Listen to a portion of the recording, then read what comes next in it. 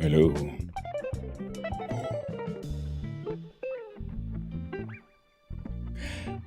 Hello there. Now, we're not going to do day game today either, because I have a very short day today.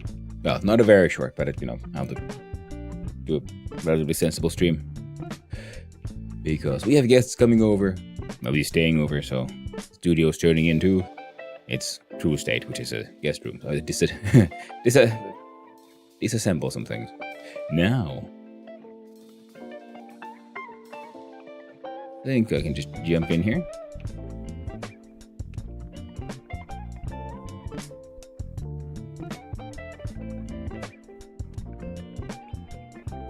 And do that. Realize I did forget to do some things. I'll be while all that loads.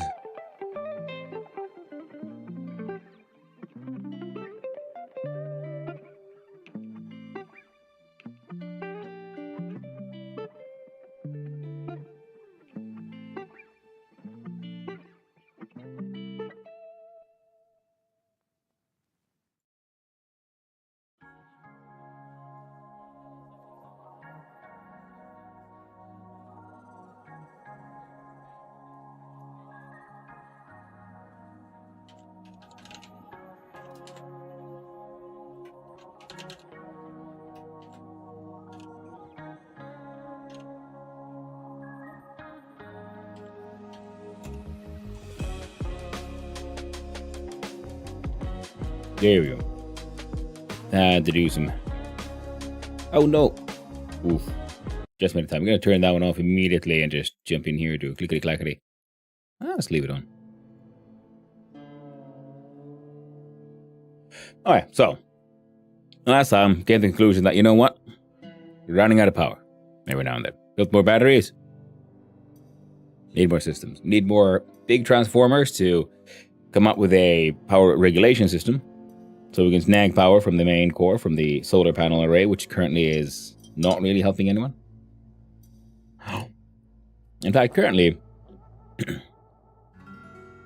I do believe there's more than enough power in that cable, so we could make sure that the central base, if nothing else, is not contributing to it.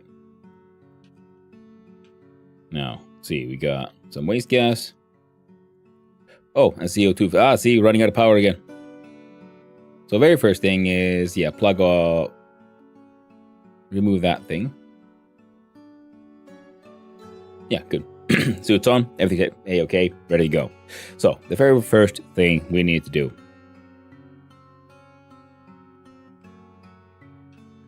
is cut off the base's connection to this line. Now, I do believe this is the only way. The only point where it's truly attached.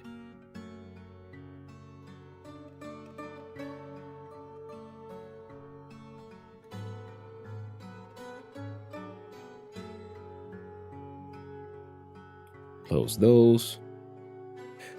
Open up this one. Grab those. Switch to this one.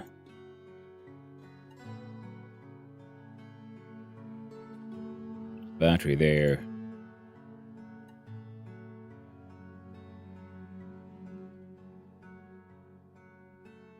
There we go. Because now this line is purely getting power.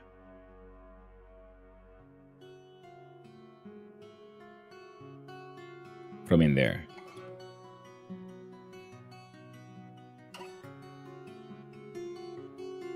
Now these things were doing sort of okay for a while, but currently not so much.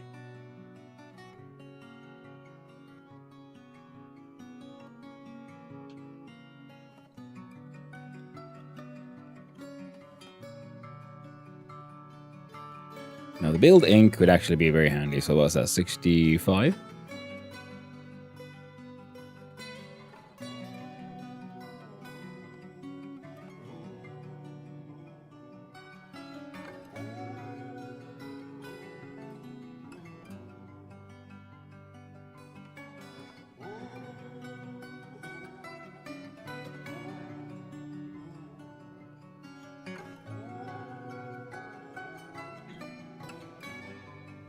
$65 to $30.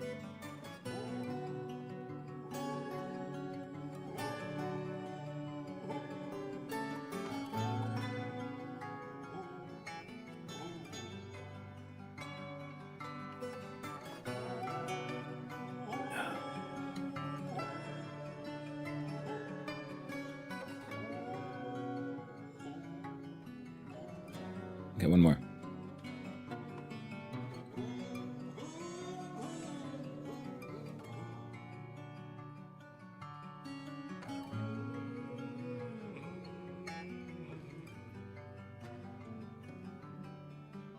Yeah, and here we see why this system needs its own heckin' battery.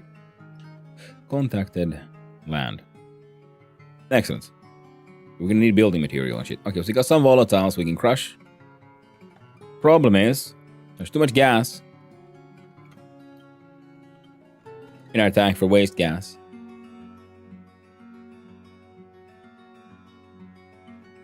And frankly, I don't know how much of that we sort of quote-unquote need, per se, so I'm thinking about just putting down a passive vent, if I have one. Let's have a quick look-see. First, you're all good to go. Oh, there we go. Okay, now we got more wind, so now charging again. So that's good. Yeah, I definitely want proper windows to show how my batteries are doing and how my... Right, there's the ratio that we're now getting. So would you read that? Alright then. And if we look inside our cardboard box, we look inside this base of Akko. We have inside this one, we've had some APCs. Middle one, we have cables, which includes putting this one away. Wonderful. Now, sorry.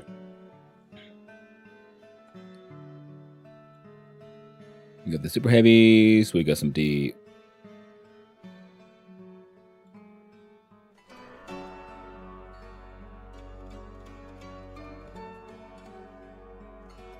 We'll see about the whole mode control thing at some point.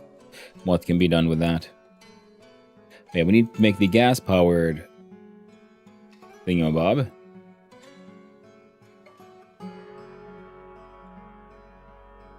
Need more kit-insulated tank. For a big tank insulated.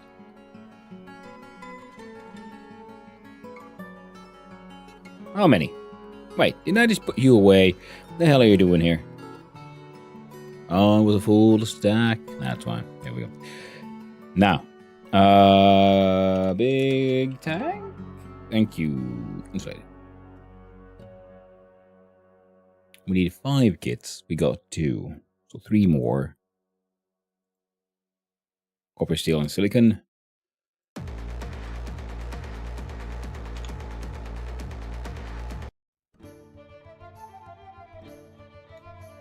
A little too intense for right now. Maybe we should play some of these proper RPGs soon.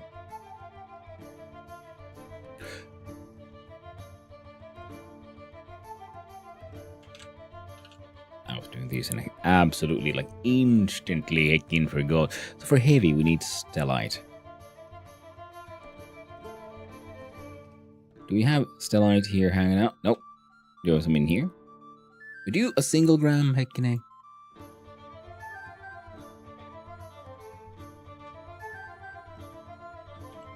Ba-da-da-dum.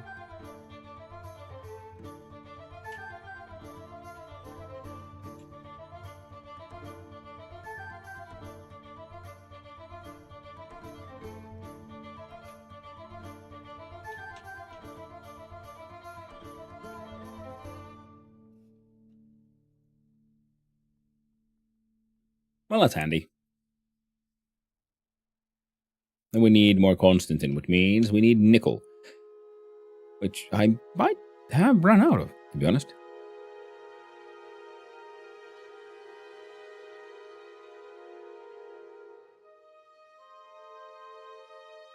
Well, good thing they're on their individual APCs, I guess. Now I'm realizing, okay, so we might even want... Can a Cylon take input even if he's not getting power? That's one of the questions here. I guess next time I build them, I'm going to need to build them even further away from each other. So can have their power system be separate from their logic system, because then we can have the logic system linked to with a similar logic as the lights in the room. So they'll turn on, when needed. And only when needed. Now the thing is, you are obviously charging. So why are you not? Let's go find out. Let's see these work. Now you work. Yeah, 0 nickel. We got...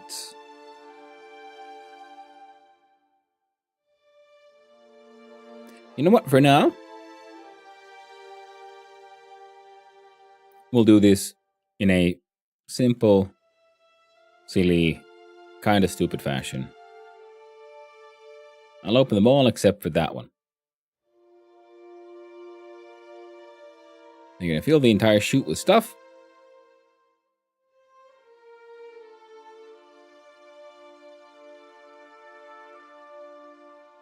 Amazing. Oh, we got a storm. Amazing. Oh, you bastard.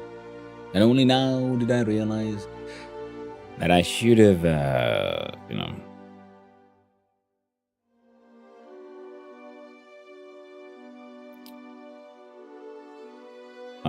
done something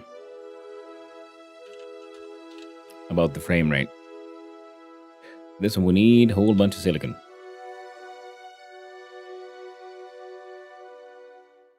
I'll just put you in there. Oh, you're out of my hair, if you will. So I'm gonna just smelt all of this, because I do believe, double checking, because now would be the point time, the ideal time, the perfect time.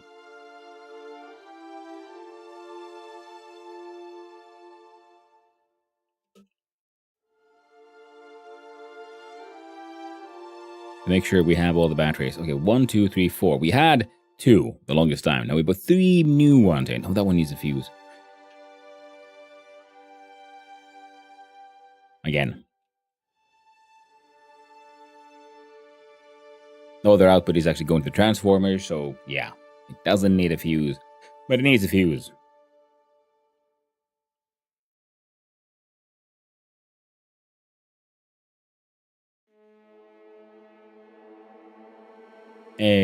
Quickly, that's 300.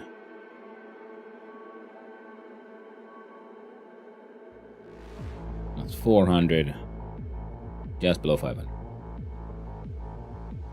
Out of interest. Let's double check those claims. There is no real maximum here.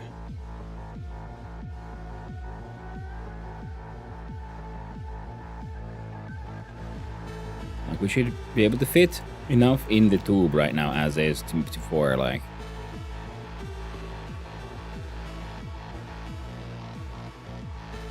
I'm gonna fit a few more. Let's do it.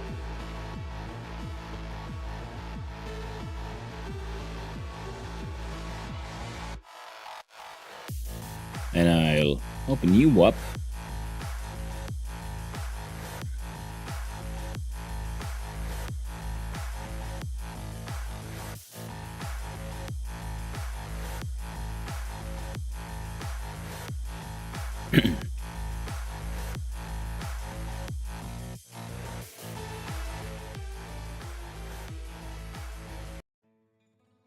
Strange mood. I think that's a bit more fitting for what we're doing. There we go. Now we'll just wait for it to keep on melting. Because as far as I know, 500 is the maximum size of the ingot. So if we put in more, will we get multiple ingots? Time to find out. Pressure remains stable thanks to us pumping in the same waste gas, and the waste gas is very, very hot, and thankfully it's hot enough to smelt the ingots. See where it goes also. Remember, kids, if you haven't done it already, and you need to, take your meds. Oh shit, it does actually. Oh. That is an interesting idea.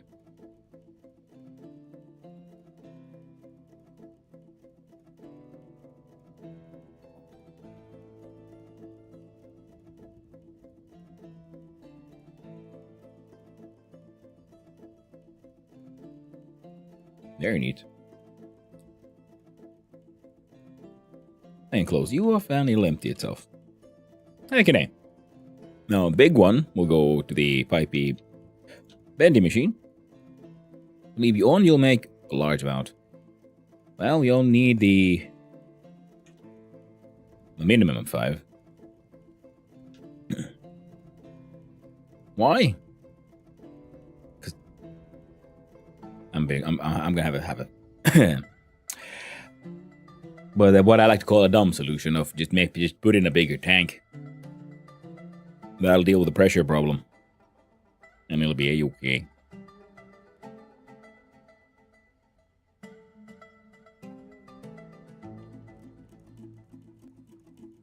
Oh shit! It's the fucking Reaper.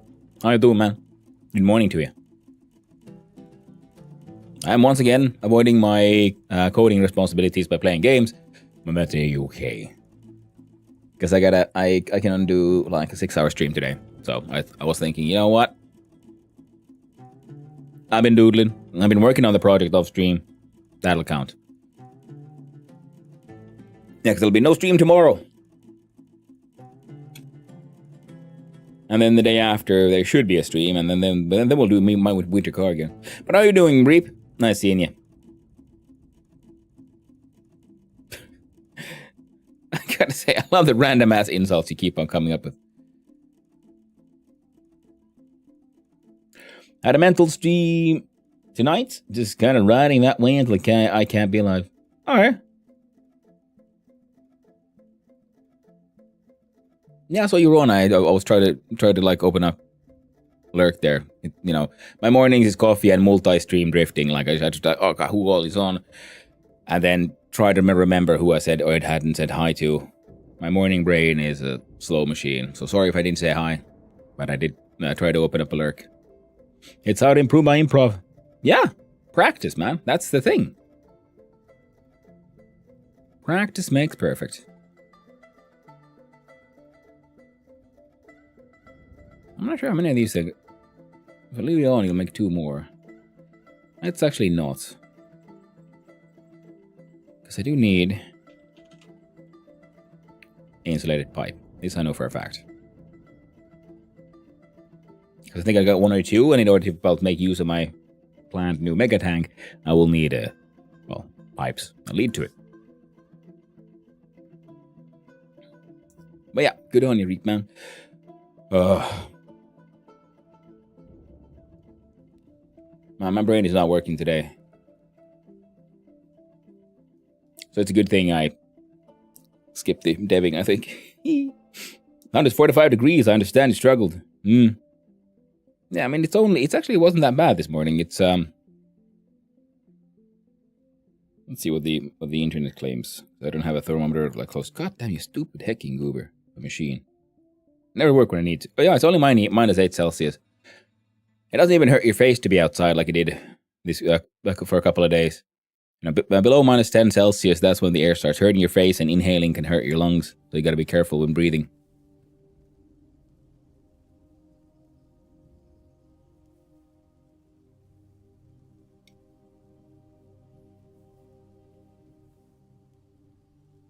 Okay, that should be enough. And now we double check a thing. In here, do we have a passive? We do.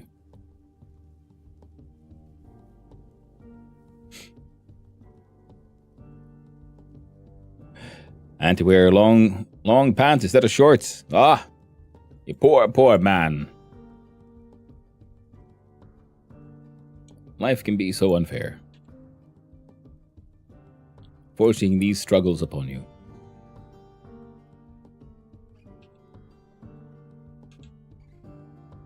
So this is for the suit. This is the pipe.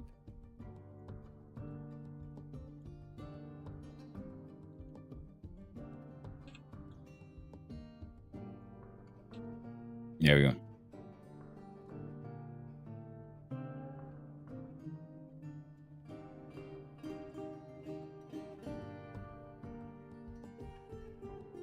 Alright, in-game storm's over.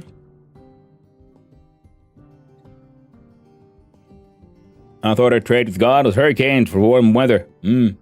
Yeah, well that's the thing, you know. Then warm weather has the will sometimes then encounter the cold weather. I guess that is what brings the hurricanes. Yeah, the pipes are groaning. They're not happy. So where do I put my newer, bigger tank?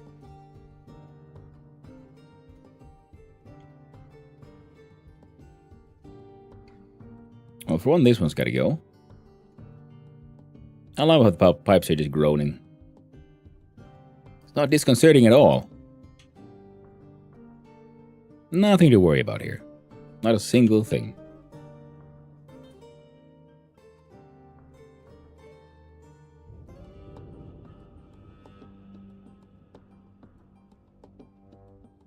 Okay, that piece of nonsense is gone. And can't just dismantle the thing because it'll like it explode. So how big is one of these big ones?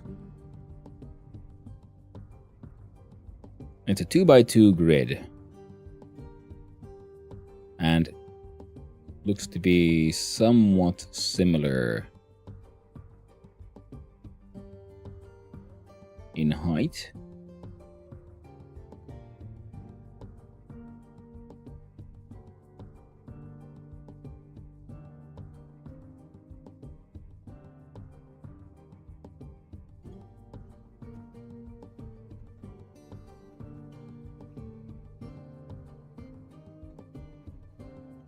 Now, it sure looks like a square. A hurricane in winter would kill us. I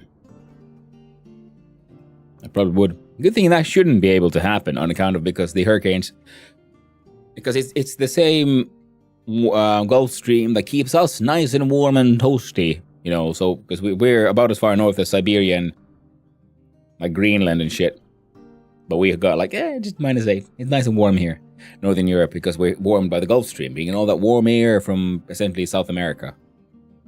And it's the same movement of warm air that then grinds and causes all this weather friction, which then leads to things like hurricanes. And that is an overly like stupid simplification of things, according to how I've understood them. Yeah, hurricanes are a bit more complex than just that. And that's the only explanation that works for me just now. Just fine for now.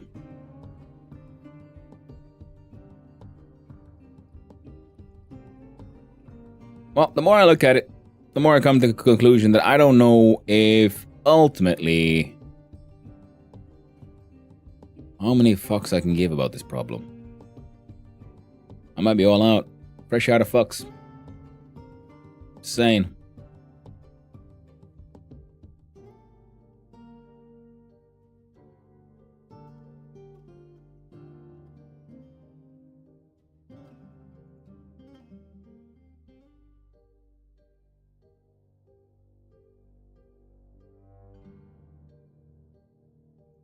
Because I put this one here. See, 49.9. Groaning has stopped.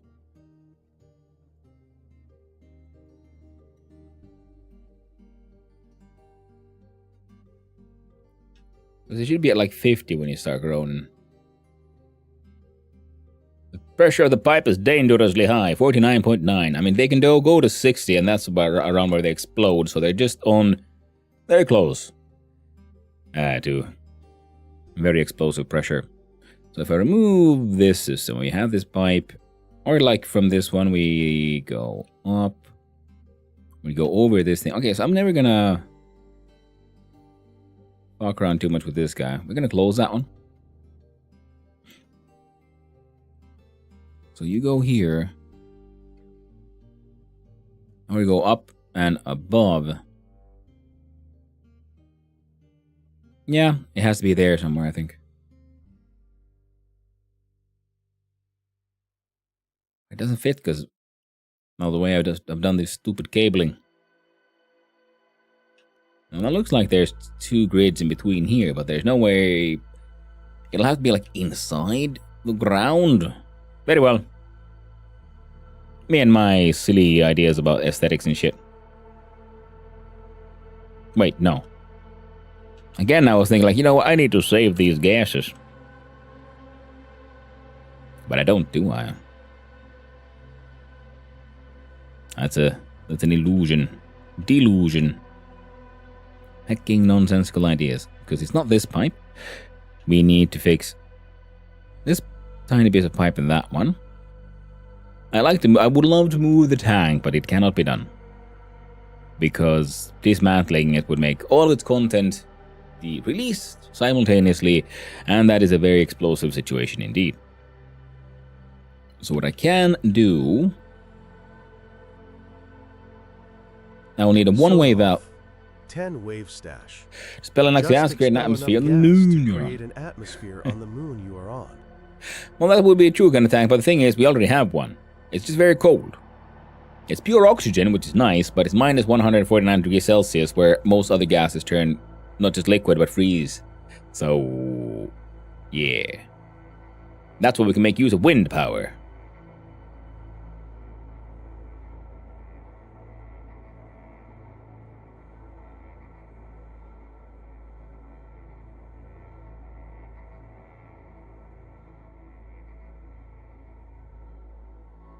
Okay, take off you.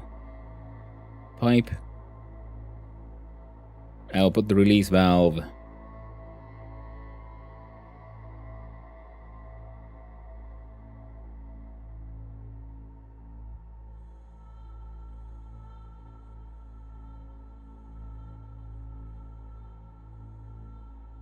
Oh.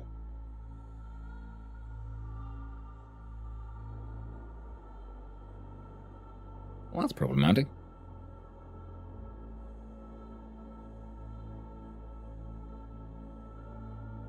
Shit. Alright, we'll have to purge these pipes somehow. In the near future. And I'll have to go have a look, see whether or not I ruined my fuel tank. I mean, it should still work fine, but it'll then have like some other nonsense in it. Okay, because that's been the oxygen intake pretty much for the fuel generation. Now there's steam has gotten in there, and now there's a teeniest bit of water in there that is frozen, which is bad. Now, What if...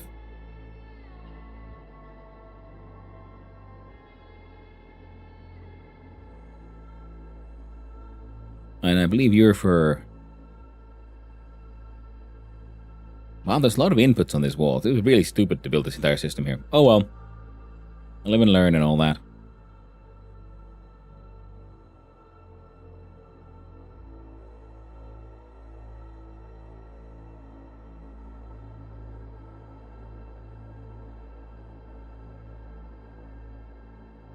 Alright. Let's get...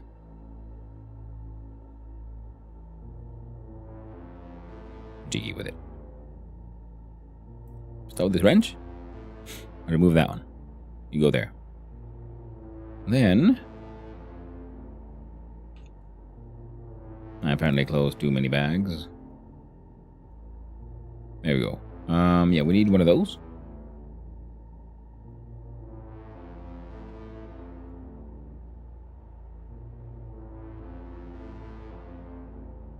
One-way valve.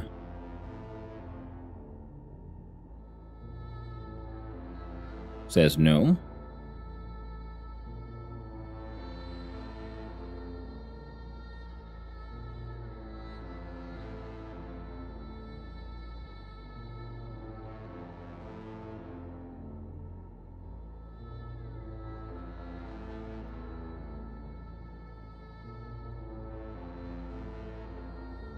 Do I see a pressure regulator? No. Alright, opening this valve might fuck shit up royally. I'm looking forward to seeing what happens in the end.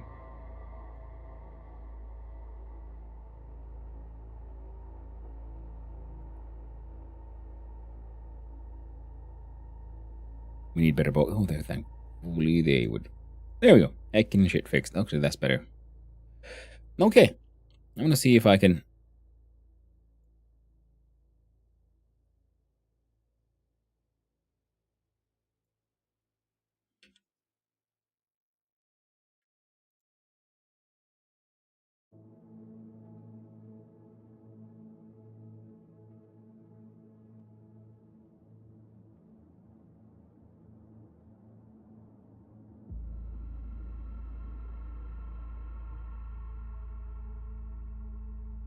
Yeah, here we go.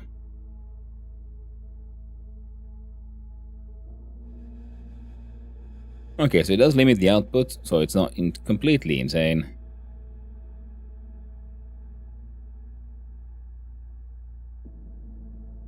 Nice. Now, as I do...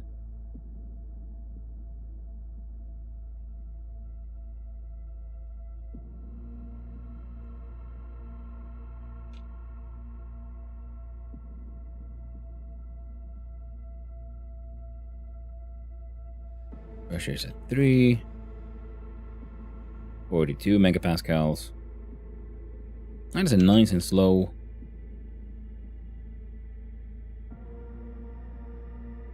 I wonder, like, why am I, like, sliding to the side? Then I realize, oh, right, yeah.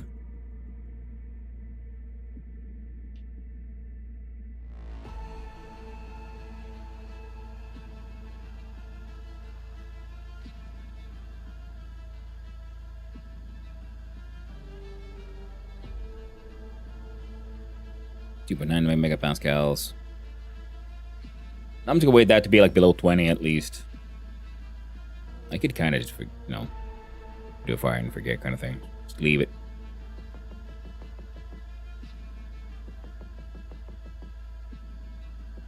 I'm thinking like, well, if I just leave that valve open, wouldn't it be eventually filled with all kinds of nonsense? And then I remembered, oh, wait. That's a one-way valve. I would recommend not lighting a match. That is very true. I mean, it works just fine as long as there's nothing involatile. So just the oxygen. Well, there is no O2. That would be ozone. So we can't burn the oxygen into ozone.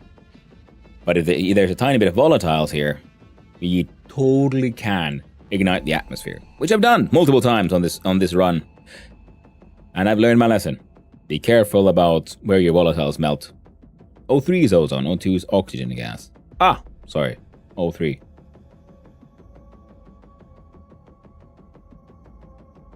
One. Okay, yeah, I can see it there, of course. Yeah, O2 would be oxygen gas. Yeah, but isn't just oxygen? It's like the element. So is it just like oxygen in a gas form will always in minimum grab onto itself, so it'll have two oxygens? Diatomic. Alright. As you can see, it's been a few years since I went to school and learned about the magics of all of this.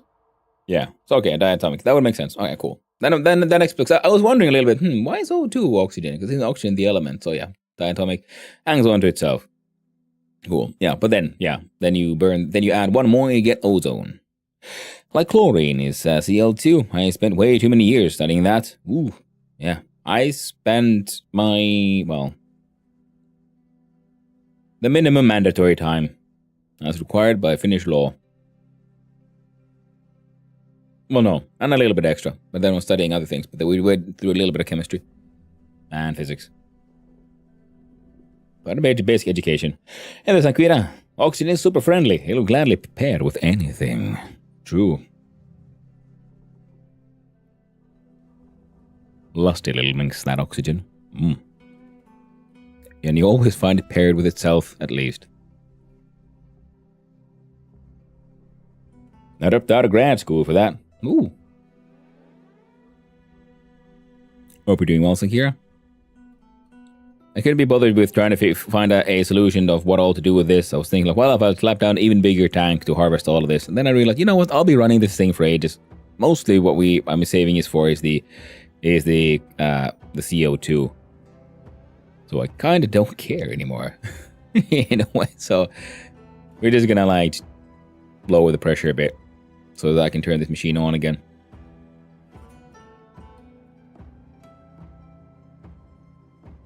When necessary.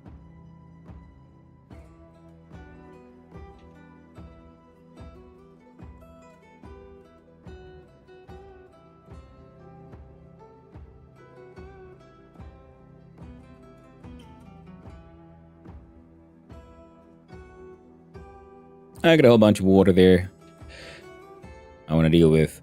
I got a purge valve, which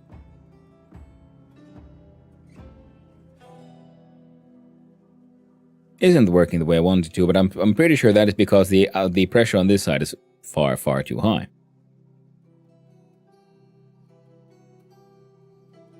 So it's fine. It tried.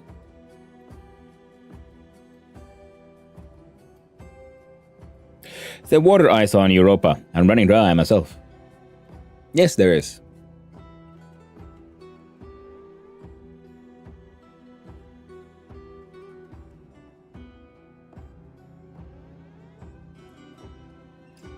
But I just thought it'd be neat to use the H2 combustor to make steam to run your Stirling engines, and then you can use the waste to actually make usable water. And I found that entire process hecking neat. Alright. I'd say that's good enough. Then we need to do another thing, which is put some shit in here. Because there was too much water and steam in here. Which meant that the purge logic couldn't finish.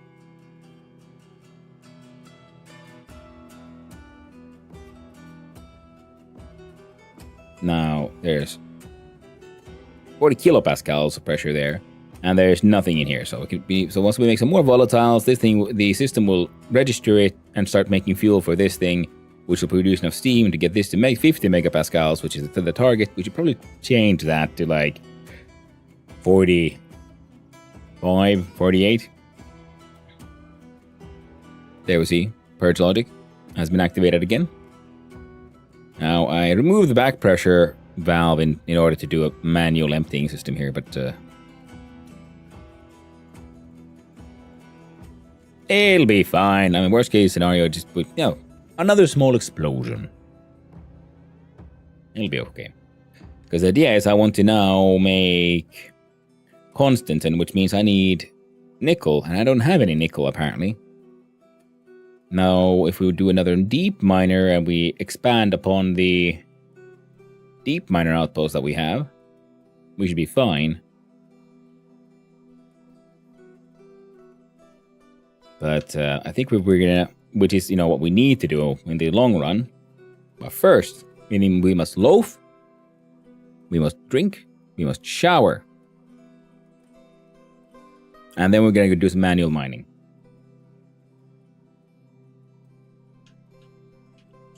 The magic drinking, cheat the McCheat drink.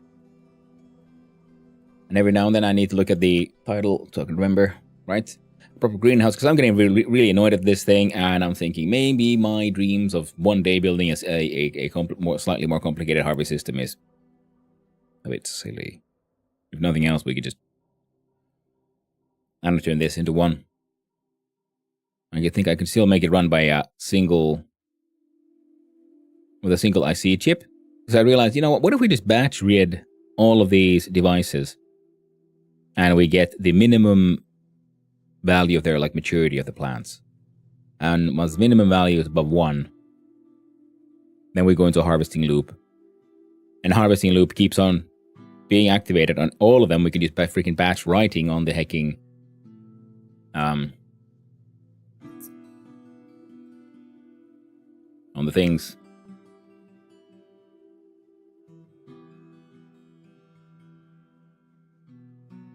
On the Harveys. Until they're all done. And then when occupancy, the maximum average occupancy is 0,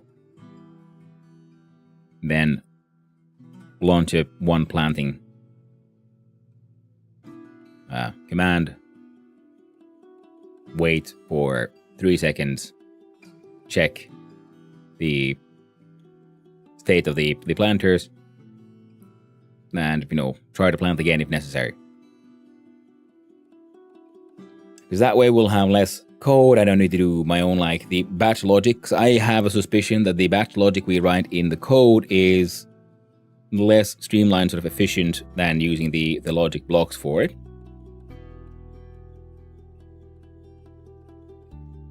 Well, I guess we could.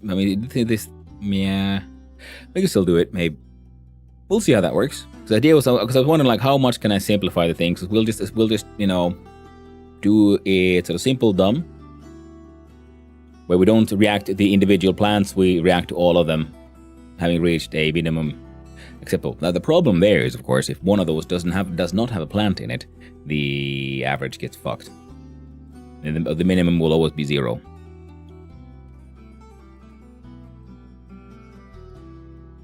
And the idea was then I would have an input actual shoot system for these, and which would go through a stacker, which has maximum stack size of 1. So if I throw in a whole stack of wheat, it'll cut them out into singles, then they go through a series of shoots and overflow shoots to make sure every single one of them gets 1 seed, and everything else goes back into the output pipe and sent back to the refrigerated vending machine, so that it can, because it has an auto stacker, so it'll then stack whatever we sent to it. So I have a stacker outside of it, which is completely pointless. And that way we could then have a sort of loop. And then if we connect that stacker to the output of the vending machine and some kind of logic hey yo, that checks again, have a freaking batch reader looking at all the Harveys and the state of their input slots. If they're empty, launch another seed attack. That way they will always have an input of one seed or 1 piece of grain, as long as there's some in the machine, which there then should be, because the way I'm designing this, some of them might grow faster than the others, which means we might be getting some seed out of it. So we might want a sorter to remove seeds. But other than that,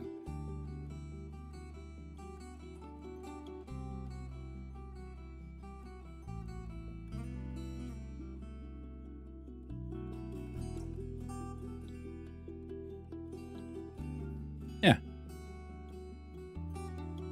Okay, now that I rubber ducked, I'm walking through the logic. I can see it working. And I think we're going to do it once, just with all the things we have. Because I can't be bothered to build too much complication here. Though we're probably gonna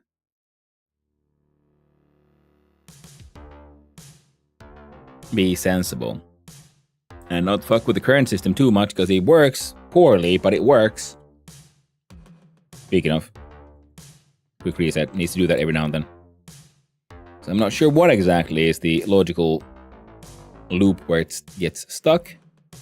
We'd find it if we just took a while to look through the code, but we won't. So there's that. So what we need to do is build a new greenhouse. We'll have to figure out how to use the Larry on that one, which would be super cool. Then we need to do a composting area, so we can make fertilizer, so shit will grow even faster. And once we have all of that, then we need to, I've been talking for a couple of streams, a sort of gas processing for the output of those, and so on and so forth. We'll have to build an airlock, make sure we can use, I think I might have somewhere a chip for a normal airlock. The original one might be left somewhere, or it might have been lost to the original explosion. But that would, like a normal airlock will work, because that one maintains a vacuum on the other side. Because we want there to be a vacuum. Because they will keep on producing small amounts of gas. We want to immediately suck it all out, just to make sure that with the gas that we are processing from that facility will always be only of the volatiles and nitrogen. And then they will go into their own tank, and from there we'll be doing most likely some kind of cyclical system for cooling it down. Or we'll just build an atmospheric. I think we'll build an atmospheric just to start with, so I don't have to start fucking around too much with trying to build a more complicated system. We can use just engines. Yeah, it'll be fine. We can use the phase change filtration logic for the output of making the charcoal.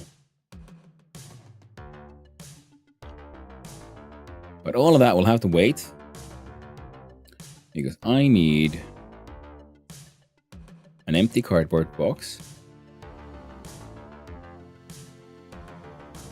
because where we're going, we're not going to need logic bits. So the logic bits go there. Logic bits come back, because they are actually the one who have my portable. So everything else, actually, all the building stuff, massive amounts of shit, all gone. And I'm going to fill this thing with these empty backpacks.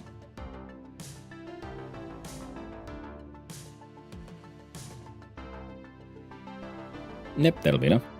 Then we will look in our jetpack mining belt. Drill. You got nuclear drill, eh, friend? Yes, you are. How about you, terrain manipulator? You're doing okay. I might want to grab more dirt canister at some point. That point is at some and not now. Sorry. Alright, what am I doing?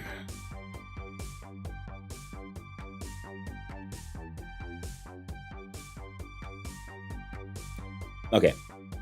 Run down the tunnel. Do hardcore heavy mining.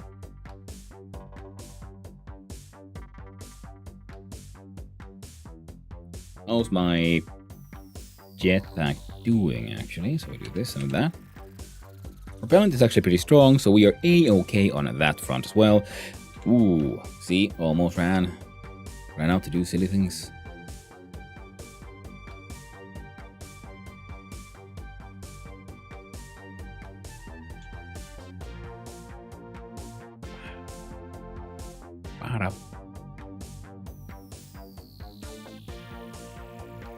I'm pretty sure I put a nuclear battery in an APC somewhere. Oh, that was just music, not a storm. I was thinking, like, it is storming again. No. Actually, nickel, so we can make constant, and so we can make the thing.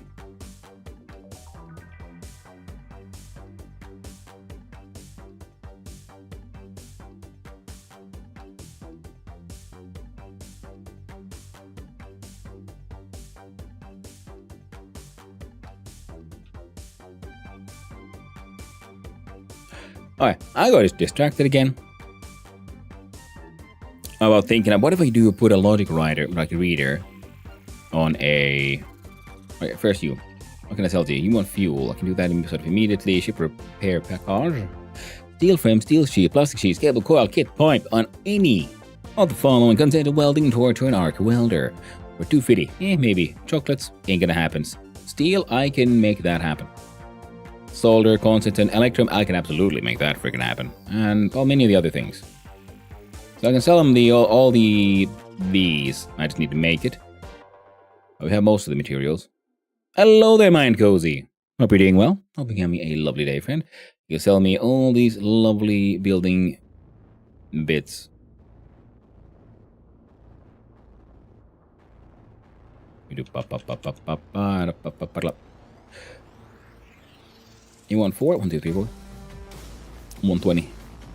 Close. Alright, I got more shit to sell and more shit to buy eventually. But for now,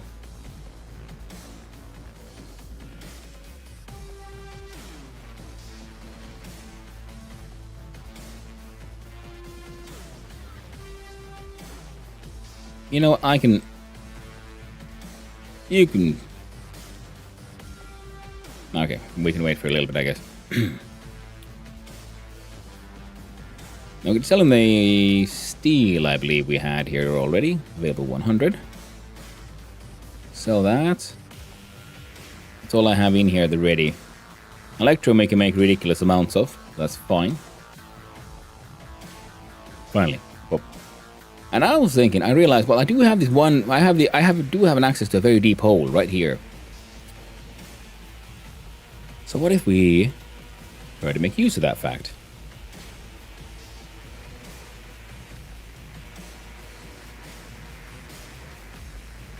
Like, I'm sure there's something down here we can mine.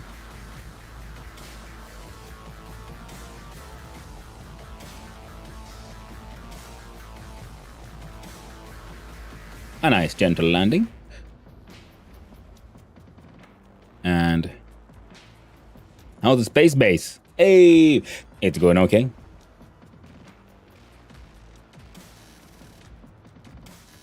Ah, off. Wrong one. Ore scanners. Well, there can't be no ores around here. But I'm looking for electrical. See, it's annoying that some of these spawn beneath the like mineable maximum.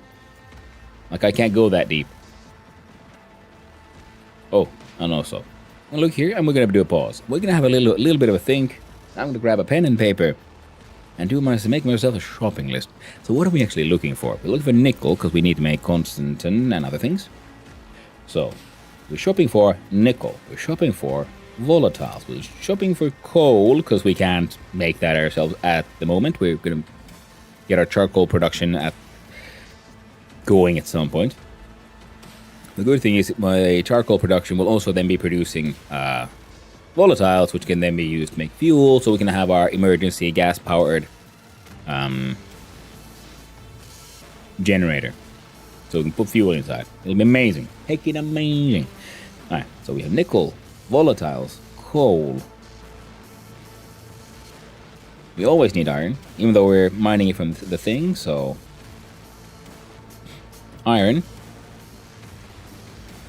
We don't need it that much, but some silver, because we currently don't have a deep miner in the silver area.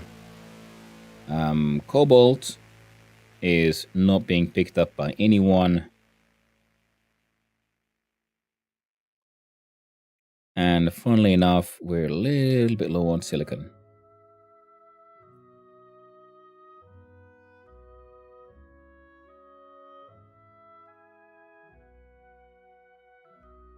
And you always need more copper.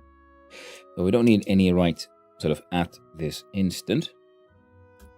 So, there we go. I have made myself a shopping list and it is vaguely prioritized. Yeah, the space base is going well. We had a very, very creaky, dangerous sounding pipe, but it was just complaining. It wasn't actually dead. That's why we built more insulated tanks. I was thinking, I'm gonna make an even bigger tank to store all this waste. And then I realized that's kind of dumb now, isn't it? Because I don't need this shit, do I? I don't, is the answer. Wait. I just realized. You know what else we could do? the output from H2 combustor. That steam is incredibly hot. Now, currently I'm using the Stirling engine to cool it down and in the process generating electrical power. I guess you could also use that as an input for your furnace. Cool it down there. Of course, yes, it'll be combined with all kinds of other waste gases, but then we'll, we can figure out other ways to cool it down and then do some phase changes to get the water out of there. Yeah. That could be fun to try out at some point. Build a separate system. Fill it with steam. Just have it like real hot and nice when it cools down enough. And there's even a hecking liquid pipe coming straight out of the furnace. It's almost like they planned for this. Shit. That's amazing.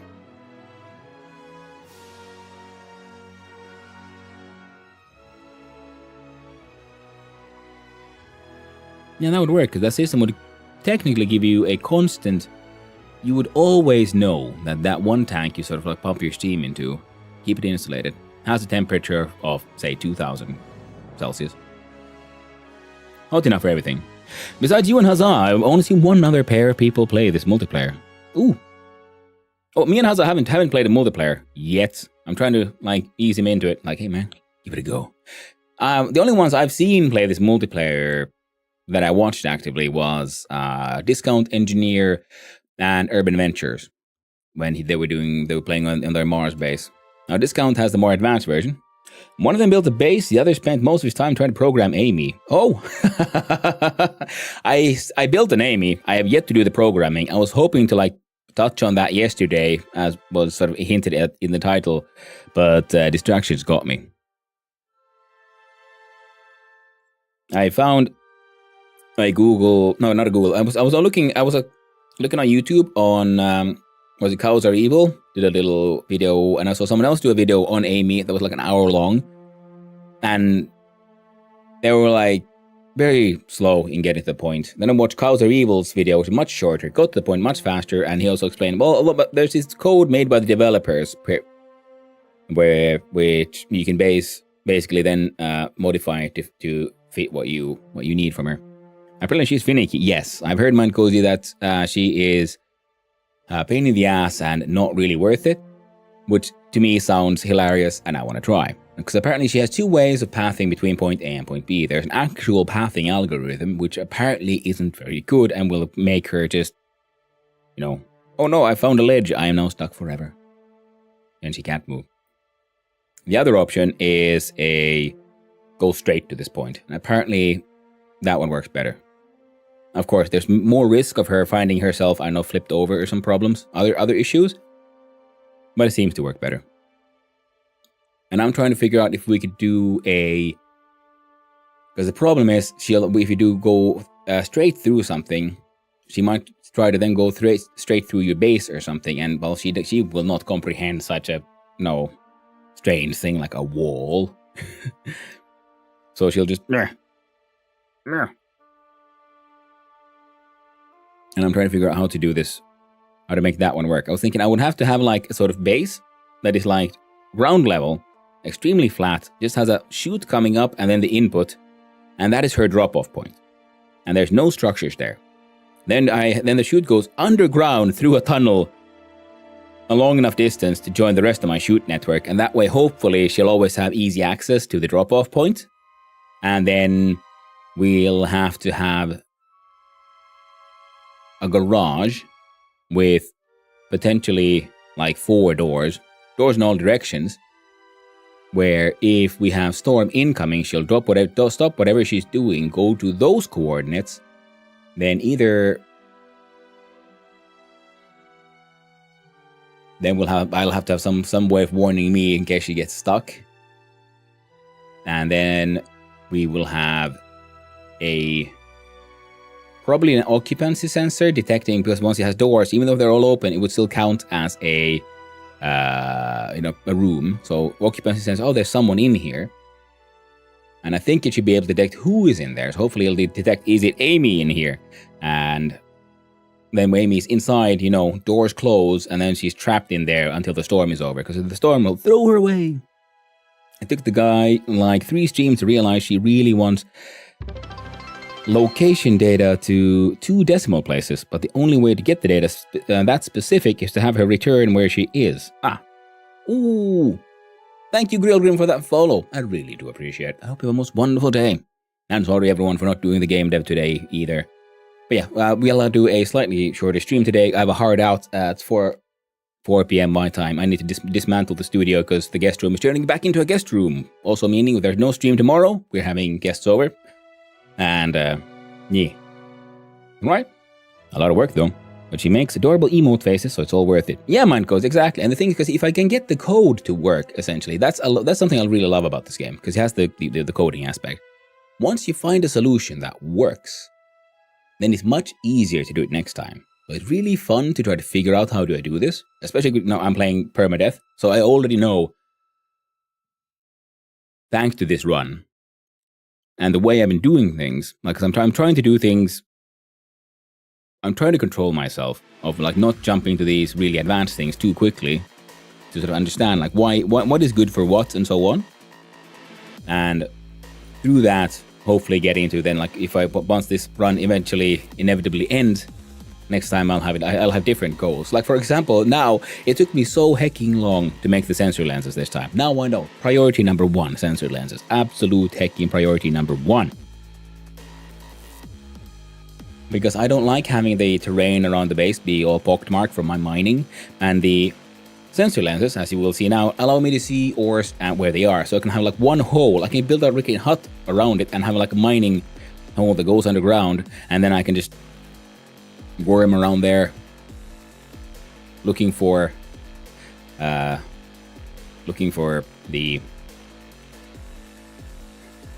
thing. Sorry. Looking for the ores. I just realized there's another thing I could do. I wonder if I could use the tablet or if I have to do it through the suit. I could have a code that is through a logical system attached, the logic transmitter attached to the player's suit, and I can have an underground navigation system that will show me the way home always. Because I can have it so that if I'm not facing towards my home base, my lights turn off. Because I do believe the suit, let's double check that. Because I heard someone did a similar thing, but the other way around, where like the base's lights will turn off if the player is not within proximity or facing it, which was neat, a way to save power and everything. Very cool. The council appreciates your aversion to making potholes. Well, thank you. Yeah, mine goes, because currently it's full of potholes. That's why I need to build a separate space for Amy anyway. And I'm building a deep miner outpost around in that general area when I put her anyway. And those are like flat land, so that'll be okay. So she'll be far away from the pothole main base. Now, if we have here, so ratios, filtration, velocity, position. And I do believe forward. Yes, I can see which way I'm facing. And I know where I am. And I know where the base is. So we can do very simple math to triangulate, am I facing towards the base?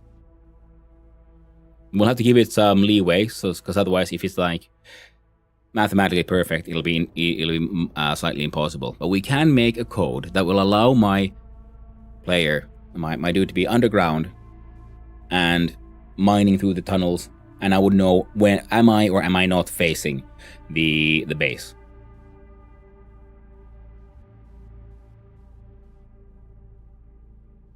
Holy shit, that is, yeah. Random inspiration. Because I was wondering, that was the annoying part. Once I'm underground, I'm digging around, rooting through all those ores, it'll be tricky to find myself back home without always like, because so far, usually I end up having to dig my way up anyway. So that means I leave a hole. Hey, the no hypocrisy. Need the compass mod. Shows up when helmet close. That's mods, that's cheating. No, we're gonna use in-game rules and tools. I have been given these tools and I can build it myself. But yeah, I guess that could be handy. It would be neat if the game would have that inbuilt, but or some way to have objects appear in the HUD and the player itself has to like code them in. Because I'm okay with that shit, you know. I like the build your own tools kind of challenge here. You will embrace the mods one day. I mean, yeah, eventually I do, but the thing is, the vanilla, just like Vintage Story, there's some mods I would be happily be using already, but the vanilla still has so much to offer that I'm in no rush to add more mods. But you know, I've only had a few hundred hours in this game, a little over 200. Once we get those numbers to the four digits, which most likely will happen, we can make that work. Then I'll be probably adding mods, making mods at some point maybe. I would like to try to make one. But yeah, I'm really orientation. It means orientation of the entity in degrees in a plane.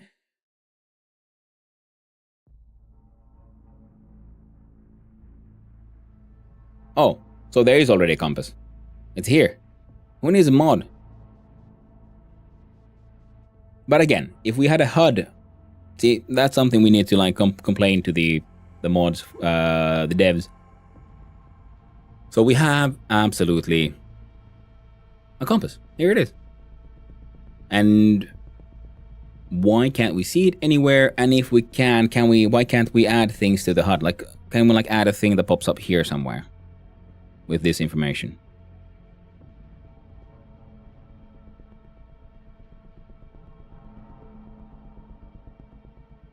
Oh, this is scary music.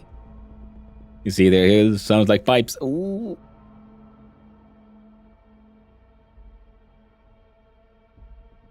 Okay, so there already is compass information in the game. Okay, so now I see the mod a little bit more. First I was thinking like, cheaty mods, but no, we're just using an existing hard suit piece of information. And we're just making it visible. You have compass on HUD, it is below temperature.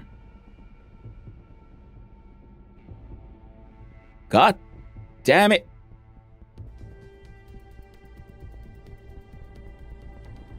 Again, chat. Again. I have missed the obvious. Fuck's sake. Thank you. Thank you.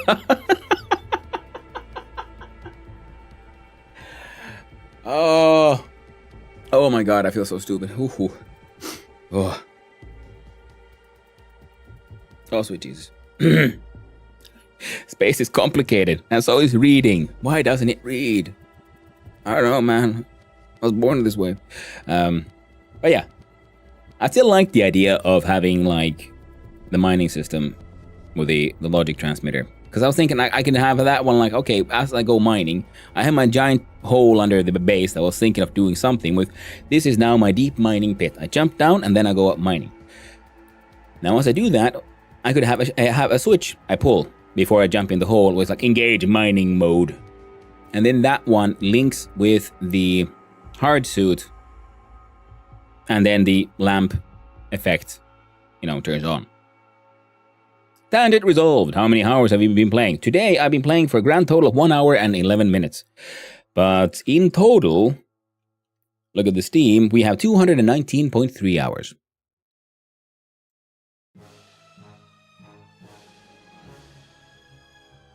Okay, now I'm going to close this one. We're going to switch to tool belt.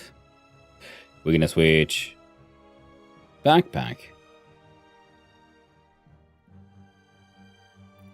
I want to go further down, but we can't.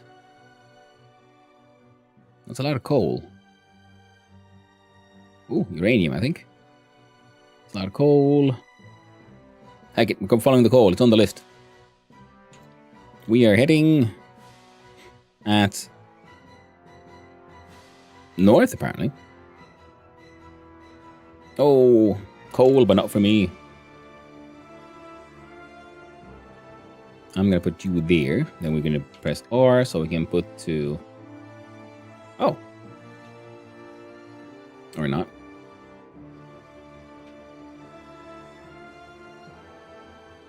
I think I have 10,000 hours. I still find stuff I missed too. Oh. Holy shit, no hypocrisy. It's amazing.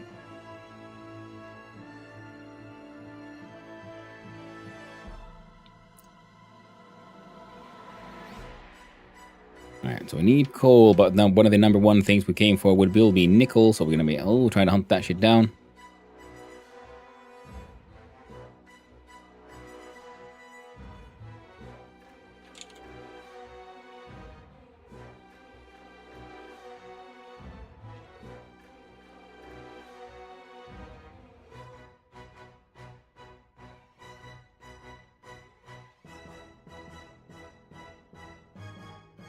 What? Waste tank?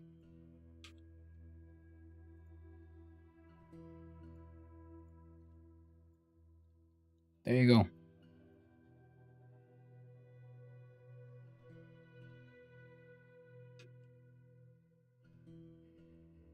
I gotta say, I wish there would be either a sort of rendered grid of you can't go below here, or some other way to see that, you know, where's zero, where's bedrock. Well, I guess we'll just do in general, north, slightly up. No one cares about gold. Are you silver or silicon? Silicon is some one of the things we do kind of need. Not that much. Ah, yeah, see. Heckin' wasting power on this. Yeah, underground mining navigational system for just visual aids could be fun.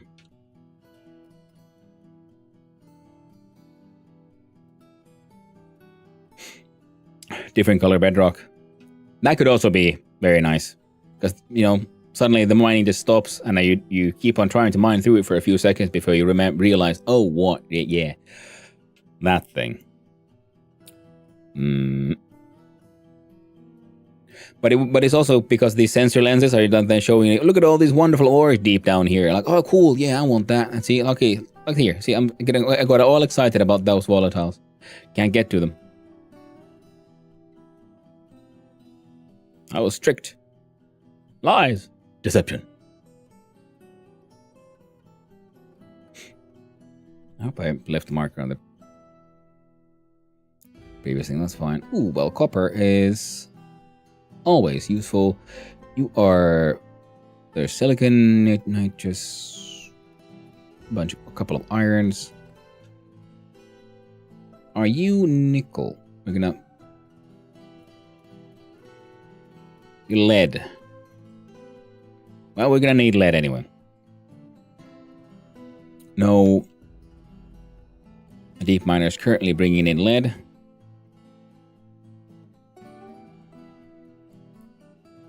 And I realized I need to make a few changes for my logic sorter setup code, because I realized I should just, add the ice sorter into that one. Because I think also in the future I won't really care about what kind of ices we are grabbing from there. So just sticking them all into a vending machine is a-okay. Plumbum.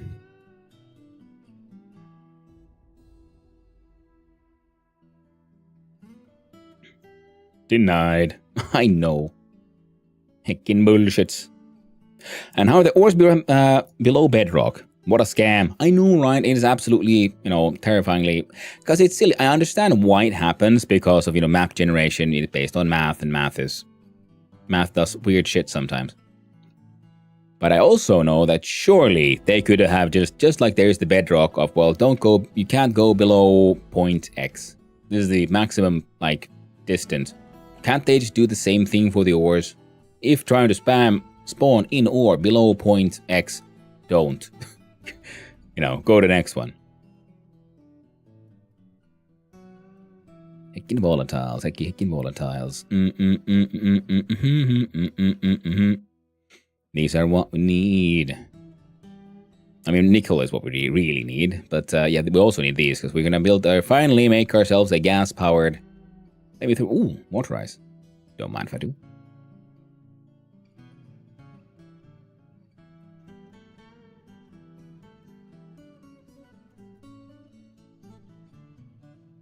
I don't remember if ice melts in a silo. I'm assuming it might. And that's why. Also because I don't think I'll be mining through that much ice that often. I mean, I might make like a silo outside, which is cold here, for like the volatiles. Especially once I get into like space mining and whatnot, because I know that's one of the things you get from there. It's just that ice is eventually becomes sort of situational. And the refrigerated vending machine is very cheaty because it has an inbuilt stacker. So you just put stuff in there and it looks like, oh, can I add this into in an existing stack? I can. Cool. I put it in there. So it's just handy, like other. That's pretty much what goes inside that vending machine. Because it is just sorting out ore, pretty much. So in case there's somehow an ore I missed in my building of my logic systems, it goes there. This looks like copper. Yeah, I think nickel's more brown. No one gives a shit about. Oh well, we'll snag him, I guess. Ice? Surely I haven't gotten that close to the surface. No, I failed myself. How terrible.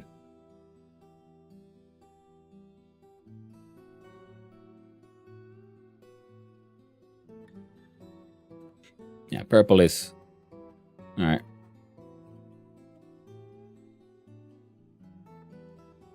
This is how far I got. Shit.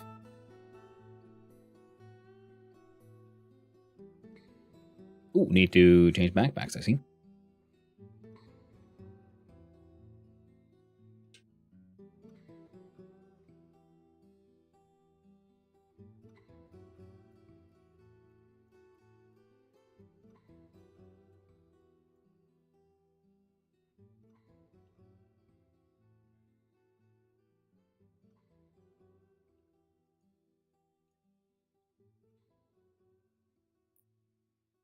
Space mining might should be the next thing after the greenhouse. Yeah, space mining is very much on the to-do list. Has been for a while. I'll mine some of these here cobaltos.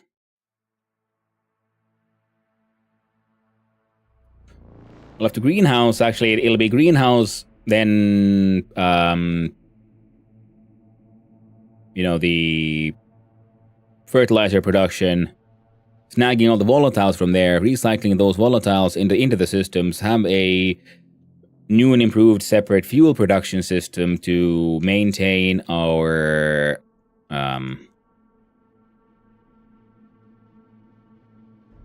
whatchamacallums now? Nickel. Alright. You are a full stack, right? We have. That's a full stack. That's a full stack. There we go. I like having these as full stacks.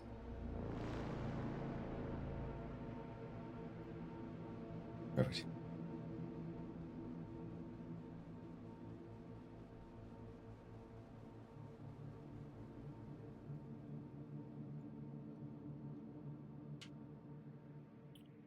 There we go. But yeah, because then we have the sorry, I got confused again mid-sentence. Sorry, it happens. Feel free to point it out. I might not notice otherwise. Get lost in those thoughts. But yeah, we need the fuel production so we can have a gas-fueled generator sort of working at all times.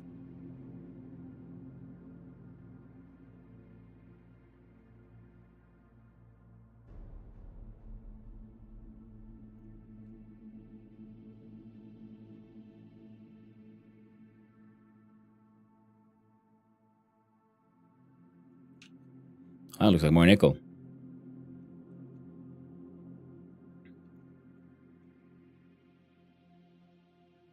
There's so much coolness, so much automation to be done.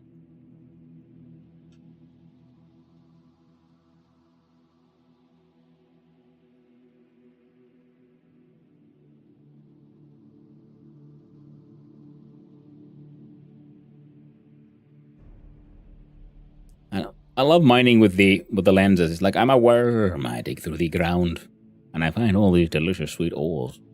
Lovely. And I really do hope they tweak the grow lights. They're far too small of a radius. Hey, Benji. Is that so? I mean, I heard it's like a 6x6 radius, which, considering how much power loss there usually is from lights traveling, shouldn't be that far. Too bad of a radius. I don't know what the actual radius is, to be honest. Hence why I always tell people to rush to get them. Yeah. No way it's 6x6. Well, it's at least a 3x3. That much I do know. Because that's what I got and it works just fine. What the hell is that?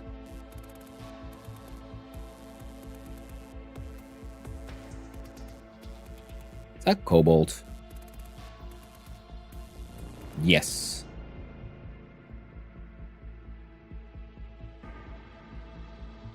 Another instance of not really what I was going for, but it is one that's on the shopping list. Also means we need to dig our way back up, because I did see another nickel thingy there.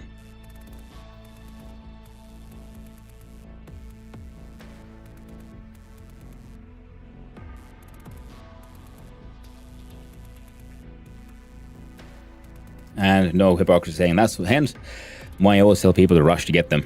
Yeah. I still think it, I'm glad I didn't rush to get them. Because, like I said, I really appreciate them way more now. Rather than just thinking, all right, okay, so this will be like, this is just a base part of the game. And then be like, oh, why can't I do the thing? Now really like, oh no, this isn't just the base part of the game. This is like it's special. This is wonderful. It's beautiful and delightful.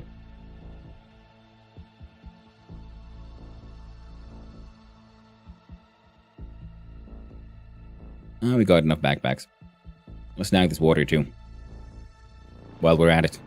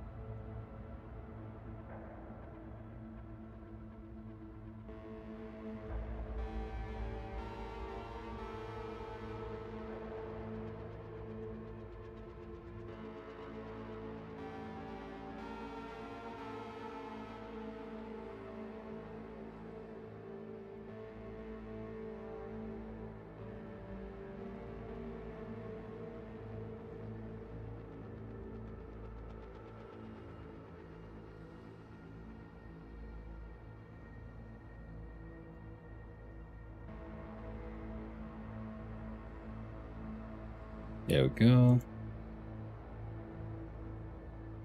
Yeah.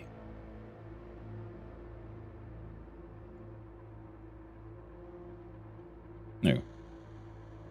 Don't need to look at you.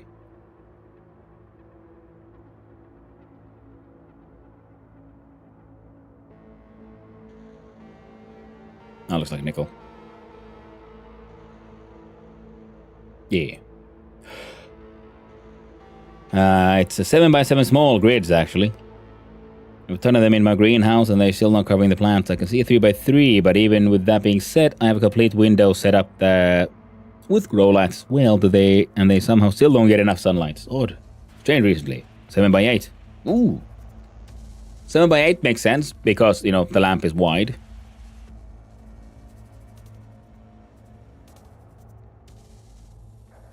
Now, how do we see small grid? Sensibly. Now it's 3 small grid per Now, a one large grid is 3 by 3 small grid, right?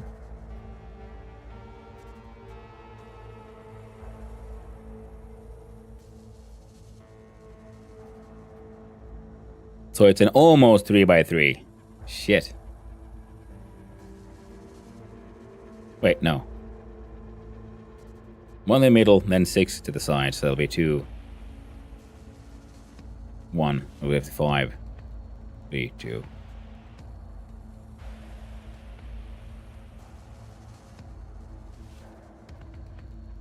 Wait, no, 7 by 8. No, yeah, that's not a radius. Diameter. That'll be...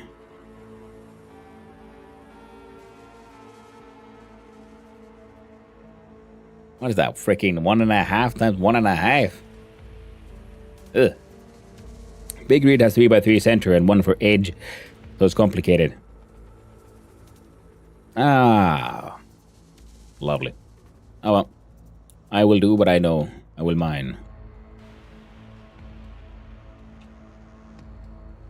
Must not touch the gold. There's so much gold. Getting a bunch of coal will be handy because, well, you know, we're going to need steel and all that. We got iron on the way. Still haven't done the whole charcoal production. We'll get there. Keep on destroying the local nature. I tried to dig deep. But apparently this is not the terrain to do so. I think I need... I'm looking for it. Is it probably on the surface? Good morning there, Ugla. How are you doing? Hope you're having a lovely day, my friend.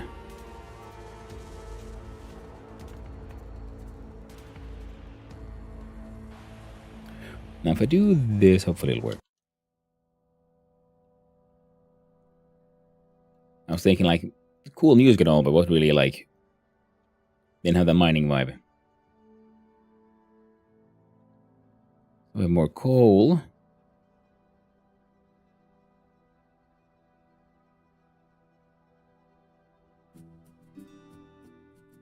There. DF, just by its nature, is mining vibe.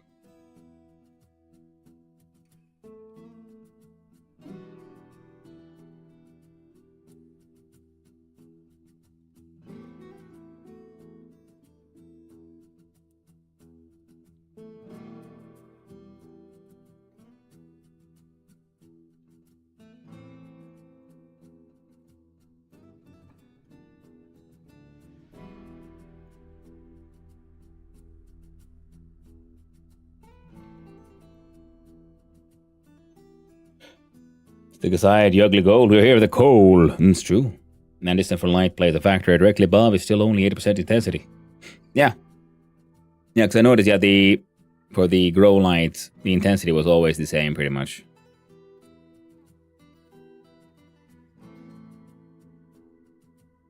Ooh, that's silver. Now, we have some, but we are running below a little bit because we don't have a deep miner in the silver and gold area currently. So we might... Let's grab a little bit from here. And we have to move that one deep miner. Oh, not move. We need to build more deep miners, so we have some of the gold silver area. A few more into the other area. Now, I remember when we were talking deep miners a while back, I think it was Bailey or someone who mentioned that, oh, you know, like, I had the impression that a deep miner will outwork a centrifuge. And I've now been proven very wrong. I do believe he gave it like a 6-to-1 ratio, and I think it was, yeah, 6 deep miners to 1 centrifuge. And not the other way around. So we got 6 centrifuges more to be built. Oh, everything ready to go. Oh yeah, we have 2 gas-powered ones as well. That I just haven't been installed yet. And they do also need their own programming to figure out how that shit works.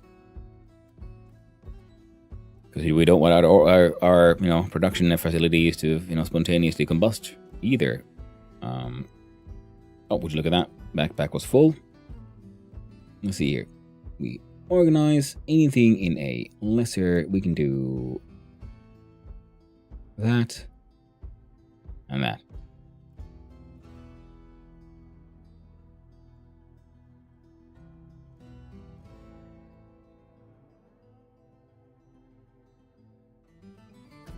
Okay, we go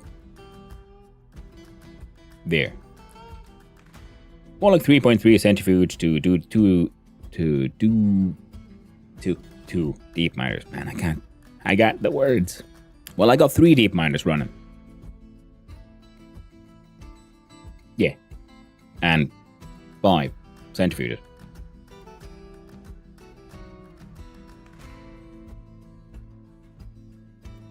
And there's more than enough space.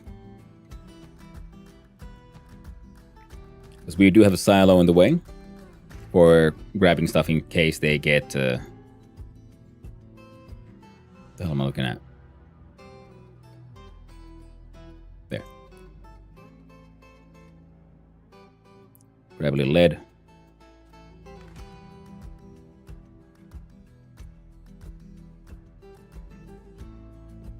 So once we get more deep miners in more areas, it'll be okay.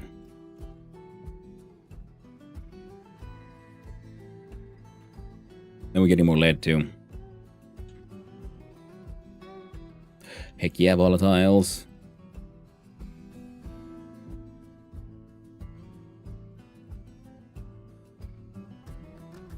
Sweet, sweet underground treasures. Ooh, is that cobalt? Actually, it is.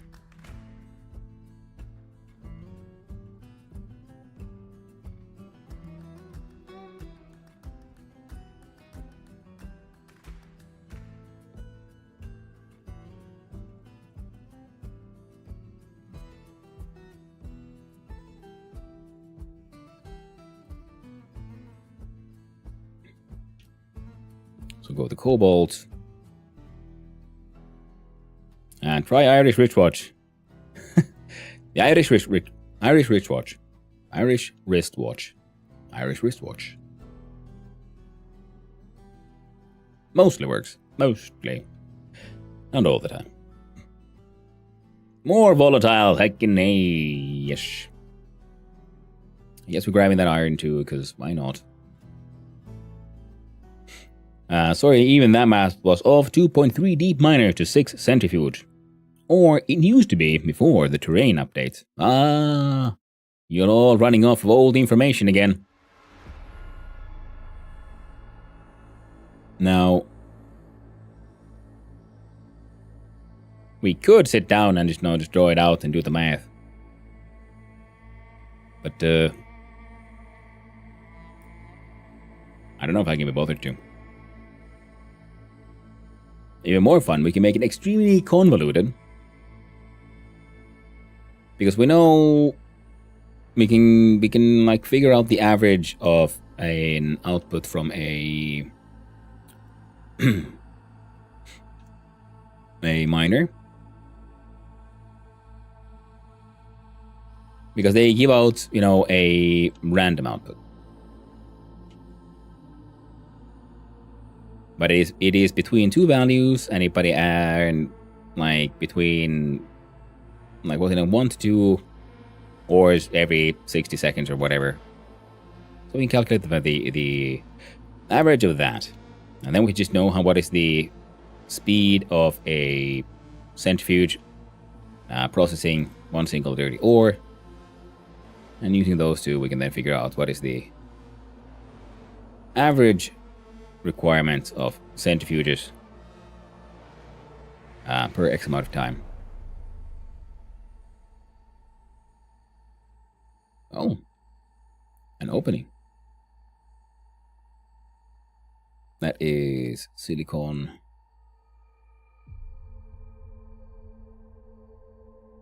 It's annoying sometimes. You dig your tunnels and you're like, wait, where'd I come in from? I know I didn't come in from the surface. Through there it was copper. Oh right, yeah. I was trying to turn on my jetpack. I'm not wearing a jetpack. There you are. I knew there were more volatiles to be had. There would be no escape.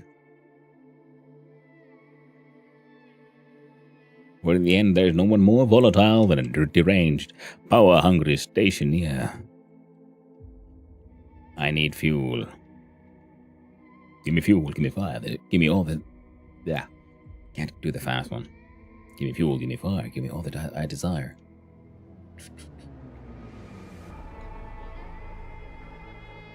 Make the Metallica. Alright, there we go. Silicon, iron,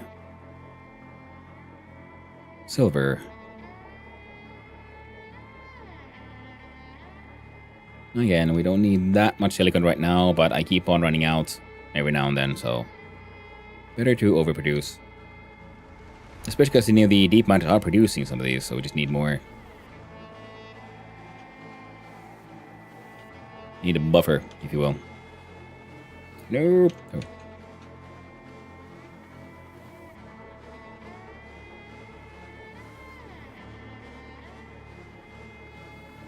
Oh man. Oh.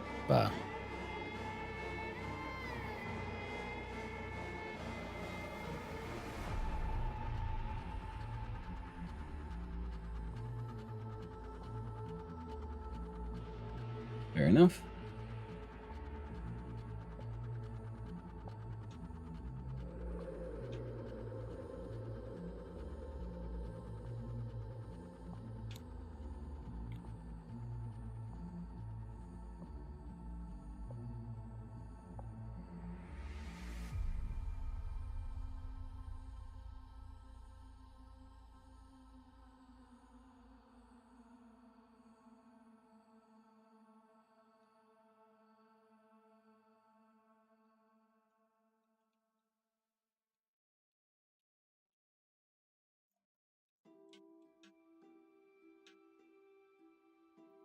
King coal. Oh yeah, then we drag, click, hold down shift as well, and then we do that. And this. And that. And that is heckin' magic. Yeah, the gold can hang out here though.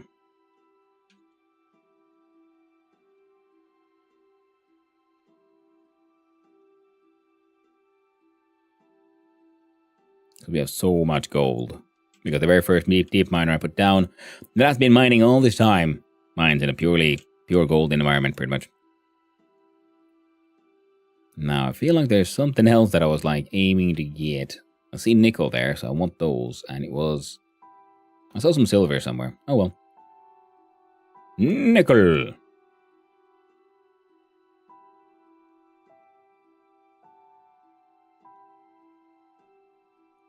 Ah, feels good, man, having those silos now. Because now all the backpacks that I've been using to pretty much, store my ores, I can use for actual mining. Keep on just mining, mining, mining. And once I'm back, you know what I gotta do? I gotta build some more chutes.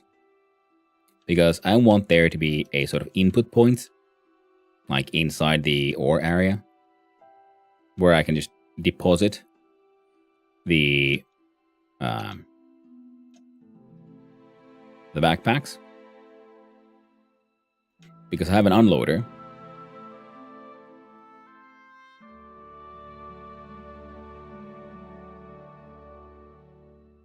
And then the unloader can, in turn, unload all the backpacks, and then I have a small vending machine, top side.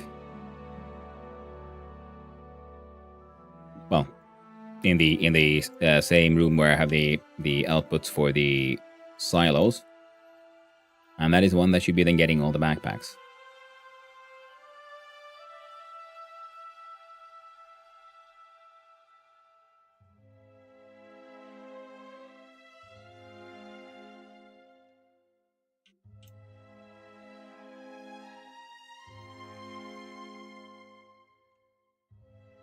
No escape for you, volatile.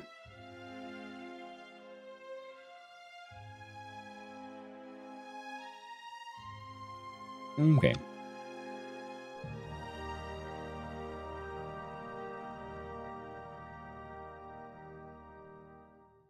Oh, in the end, doesn't matter.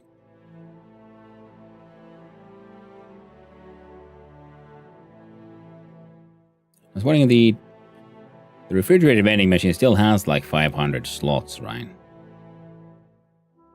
I was like, So even after all this, we shouldn't be near enough for it to be any kind of trouble, to be honest. Then we'll have to build a So I was considering trying to make a gas smelting room where we could have a chamber with access to, I believe that's lead, copper, gold, coal.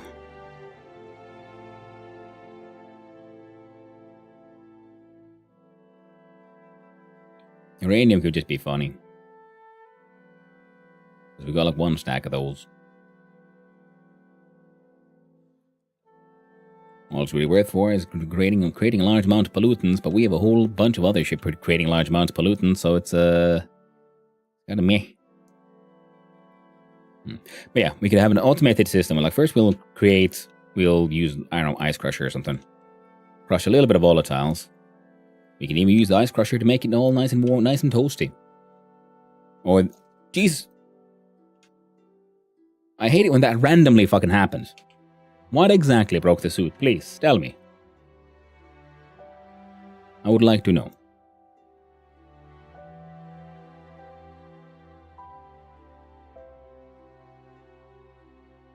Scared the shit out of me, though. Ooh. I'm assuming I just mined too hard. The world had to punish me. You're getting too powerful. You can't have this. Oh, would you look at that? And my glasses ran out of power. I do appreciate the sensor lenses, considering how they're freaking mega powerful, are extremely power hungry.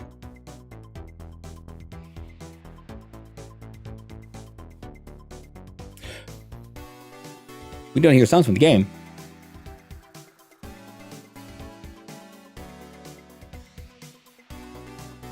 Oh. Let me have a quick sec here.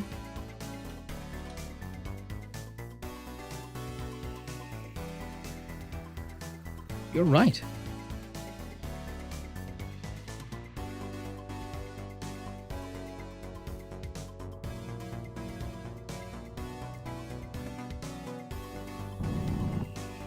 There we go. Thank you, Sankira, for pointing that one out. I would not have noticed. Oh, we're running out of power and all kinds of shit right now, so I guess that is the world saying, maybe you mined enough, friendo. In which case, I would like to remind the world to heck off. Not true. See, we got a nuclear battery in this thing, which means we look at this thing. We swap those around. Press number 2, and we swap these around. And I can see once more, friends. Man, I hope that hasn't been like...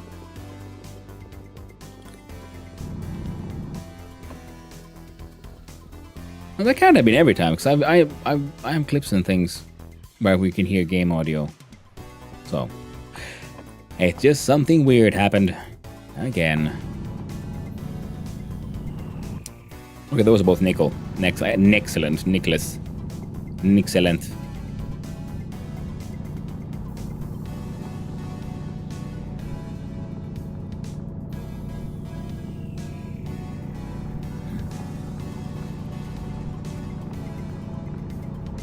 And yes, thank you, Sankira, and for everyone else. If you do notice stuff like, I don't think I'm hearing like the game audio or something, or you notice something else being odd, don't hesitate to let me know, because sometimes, by the magic that is modern computers, they'll just change their own freaking settings, because they think, you know what?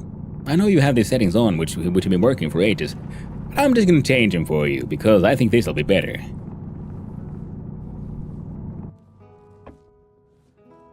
Because they're designed by cunts. There we go.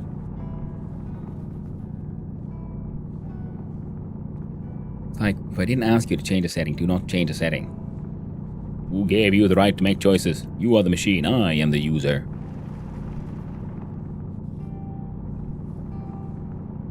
Mining.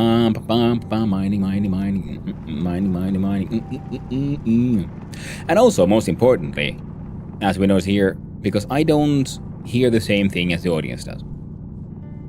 Because there is software in between what I do here and what finally gets sent out into the actual stream. So I might not be aware at all. Especially audio stuff, because like I said, I don't hear what you hear. what you hear is based on what I hear.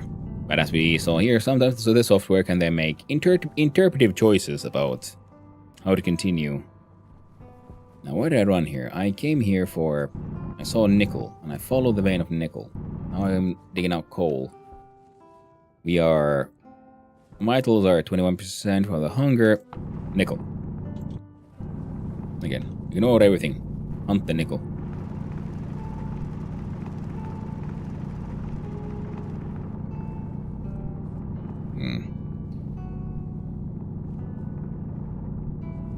Yeah, greenhouse leads to volatile production. Volatile production leads to more volatile storage. More volatile storage leads to more automated fuel production, which leads to more fuel, and we can then use that in a gas-powered generator, which is our current target here.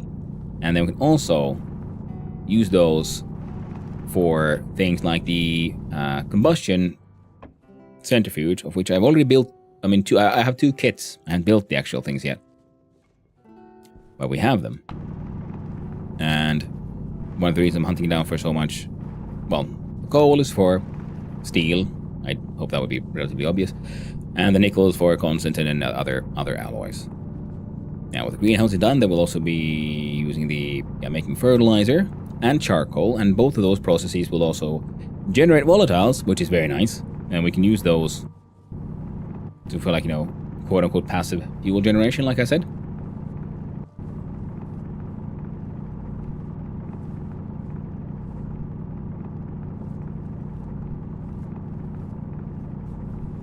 And then the charcoal, as far as I know, should also be able to completely replace coal as a carbon source for recipes like steel. Technically, it should be better because natural carbons are very unclean. They got other shit in them. Whereas charcoal is known for its beautiful feature, at least within metalworking, of being extremely hungry for oxygens. Which means if you have it heavy burning in vicinity of, say, your molten metals, the charcoal will snag the oxygen before the metal has too much chance to oxygenate, start rusting pretty much. Used a lot as a sort of quick and easy form of materials protection. Within goldsmithing, for example, you make your little tiny little indentation in a brick of charcoal, and you pour molten metal into it if you want to do it sort of quick mold type of thing. And you can just do that easily, just as is, on a brick of charcoal, because the charcoal will then protect the metal from generating oxides. Now, of course, less important with gold, for example, but there we go.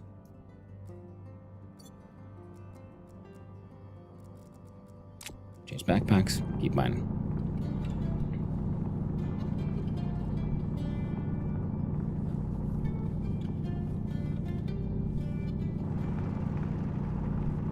Hunger at 17, we're still good to go.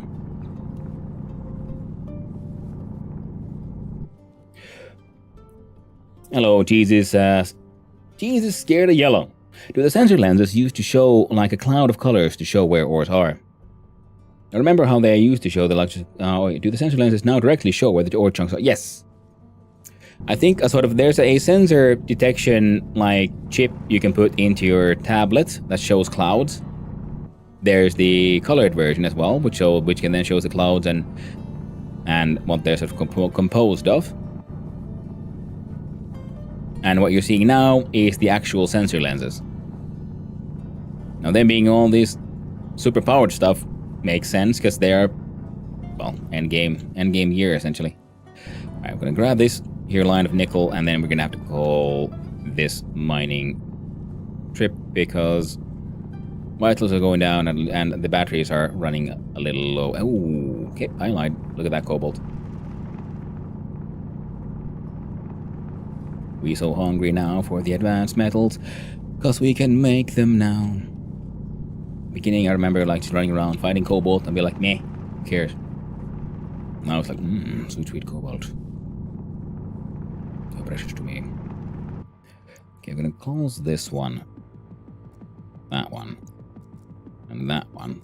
Open the backpack, go and throw in these guys. And these. Click on the sort. God, I love a sort button on the menu. Ah, maybe I got them mixed up with the tablet chips, yeah. Next, if we look at... let's see here. Okay, close that one. I open this one. That one. This one. Okay, for network to... yeah.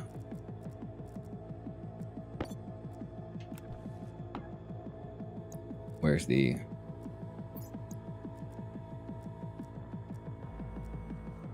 there you see, it's... we can't really see it like this. Yeah, you see clouds.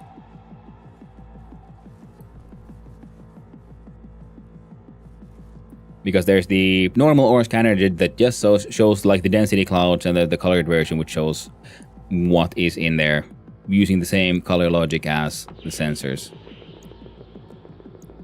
I found it to ultimately be not that useful.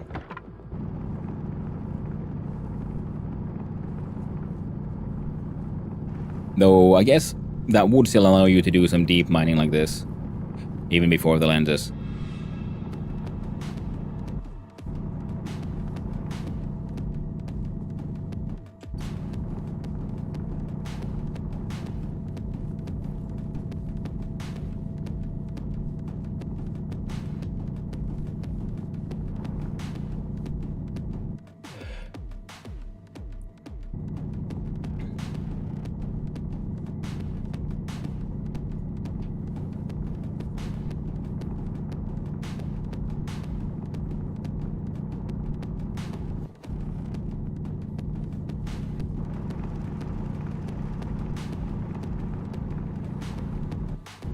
On the YouTube side, we've been talking a little bit about the whole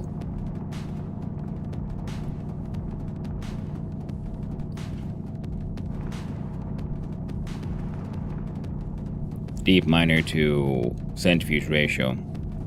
I do believe that with 6 centrifuges and 3... oh, there we go. Hydration critical.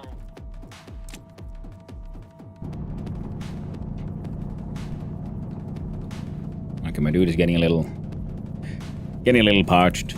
I guess he should have himself a little bit of a trip to base. We couldn't fill all the backpacks.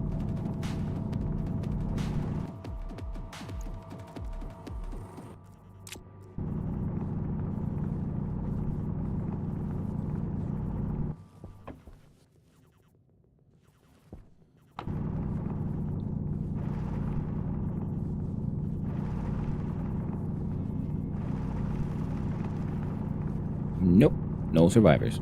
There we go. Now we'll just spiral our way up.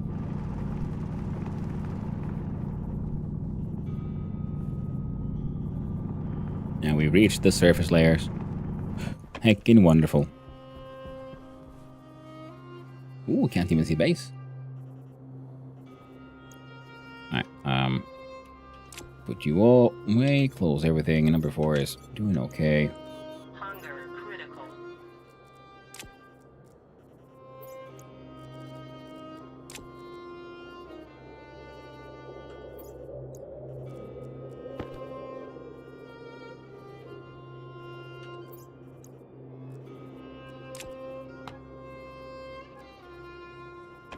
That's what I assumed. It's probably just over the hill there. Oh, I'm turning you off.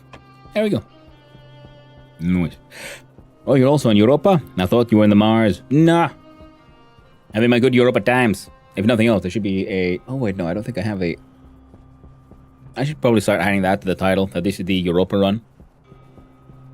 Stationery difficulty on Europa. Learning a lot. This is the furthest I've gotten in the game. Only have 200 plus hours now on this. Look at that surface nickel. Let's not look at it. It's the only option.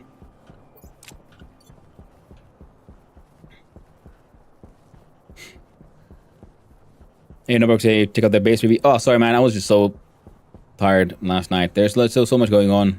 IRL, so I haven't really had that much time. Post stream. No hypocrisy on the YouTube side. But I will most definitely check it out. It's on the to-do list.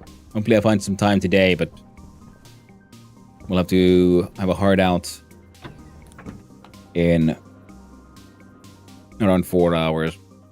Hey, it's broken again. Nice quick fix. Go fast with the jetpack. Hunger caution. I drink like semi-sensible person. There you go. Whatever. No worries. Hey. No worries. Thank you. Okay, we have loafed. We have drank. You gotta like squeeze in here and have a shower.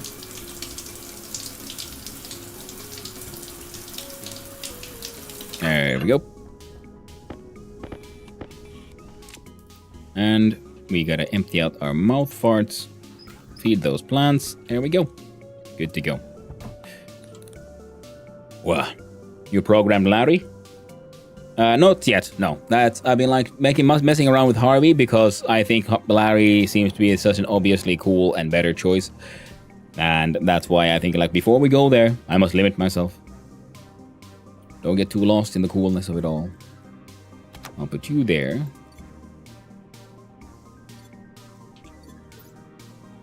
And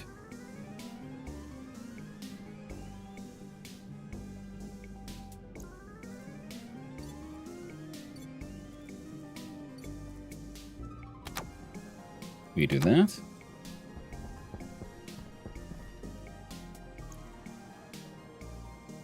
I'll put you there. Checking my magical pant pockets filled with cardboard boxes filled with many things.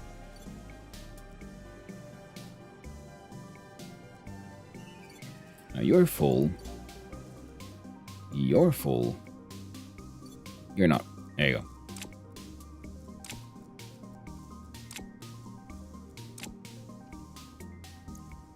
I'm gonna throw you back. And close. We got a tool belt. And this box is filled currently with,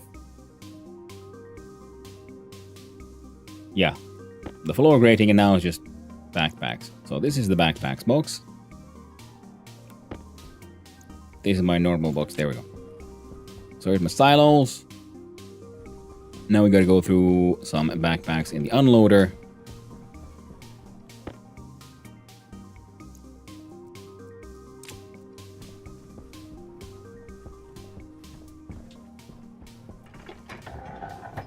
That lives down here. Now the idea was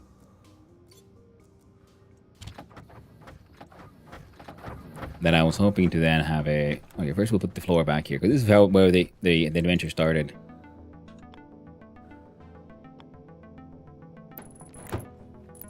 There we go. But there's a giant hole here beneath us, all the way down to bedrock. So, yeah. I'm thinking, so if I have a chute coming down here, where would I... Oh, what?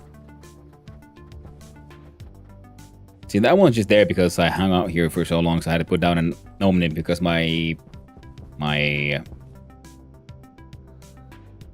tool kept on. The lamp, the thing. The portable light in my pocket has a wireless battery, and it kept on running out, so I built one of these slightly closer. It was a bad place to have it though. It's just in the middle of the road here, but it's fine. Now I'm thinking, if I built one of these here, and we have a electrical input, so I like, just because I prefer those for safety. And then we feed that one the individual backpacks, and then they will be queued up to go into the unloader. There we go. There we go. Talked myself into it. Do this.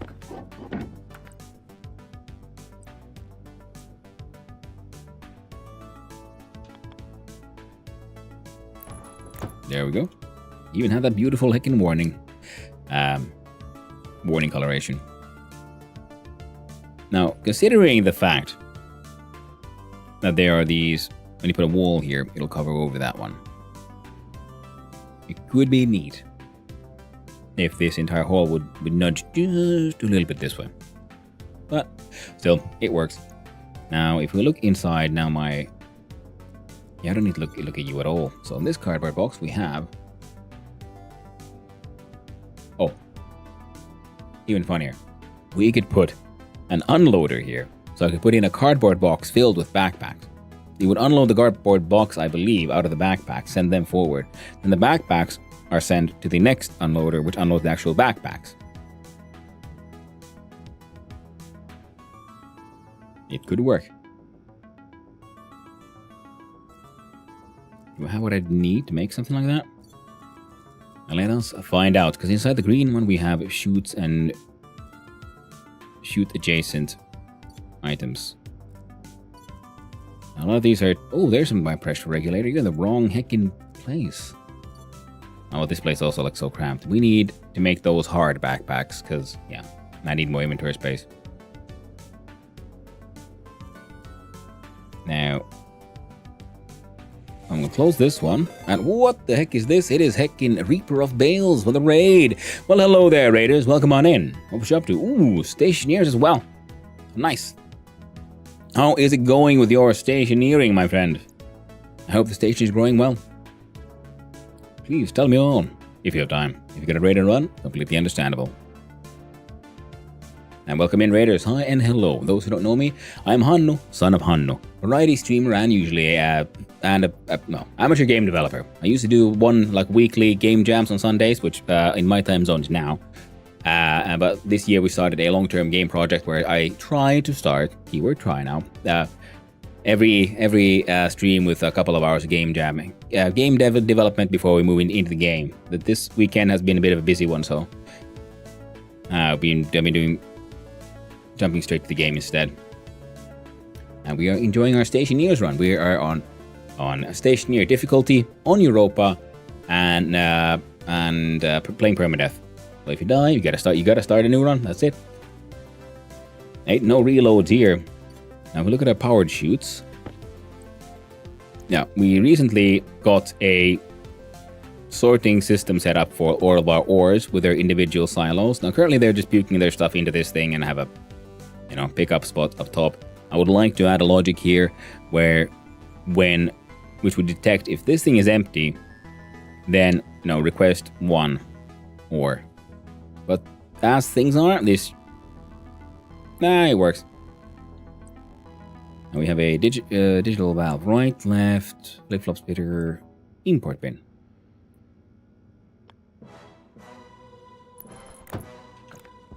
There we go. Mild awkwardness with the wiring, but nothing too bad. Unless, of course... I guess it's gonna be one of those there anyway. We don't need to look at my piping systems. This one should have normal chutes. Wonderful.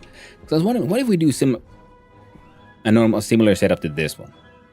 Now that's an export bin, but if we put this thing down facing that way, then we'd have the... Well, this would be here. Would it get in the way? And it wouldn't be there, would it? It would be one step further. Okay. Change the tool. Put the tool belt on this side. Here you go. To wrench.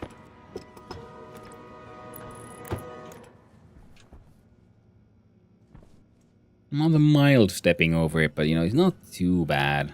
I kind of prefer visually this one.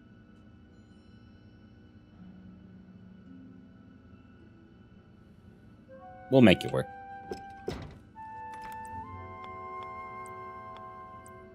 So let's see if we turn this one around. We slippity slap this thing in here. We do that. And we'll see what it looks like down here. It goes way too deep. But holy shit, it's actually aligned. I was not expecting that. Now, I'm going to want to be able to run through here. So this thing actually will go all the way up. But I think a fiber.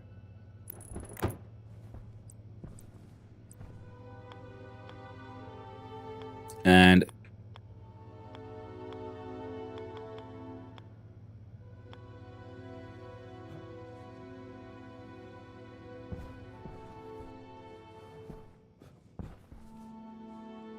God damn it. Why do these things never want to freaking go where I want them to? There we go.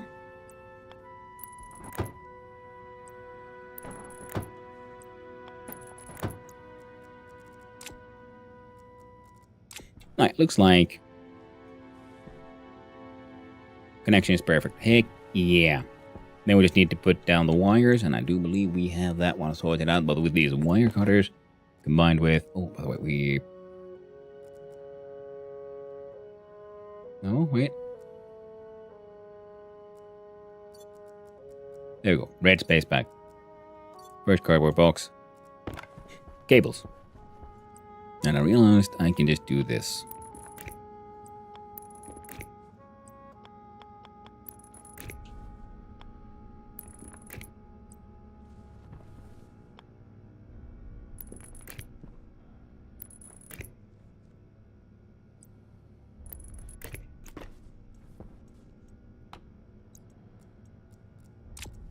Heck yeah, hacking shit works.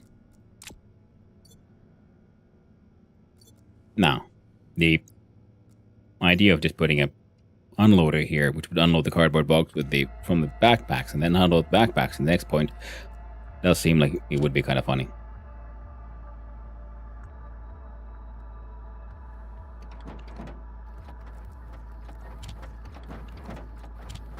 Okay.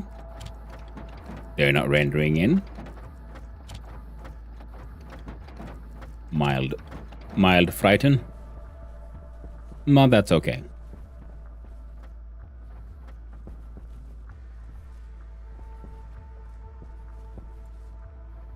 So much gold.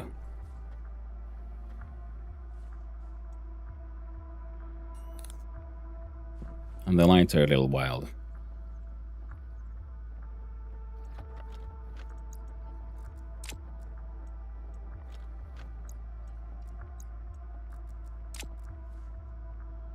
Right, I can see this one blinking when it keeps on getting some more ice.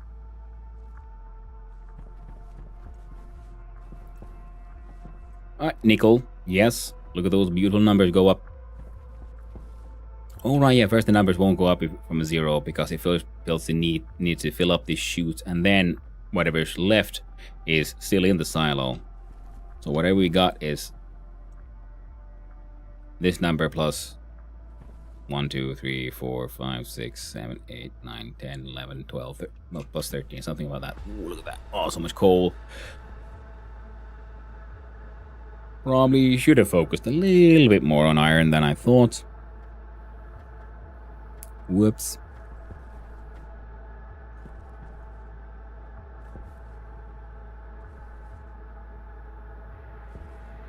Well, we're getting there. Now we have everything. Now, uranium is not linked to this one because I just want the number to see there how much we have in the silo. We ain't got nothing here because we can just turn you off actually. Oh, there we go.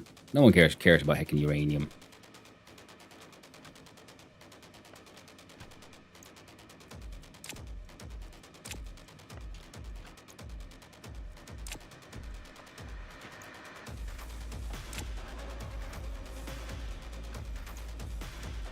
Because we're using the logic sorters that we set up to first detect all the items by hash, which are then the individual ores for the silos, and then the last sorter just detects ores, which will be whatever's left over, which should be just all the ice, and we're sending that to this thing because I might be mining might have random ass amounts of ice, and I just want them all to be sent in here because if they're left in the stacker, I suspect they might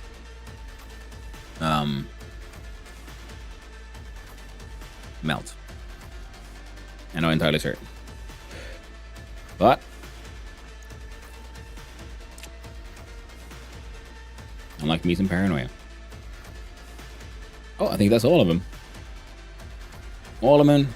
Emptied out, sorted out. We even have one in there. We got 15 in there. 20. Ooh, that's a nice amount of nickel. Could have grabbed a little bit more silicone, apparently. Well, next run. Iron and silicon, apparently. And also just more deep miners. What? That's then. Now we have what we need to make Constantin. Which we need to make the gas powered thingamabob. Gas generator. For generating gas. No, generating power from gas. Okay. Alright, this thing should be working. So now we look at our recipes here for the Constantin. It is copper and nickel 50-50.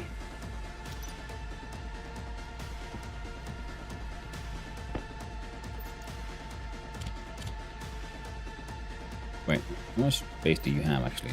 Oh, that was actually more than... that's fine. So do... nickel. That's 1, 2, 3, and 5. Copper 1, 2, 3, 4, and 5.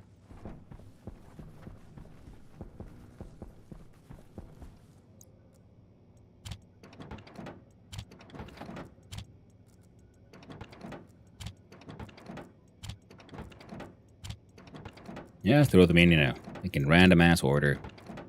There you go, friendo. There you go. Now we can close you off. Open up that guy. So what do we want? We want temperature above 1 kilokelvin and a pressure above 20 megapascals. Easy enough. We need to pump in shit for the pressure and the heat.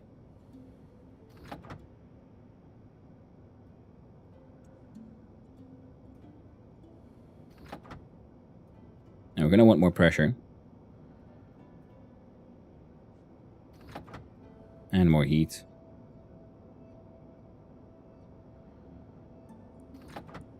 The thing is, we're currently pumping stuff out and in. Now the heat isn't at its best. We might actually be able to get there with this. We'll just slow down the out pump. But this in general cycle maintains an acceptable situation for like at least melting all the ores. So there we go. Now we want more pressure and more heat. Now how do we achieve this? By closing the input of the waste gas.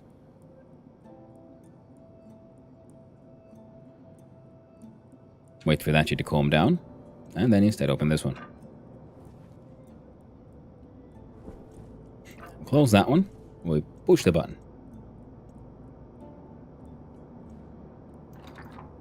Close the output. Start sucking in more shit from here again.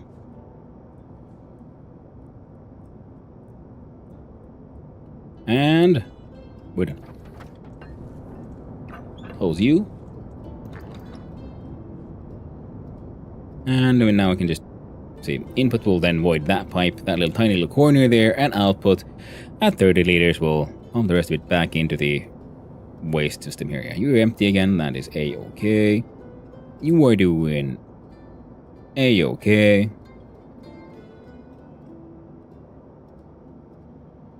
Even being actually warmed up, which is fantastic. There we go. Now we want this some Constantin. And we chuck it in there. Close all of those, and we look at our AGS. No.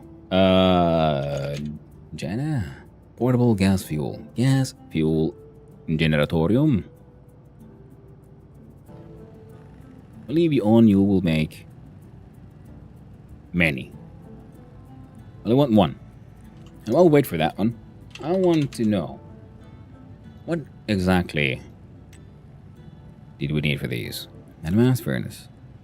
Requires a pure gas mixture of only the listed types. Volatiles. Nothing but volatiles. Temperature above 950 Kelvin. Pressure of 1 megapascal. And hydrocarbon form or coal. I'm assuming this means we can't make these out of charcoal.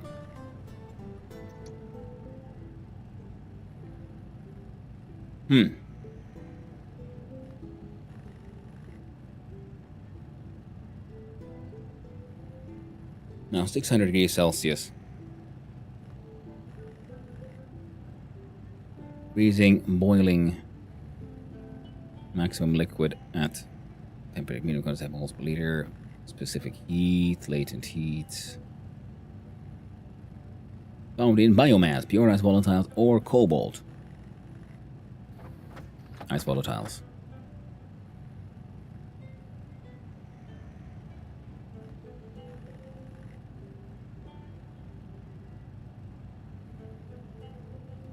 Okay, yeah, so it should be fine as long as it doesn't have any oxygen in it. Well, like, that doesn't seem like it should be too difficult. I guess the easiest path would be to have your own separate tank of volatile gas for it, and advanced furnace for that production, where it just has an external tank with volatile gas, keeps pumping that shit in and out, pretty much. And well, some way to heat it, maybe a heat exchanger or something. Wait, did you already make one?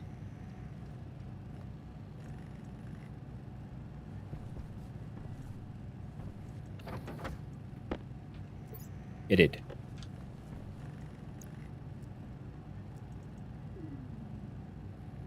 Make another. Better to have two, eh? Especially because there is a, non-zero chance of explosion. Don't believe it needs to be pure. It specifically did say pure vol.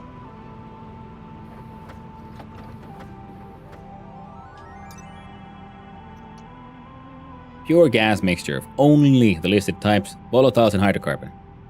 From ore coal.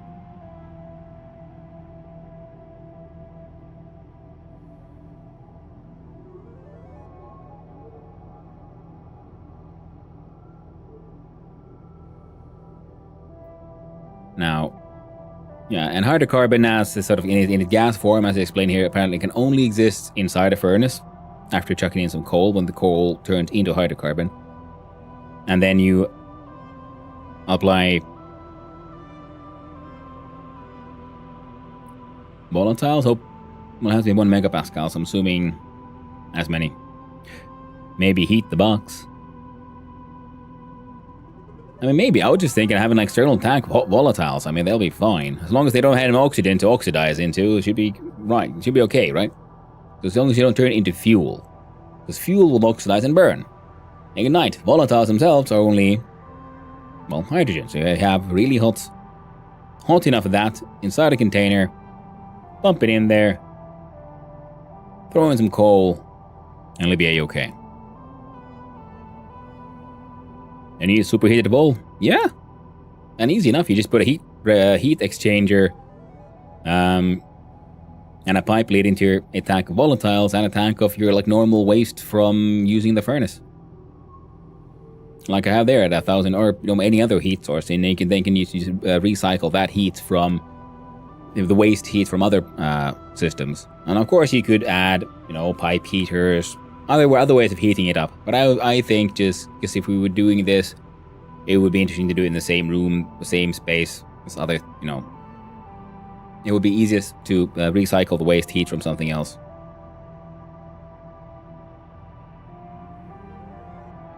So easy enough.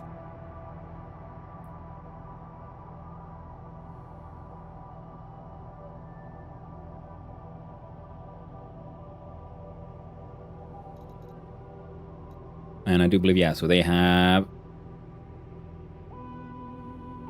Here's this. Generator, solid fuel, 200 kilowatts of energy from one of those. Compared to one here. So twice as good.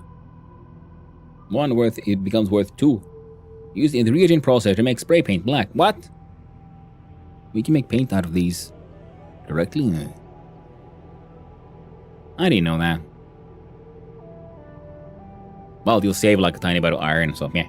Problem is that you can use the heat pump to only 600 degrees Celsius, so you have no way to how to recycle low potential heat to anything usable for furnace.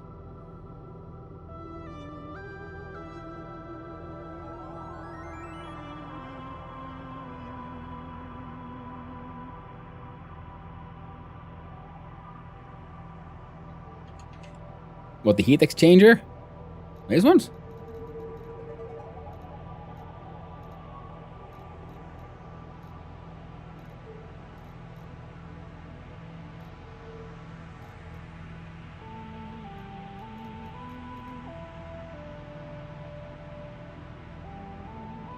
So I'm back to heat the box. Yeah. Right, so what, they have a maximum heat? The heat exchanger? That's weird.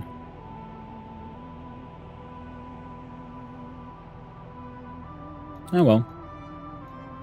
Well, heat the box would be one way to do it.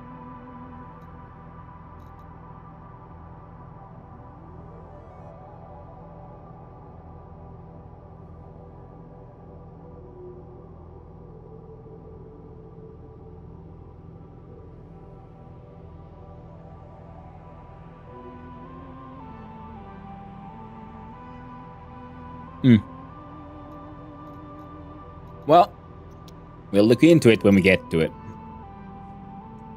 Now, those got done.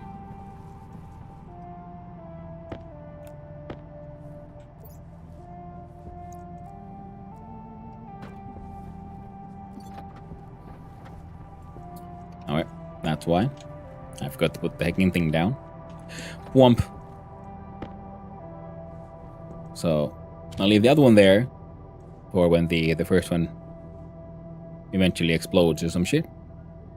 Now we have the code for fuel generation.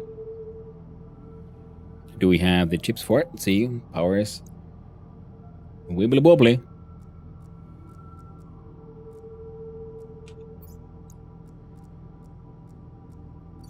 But I guess, yeah, heating the box it's in would work. No, I mean, when you cool down your base, you get heat at 24 Celsius or so with water as medium for a heat pump. Using latent heat, you can transfer that heat to 600 Celsius or so, not high enough for industrial usage. No, people talking here, I don't follow what you mean. A heat exchanger should exchange heat to any two sources. Temp shouldn't matter. All except differential makes faster. And liquid cooling kind of things. Okay, yeah, so Sankira was talking about that stuff. Ah, right. Yeah, no, I was just thinking, you know, like I said, like I have my waste gases at like 1000 Kelvin. So I can use those and a heat exchanger into a tank of volatiles. The gases heat, you know, exchange heat, find equilibrium, and I can just keep on pumping more extra hot gas on the waste gas side from the furnace. And thus, you got really hot volatiles. Alright, so now this thing shouldn't have a large amount of volatiles.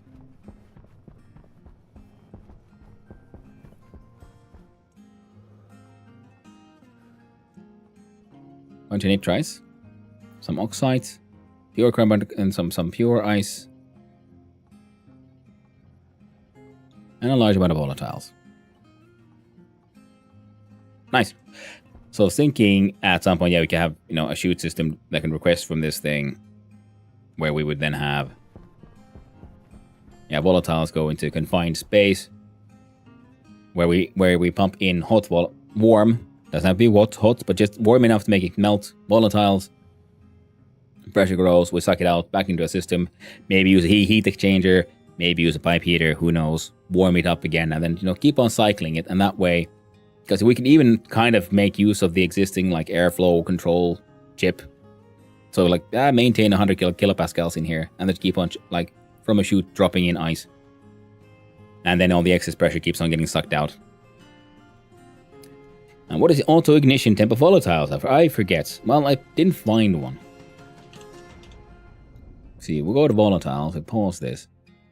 Specific heat, moles per liter, freezing temperature, boiling temperature, latent heat, moles per liter in the world, minimum condensation, and maximum liquid temperature. So volatiles by themselves don't seem to burn, which makes sense because burning would be, you know, it is reaction to oxygen. So if it doesn't have an oxidizer, it's just a hot gas. Add in oxygen, and you have fuel, and that does have a, you know, explosive well, that ignites. Adding nitrous oxide, a super fuel, which has a much lower auto ignition point. Well, yeah, I guess no oxygen shouldn't ignite at all. Exactly. Yeah, it can't because, yeah, ignition is oxidization, so combining with oxygen, which it literally cannot do. Whoop. A drink. Yeah, that's awkward. There we go.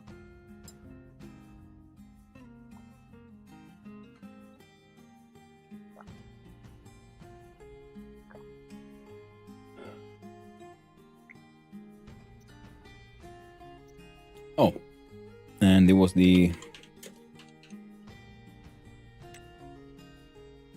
solid fuel flashpoints used in.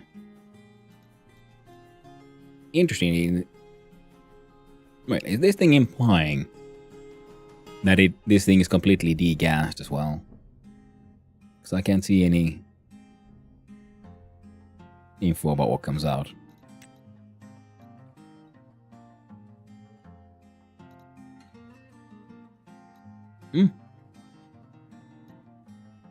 Charcoal is nice and slow. Solid fuel is mega powerful. So I do believe charcoal can be cheese because the processing time is done in X amount. It's always the same, so you can do the minimum. You launch, you turn it on, you have a sleep, you turn it on again. Now, like you give it one charcoal, you sleep, then you give it the next one, like in singles. So that would be one way of cheesing it. Alright, so we have the stuff. We have many other things. Anything else we need? Let's figure out where do we do this. Now we want a fuel generation, which can happen technically anywhere.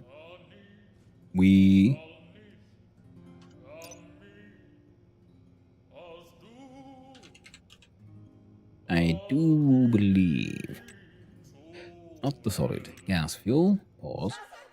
Next, the gas fuel. It's not explained here, but it is, burning things. So I'm assuming we're gonna want it to be cooled because, I've heard talked about the importance of testing things like liquid cooling and so on for gas fuel. So I think I want the gas fuel generator to just hang out completely outside. Whole bunch, and not my problem. Now the question is, do I then link it to the same cable as the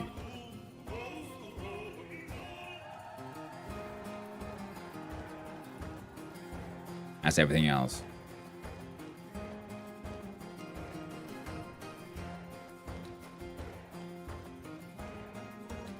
The Stirling engines. Yeah, it should be fine. It might not be fine. We'll find out when we get there.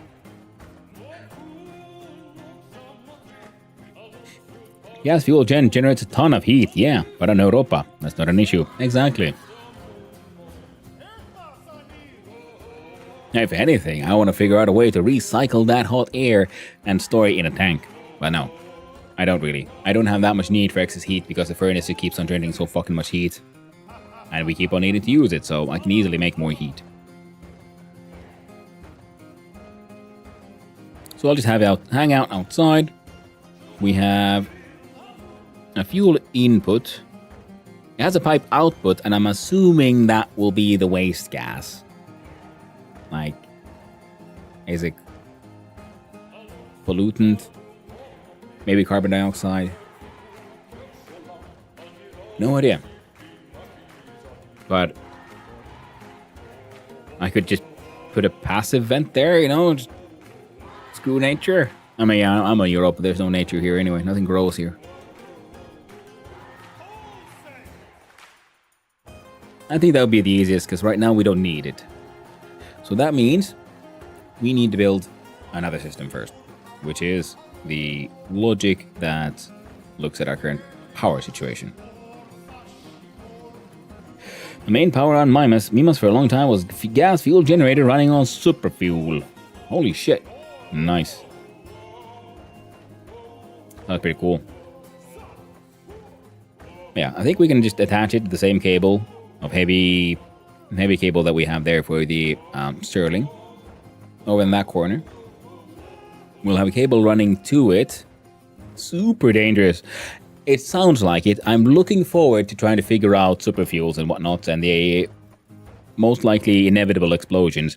And that's, when we get there. For now, one step at a time. Once we build this thing, and I'm assuming it's okay, we'll have a passive vent to just let the gas out. I'll be fine. Then we'll have a identical system pretty much to the system we have there for the Stirling engine. I can probably just copy the code as is, because that code should be managing all of that, and the H2 will just delete that stuff from there. So that it will be then running, and if it can make fuel, make fuel. Huh. Should I make fuel when necessary, or have a tank full of it ready to go? That's an interesting question. Like, how hungry is this? Doesn't say anywhere.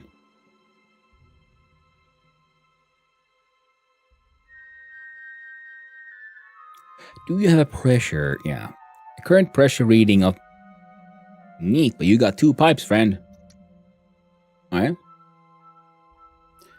Ratio, water maximum ratio on, required power, power to energy, total moles, combustion, prefab hash. Ratio steam. Neat.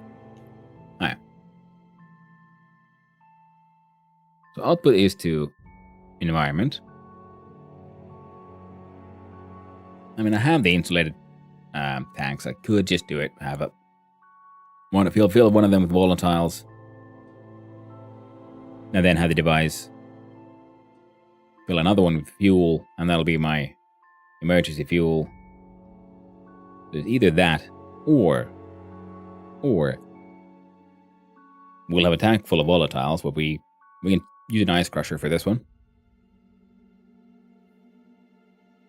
And then we can have a inline tank between the gas mixer and the generator. And the code is trying to maintain pressure inside that one. So we'll need also a pipe analyzer to check what is the pressure inside that pipe. Keep it at, say, 45.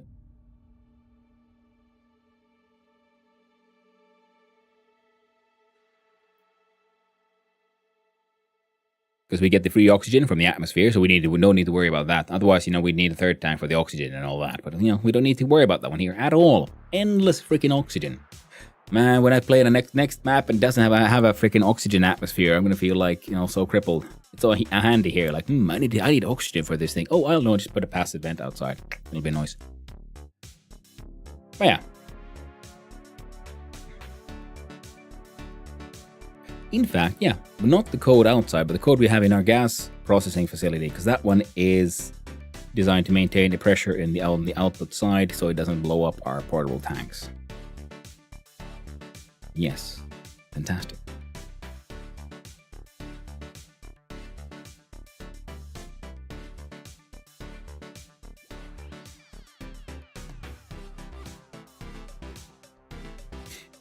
Right. So we need insulated inline tanks. There we go. The plan has been made. The pact has been sealed. Do we have an IC housing? We do. Do we have a chippy? There we go. Perfecto.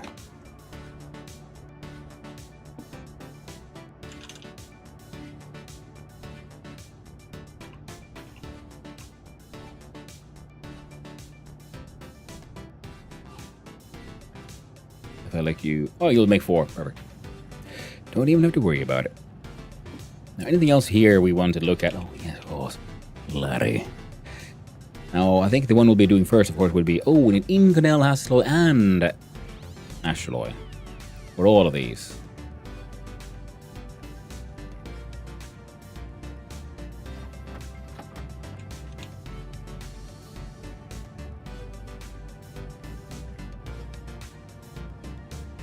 I don't know. Burn through your steel, make a hell bunch of fucking rails.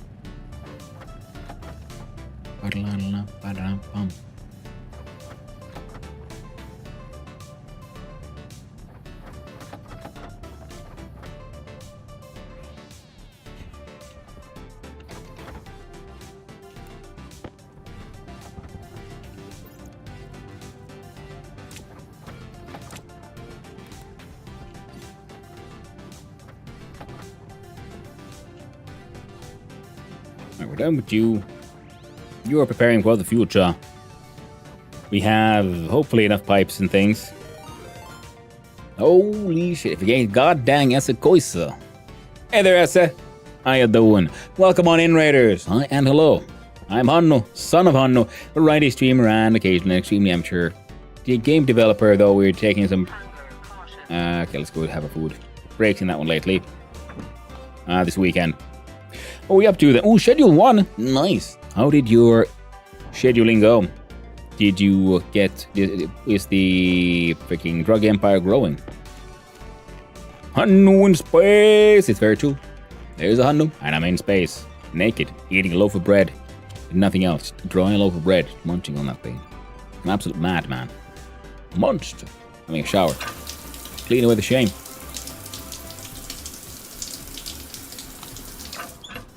There you go.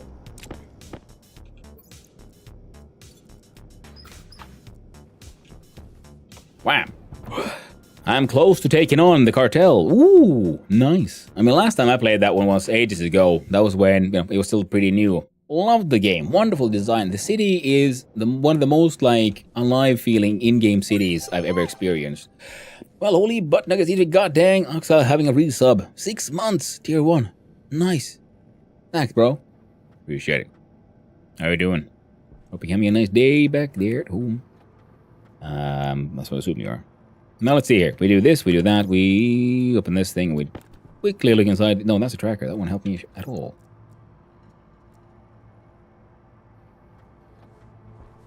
There we go. There's a tiny little inline tank, so we can put in a whole bunch of oxygen. Then there's back pressure regulator letting out just enough to make our oxygen tanks turn green.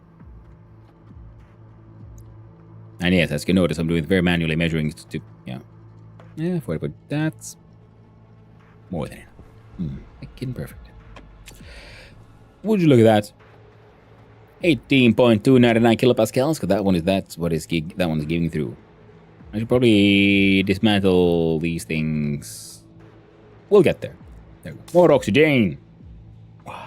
That's good. It's in a GTA, but chill way. Yeah.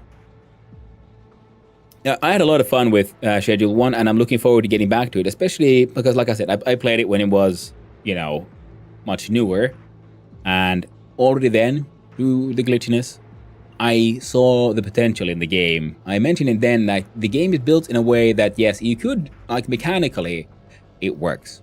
You could make it a game about boba tea rather than drugs, and it would still work. You'd have to, change the writing and some vibes there. But the mechanics work.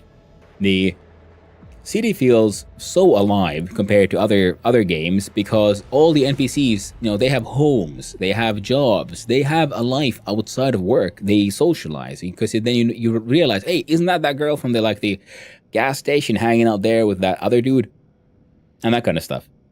I don't know if cops to deliver boba tea. Yeah, and that kind of stuff. And it could be you being hunted by the, tax agency because you're doing it all, tax-free kind of thing. So you can always come up with a narrative of who is the bad guy, why are they chasing you. But the mechanics of the game are just really, really fun. And they work really, really well. And I find that, to be extremely important for all kinds of interesting design stuff.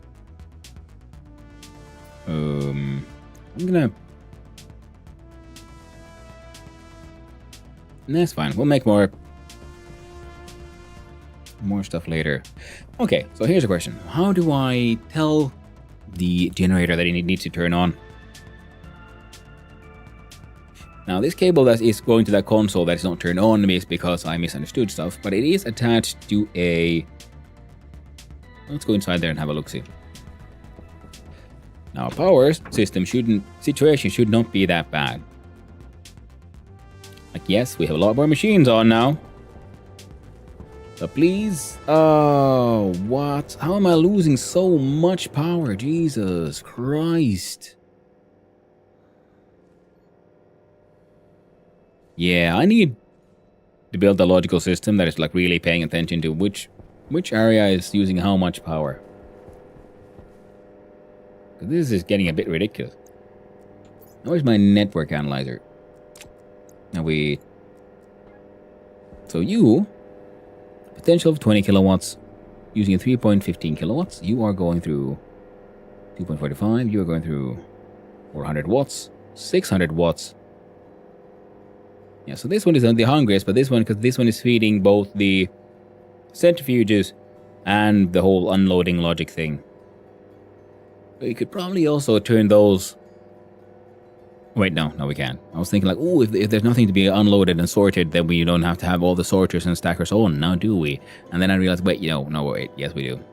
Because they handle the input from the deep miners. Now we cut out the central spine power system from getting power from here. That was grabbing it through here. So currently this one is only fueling the centrifuge area. And like I said, yeah, the ore resource area. They're all linked to the purple cable.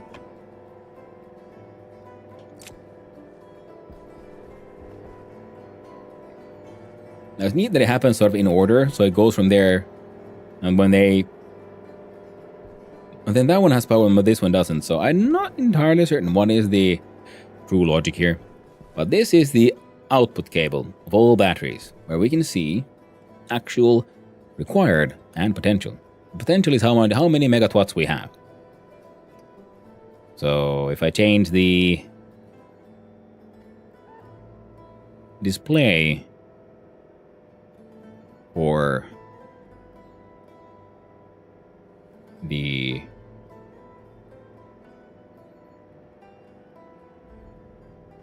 console to a, was it hash display? Something like that. Oh, LED. I change it to an LED. And then I'll need a reader writer, and then I can change its mode, and then it can, hey, just output the potential in the megawatts, and we can always see how many megawatts we have. Megawatts? I misheard. Megatwatts? You misheard nothing. Like, I know what I said. I'm just silly at times. So the cable analyzer can be used to... Okay, so this one will just give us the total, rather than these giving us an individual small one. So this is similar to using the network analyzer. So I've been long wondering, like, why would I use this rather than all the data outputs? But yeah, makes a bit more sense now. Okay, we have space for all the data outputs. And I was thinking that I might have to do what I did the other place, build a floor and have cables go down, because I'm not a fan. I keep on forgetting I need to build that fuse for that thing, but that's fine.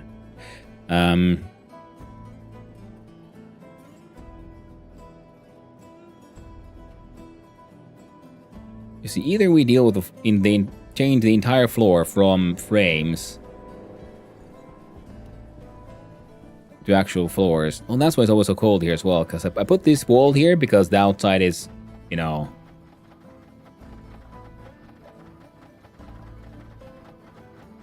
sorry to be certain. Yeah, because this is like outside. So there was a storm, and it was messing with seeing stuff in here. So, okay. Now beneath us, we have no other actual rooms. And I do believe I have a whole bunch of floor grids.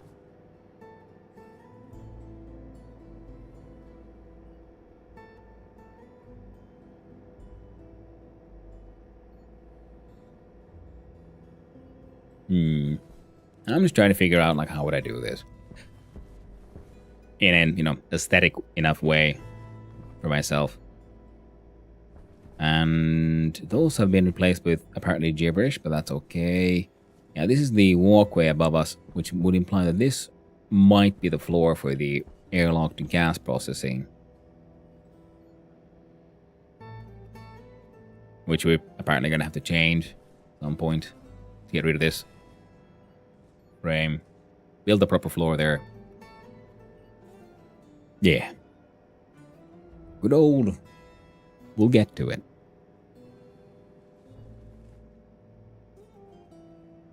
Oh yeah, so yeah. If we put down floors, remove the floor of frames, logic cables go down and then to the side, and then they can sort of hang from the roof down there a little bit or some shit.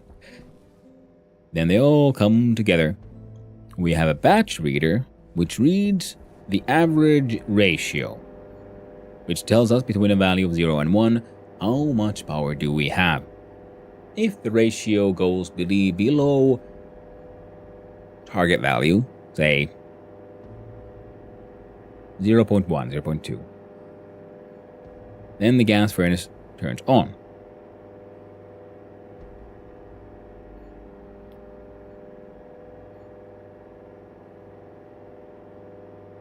Or same thing. What would it read from there? Come up to like, okay, well, how many megatwatts do we care about? Because once the potential goes below, say, 10 megawatts, turn on the gas furnace. Not a furnace, freaking gas generator. And turn it on for an X amount of time.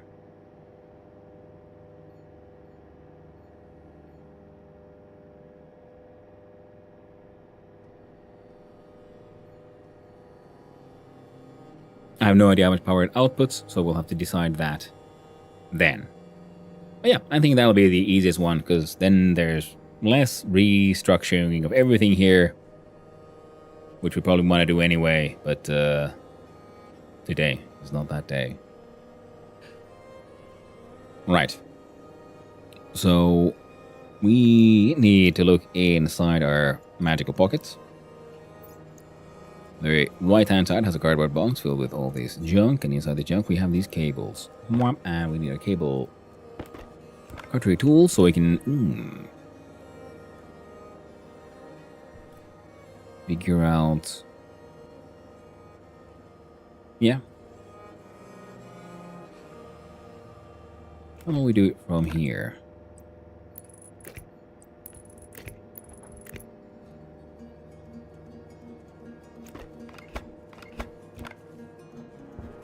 Quick.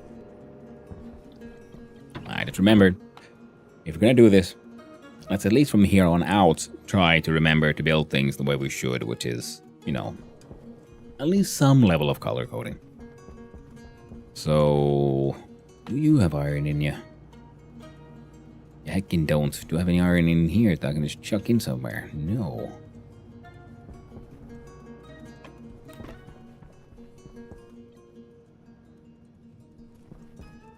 Do we have any purple paint here?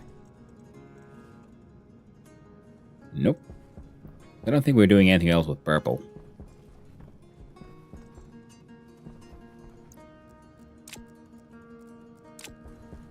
Then we go in here, we find iron. Sure. Make it 100.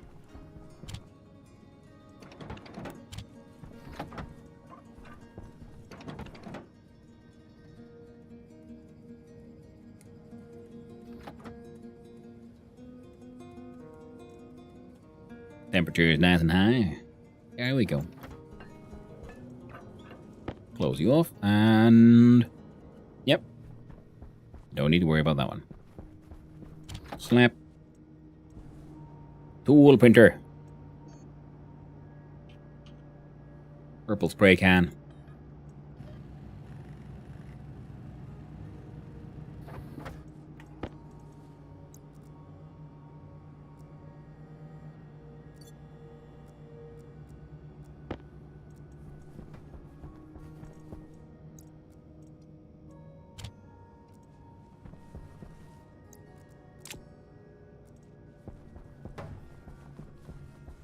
You'll run outside. Spraying create pollutant.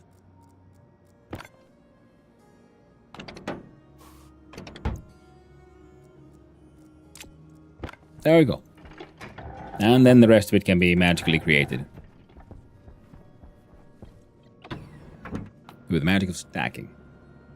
Because now the core stack is purple, so if you add more cable to the same stack, it'll all be purple. Even if they started out as a widely different color.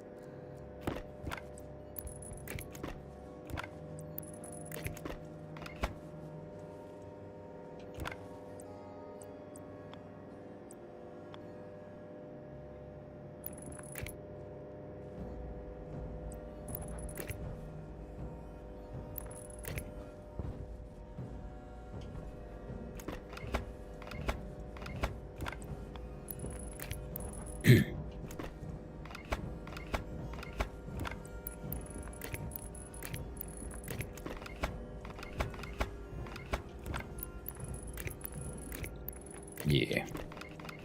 It's like having my, just like I would prefer to have pipes color-coded by what's going through them, tanks by what's inside them.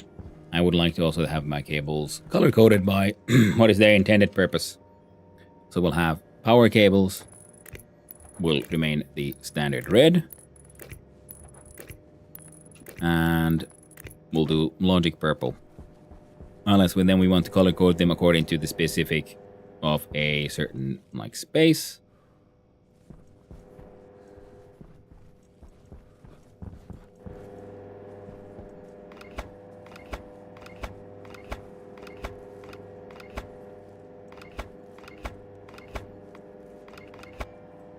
And there we go. Whoop.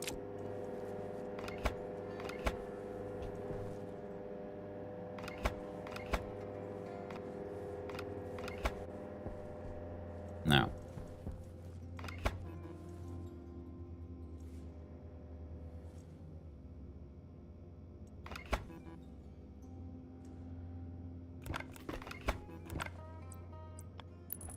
There we go. The gods, rewatching my old base. It seems so half done and rudimentary. Oh well, no hypocrisy on the YouTube side there. I know the feeling. It's always when you look back at an old project and you remember, oh, this was so cool, I got this thing done or that thing done, and things working so well. But then you've done other things since then, because every project, is a chance to learn, to grow. There we go. Yeah. All right then.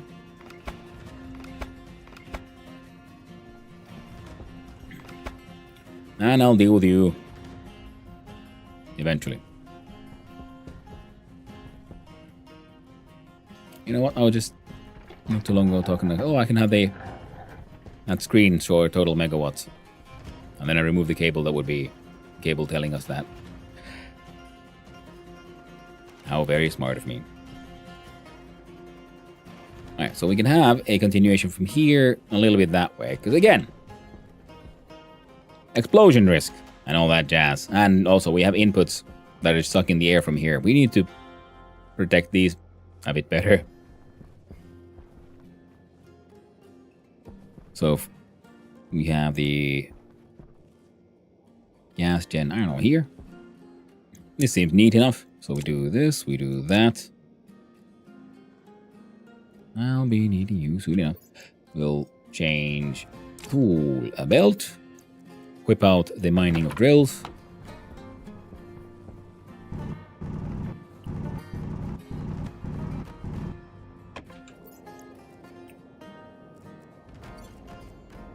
And set that to flatten.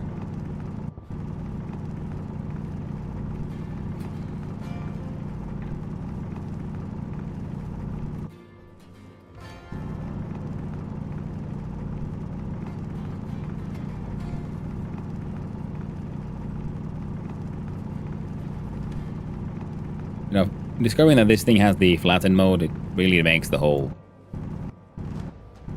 ogre a lot less useful. Because setting it up takes a while. It doesn't take that far. Because if the ogre could go further than it's, 200, which I don't think it can, because I kept on having to really break it down and rebuild this. But if it, maybe I misunderstood. Because if it could be like, hey, yo, you every time you activate it, reactivate it, it'll just go another like 200. That'd be nice. That'll make it slightly more useful. Currently, it doesn't seem that handy. Now that I learned that this thing has this mode. Because this would allow me to build very clean. This is much more like, precision digging. And I could do tunnels with this. Way faster, too.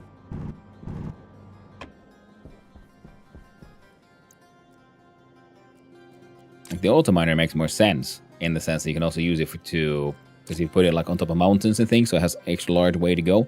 You have a very high chance of hitting all kinds of deposits. But like a small line going straight forward, not that useful. Look inside this one. Wrong one. You might know you're not right. You're lamps and other. This is the steel box. So steel box.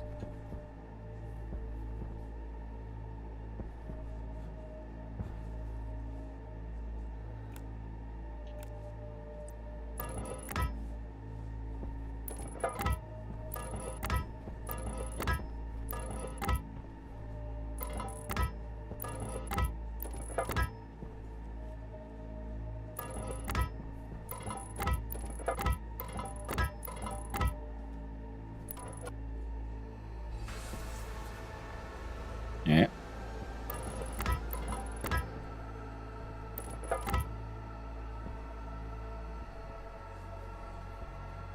Alright.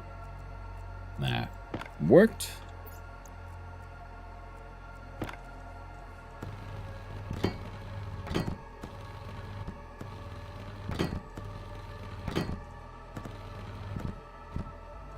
Come on.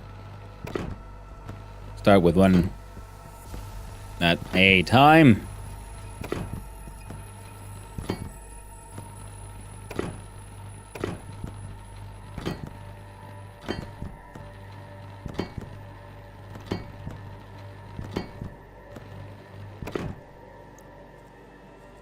Might make them more solid later if they need it. Yeah, for this one we'll have to do a silly little jump over there. Like, right, upon so. Because wires can't cross.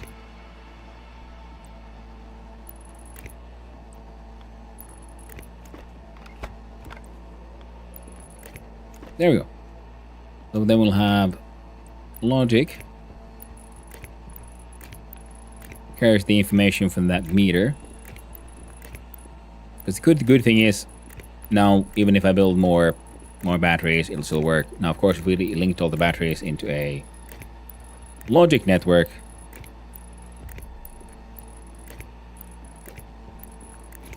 we could also then from there with a batch reader read from like all batteries. Well, that would need two batch readers actually, because with two different types of batteries. But as long as they're the same type, read from all batteries, then get like their average ratio, like I said, because ratio is the value between 0 and 1. So effectively percentages. Now here we see the magic of it. There's 23 cables that are purple, 31 that are red. We put the red in the purple. Now there's 50 purple. Magic. And I didn't even need to use any more paint. Okay, so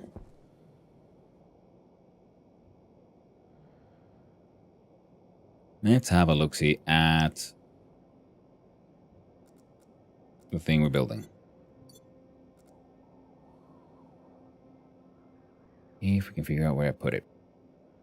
Somewhere too close, isn't it?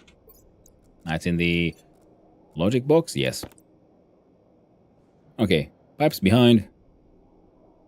Cable front. Excellent. Now the power cable will be on this side, so yeah, we can have it this way. Heckin' perfect. Mid, it doesn't go properly in the middle.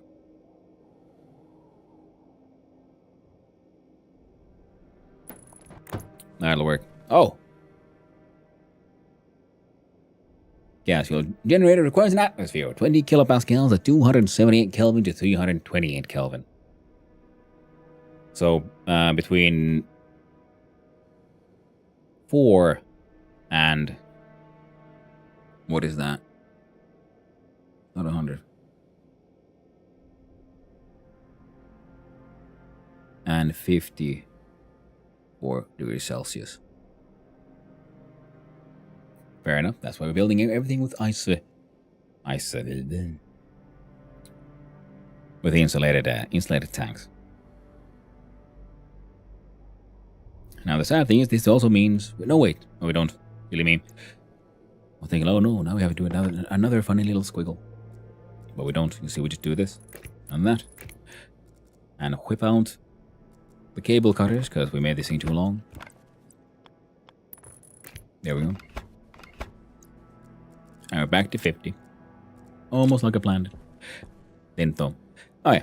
So, because we can then put the logic chips like here, further away from that thing, so that in case there's a very tragic and unfortunate explosion, it shouldn't break the logic system. So they can just, rebuild everything, name them if necessary, and it'll be a-okay. Now, one of these is the input, one is the output. Output is here. So you will have... Oh, it's a minimum operating temperature? Didn't know that. Yeah. Live and learn, friends. Live and learn is what we do here, yo. Now, what the frick frack am I looking at here? Oh, there we go. Bunk. And...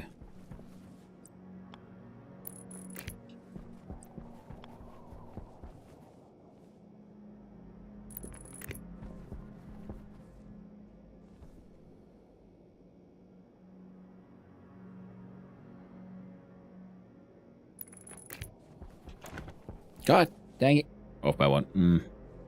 Could have saved a little bit of cable, but okay, we're not that cable poor anymore. We have made very large amounts of very heavy cable.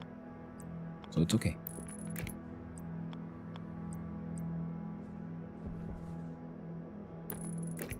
Here's 1, 2, 3, 4.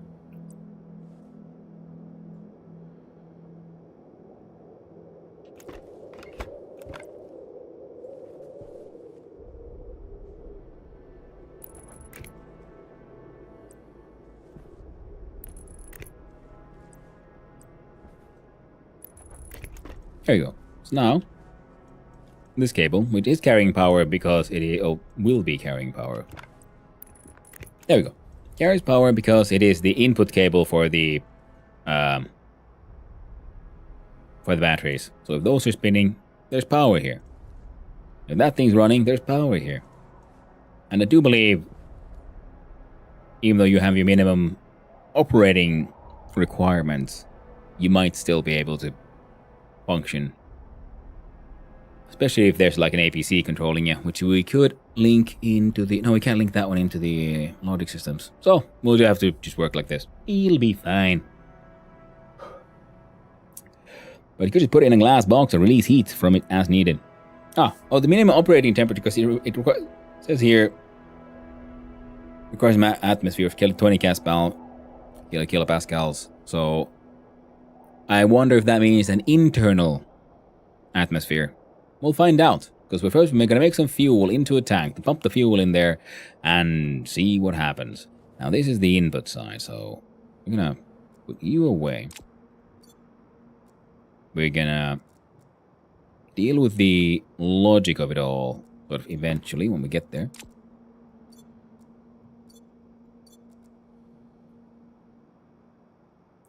Now, we got some tanks. Now, if we have a...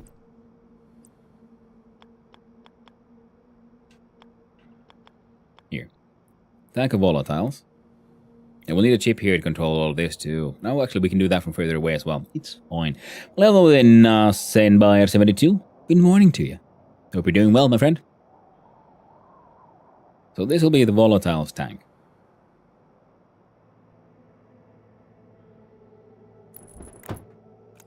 Then we'll have a passive venters on like this side of the tank, because we want your output to be further away. Okay, or in general, we want to make sure that if this thing is running, do not be making fuel at the same time. Now, the thing, what I was thinking about was, what if we used one of these to be like, oh, I didn't. Usually most machines say no to that kind of shit. Okay. There's the output, here's the input. Now this thing... Where's my tablet? There it is.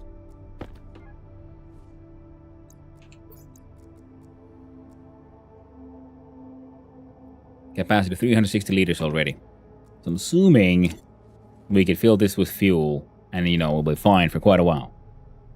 And the gas generator has a quirk that when you turn it on, even if it doesn't have the right atmo, it'll run for 1 tick. This can be abused, but in your case, it might mean you can make it run for 1 tick, which produces enough heat around it to keep it running. Ah! Sneaky, Nav. Sneaky. But we'll find out when we get there. Now, if that's all the case, should I... maybe then not have the tank right sort of attached to the bastard? We could, in fact...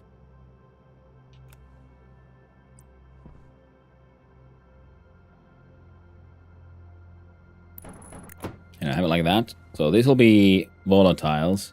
This will be the fuel mixture. You know, we'll put an ice crusher here somewhere. I'll just steal it from there or whatever. Together with the unloader and the sorter and everything. Yeah.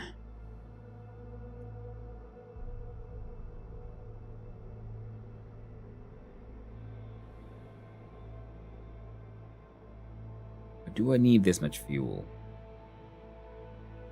You know? I think the answer might be no.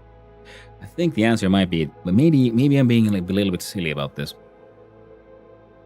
Maybe what I need is a portable gas tank instead of this entire shenanigan. I think that might actually be the better way to go, because I kinda maybe just completely forgot about portable gas tanks existing, to be honest. Oh, whoops. Happens sometimes.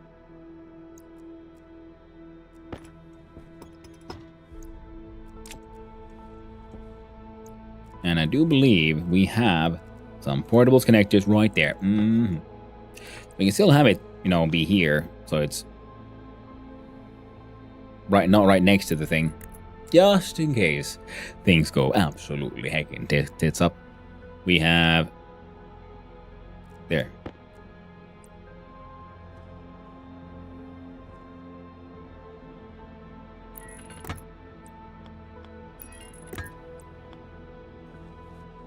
Hunger caution.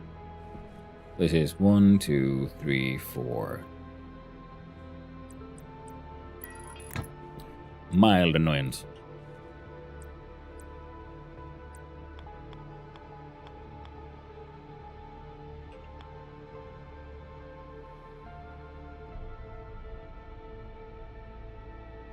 Oh.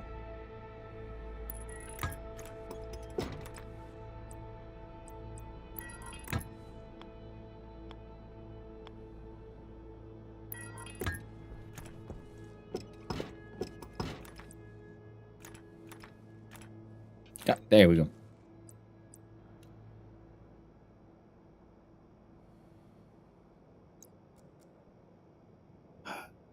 I keep on overcomplicating all the things all the time. One of the things I could put here, though, is a pipe analyzer, so we can have something checking its gas pressure. But is it necessary? Probably not.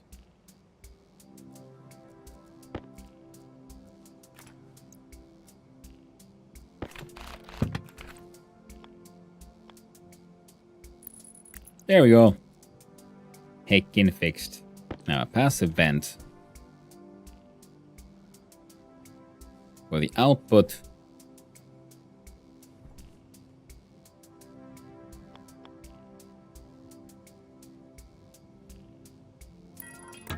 Might as well be there. Why not? I don't know.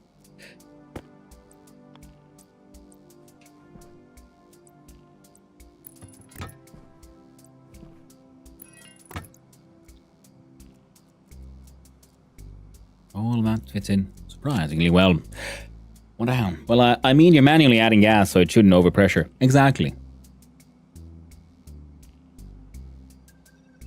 No, yeah, it's not the overpressure that I was wondering. I was thinking if I add a pipe analyzer, then I can add it to the logic network, and then I can have it, like, send a signal to whatever, like, central processing area I would have, and it switches a light to, like, warning, like, hey, yo,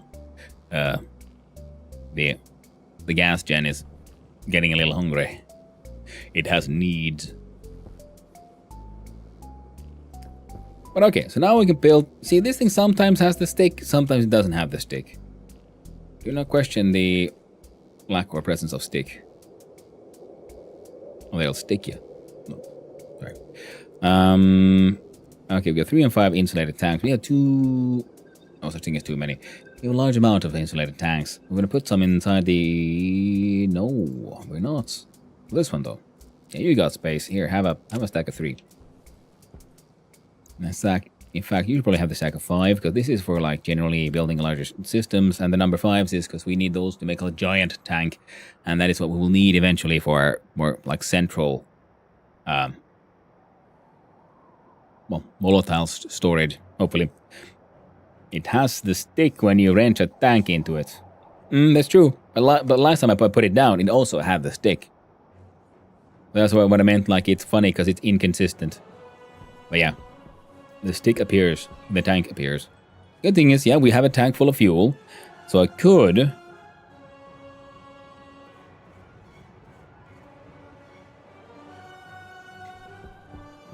test this. Oh, no, look at that. Heckin' levitating diamond of snow.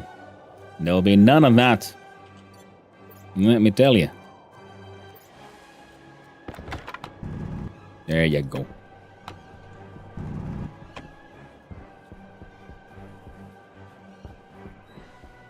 Okay, so we are actually pretty close to that, so...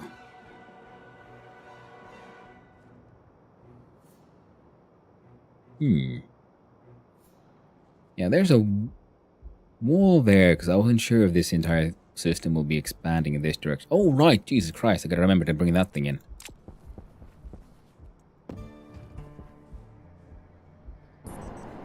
Wait, that thing has survived a storm out there. I feel like some things don't really follow the rules.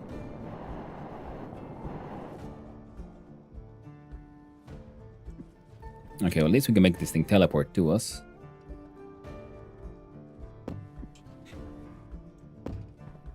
And we can get to go through awkwardly tight spaces.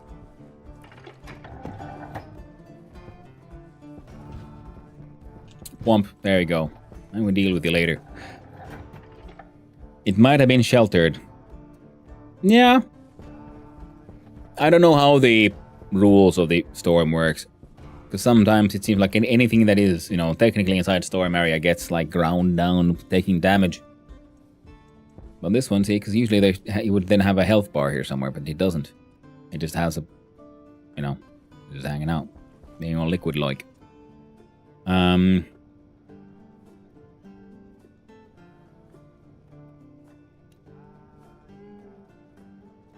How was it doing? Oh, yeah. I was looking at floors. So we do 5. Is that the black one? Yep. More than just mere floors. Press the L. We...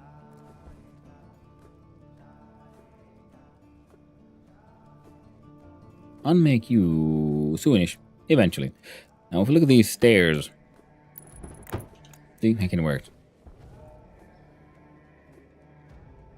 Okay. Okay. Easy, you. Yeah. There we go.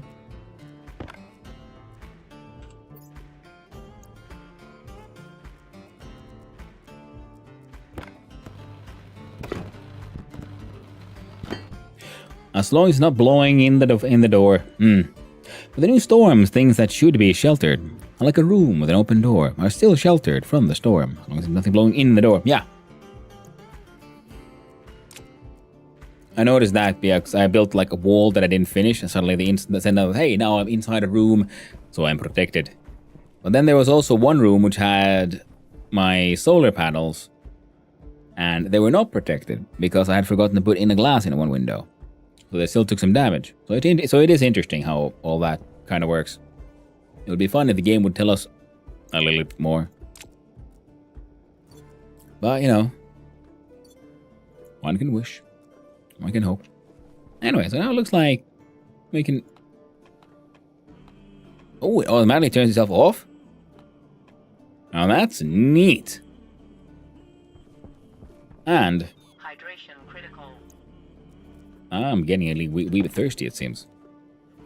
Oh, wrong one. This is renter clock times.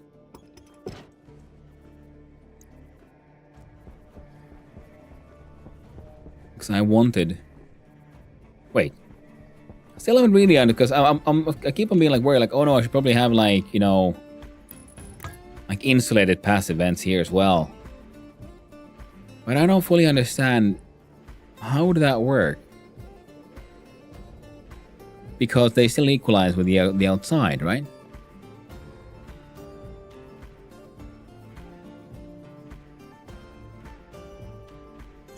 Oh well. Another example of, you know, for me to wonder and, you know, the game to know. Who knows, maybe they don't work. They were designed by someone who thought they were like genuinely nifty. Hunger critical. There we go. And now we can actually walk here. And now these walkways are slowly starting to make a little more sense. Well, let's go deal with our fellows. That little humanly needs. And the backside of passive vents can bleed heat. Oh, thank you, Sankira. You need insulated passive vents when the vents are on a wall where a pipe in the same place could leak heat. Okay. As in... So if I had, like, say, hot gas coming in through here into this room, and then we have the separate space above.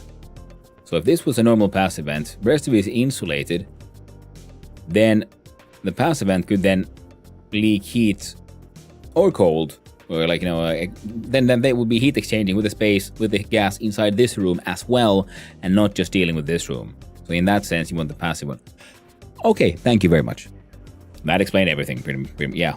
Now I feel a little silly. We're not thinking it through. I shall celebrate my shame with loaf. I love that fact. He doesn't. There's not even a sandwich. It's just loaf. Nom nom. Magic of drink. Insta drink.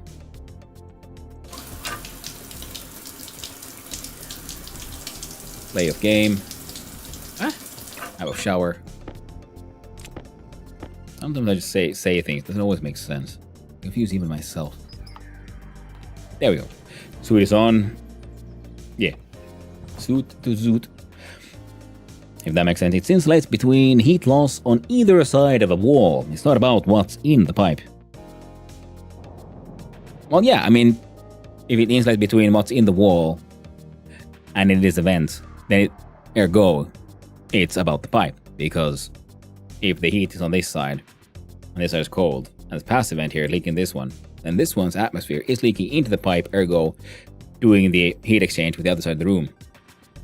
Like, I don't know how well walls themselves insulate. Are they perfect insulators? No idea. Alright, my power situation is a little low. That's okay. Now we go for the interesting part. Has this been fucked? No. How about this pipe? It is, in fact, fucked. So we need to make one passive liquid drain.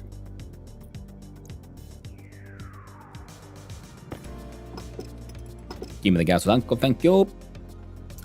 I'm glad I've already had the foresight to build another one of these. gas tank Mark IIs. But, okay, no, wait, I haven't, have I? This is the one that came with the lander, which first did not survive the explosion, but then after saving a load, had miraculously fixed itself. So it was empty. So I was like, oh, neat. Well, I'll hang on to that one. Walls are perfect insulators. Thank you, Sankira. I suspected as much, but I wasn't entirely certain. Don't look in there. Don't get distracted. I got distracted again. Just run away. And... oh. So first we'll check, can the thing run? If not, then we'll have to... shenanigans.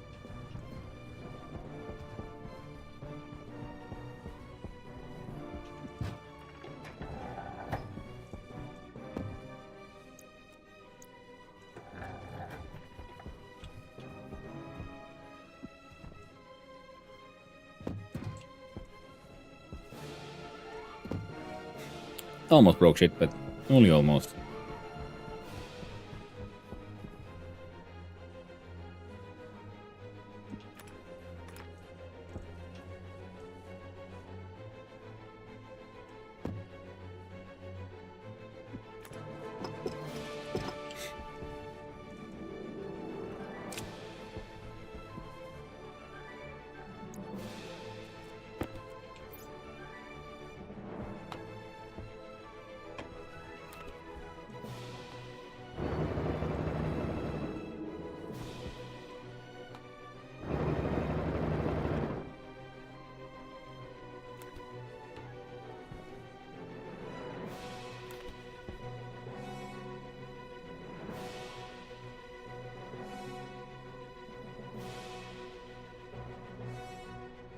Okay.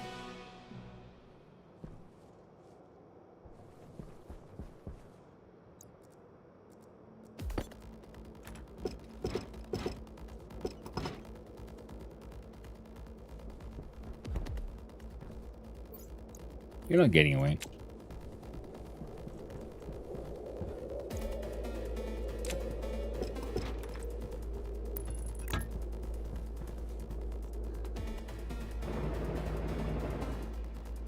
Okay, so one ticket seems, yep.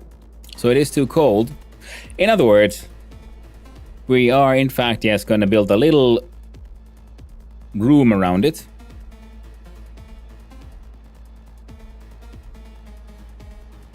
With... okay, I should have the pipes and everything necessary. So it should be... it'll be interesting. Alright, so... we...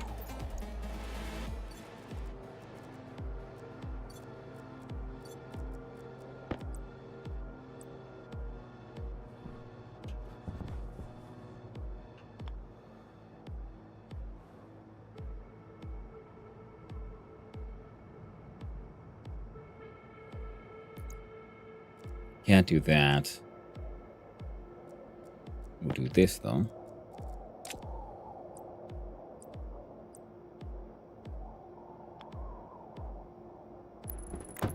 There. That way. Still technically in a room.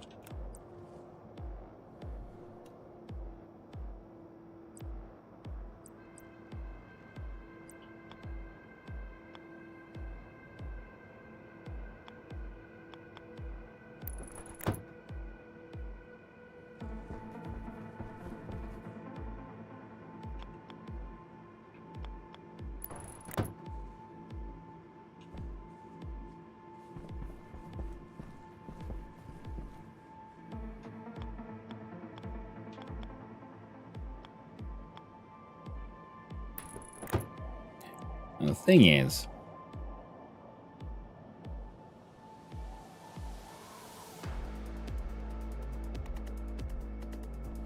wait.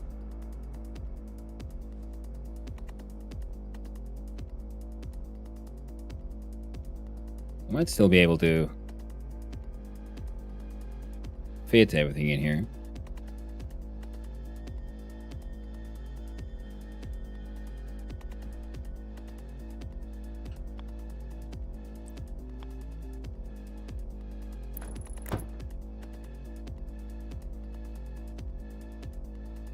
Alright, we'll have to have a closer look at...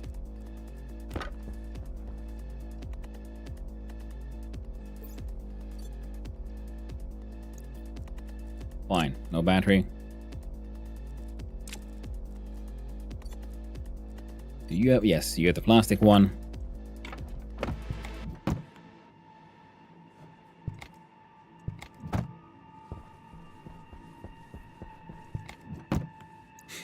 Oh, pretty perfect.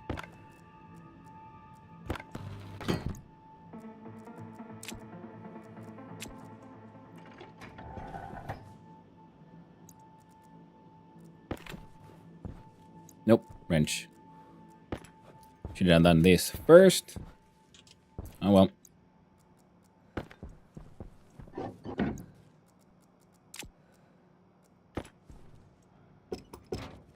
There we go. Now.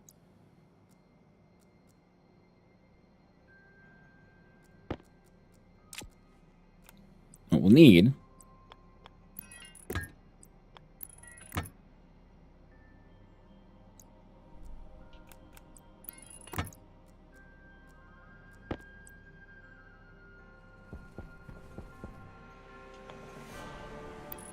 There.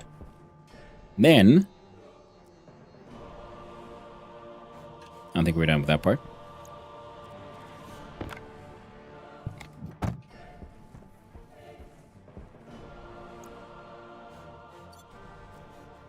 Now where's the... There it is.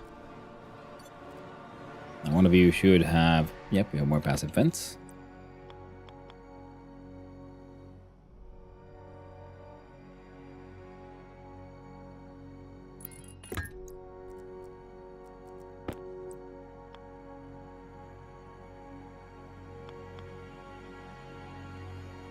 One-way valve.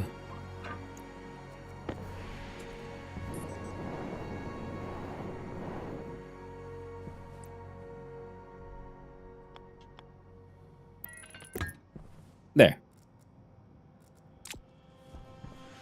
So now it should, hopefully, heat itself up, but not overpressurized.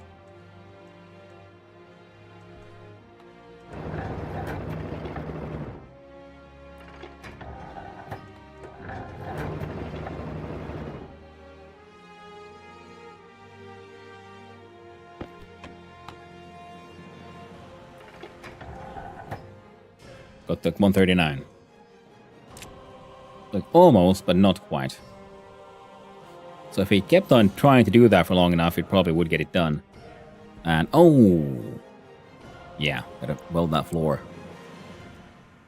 Gotta make it actually airtight for this like idea to work. That would be black pack. No.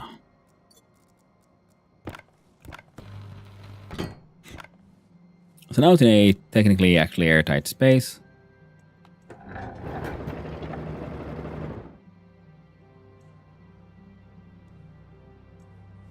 Now the interesting thing is, because if we add logic to it, and no one does yield and so on, because where we then now we add a yield to it, it should still keep on activating itself. So eventually something will happen. Now, shit might explode. And that's why. Yeah, so as long as we don't open the door, it's all good. So, let us look inside. We do... Wait, do we need power for this? Do you carry any power?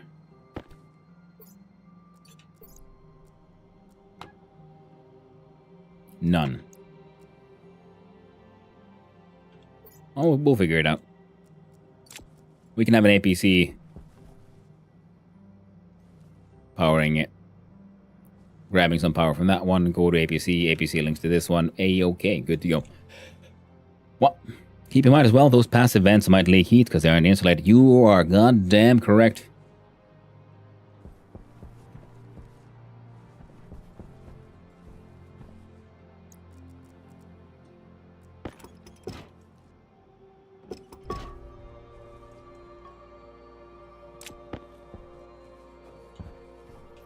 Let me out. There we go. Now that is from a pressure release valve kind of thing that is no longer really needed. Now, seeing as the wall is like this, right? Would the other passive vent still leak heat, even though it's on the other side? So the heat leaking is happening, but we can't see it because it's, you know, secret.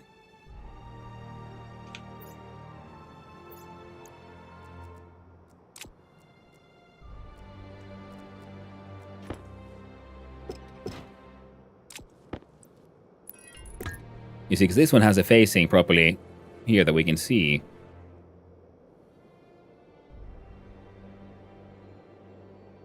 And if the other one is leaking in the other direction, that's fine because it's all inside here.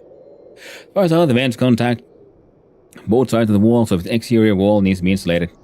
Okay, good to know. Thank you. That's all I was really wondering about. Well, we can fix that once we get there. For now, time for an IC housing. I do believe we have in there. Okay, now.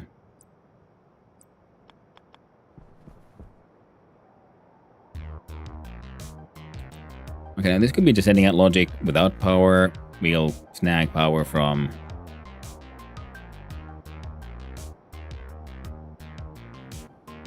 an APC that will just snag it from here.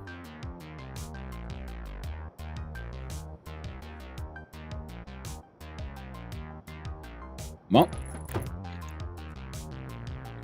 let's try to be sanitized. That is how we're sort of building this.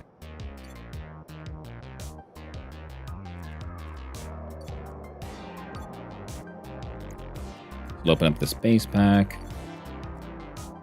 Acquired McBoard.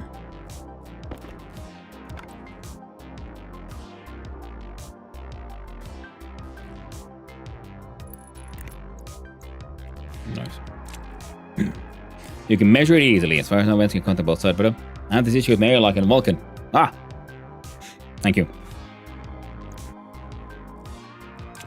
And sanitizer, does exist in the game. Yes, I know. I found one from a trader and I bought it and I put it in a cupboard and I've never really done anything with it. I'm assuming it's a way to fix hygiene, you know, on the go. Now, if we look inside this one, we have some heavies. But first, APC.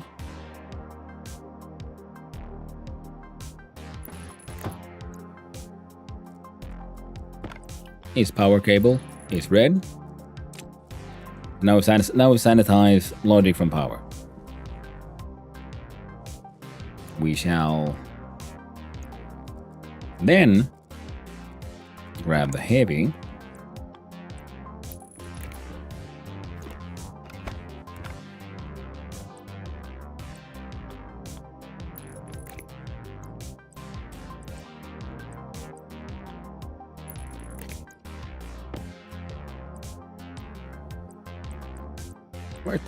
There you go. There we go. There. And open you up. Now.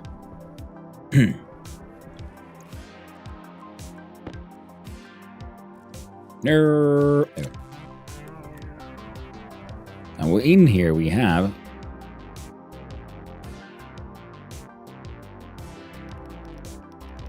no device. I'm guessing you need power, you know, or to even like to see the devices. Very well. Who is sacrificial? Right now, hand drill. We thank you for your sacrifice.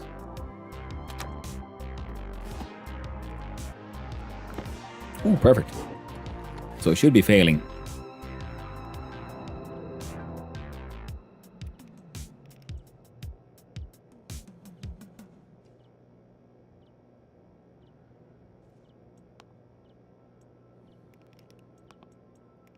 What do you mean, no device? Is this not a device?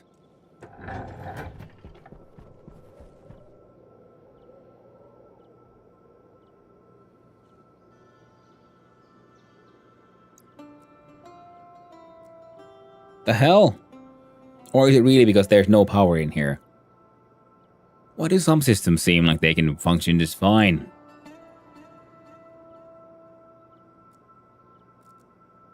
I mean, we'll just have to change the logic here, but it's fine. It's fine. Mostly fine. Now I just want to know. Okay, turn off. Close those for now. Number 5. Left-hand pocket, logic shit. We look at a logic in-out.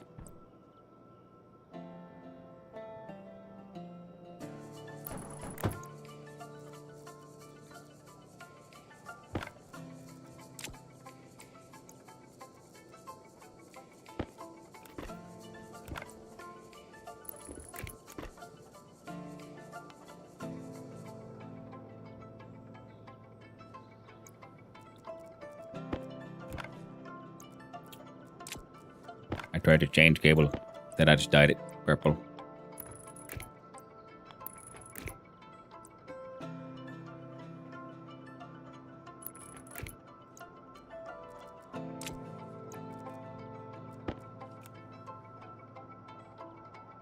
So you can find the cable analyzer.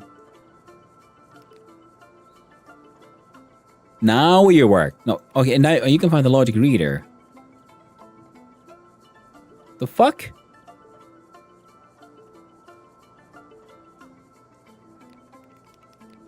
You can find a logic reader, but you can't find a cable analyzer. Or a fuel gas generator. Why can you find it?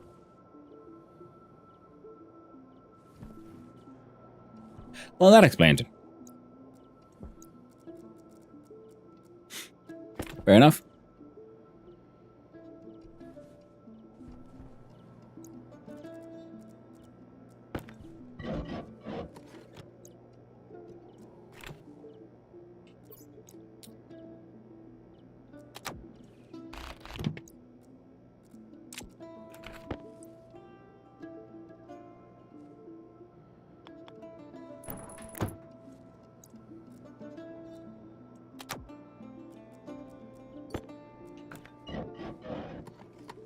Now we would explain it. And now... yeah, now they're all there. Well...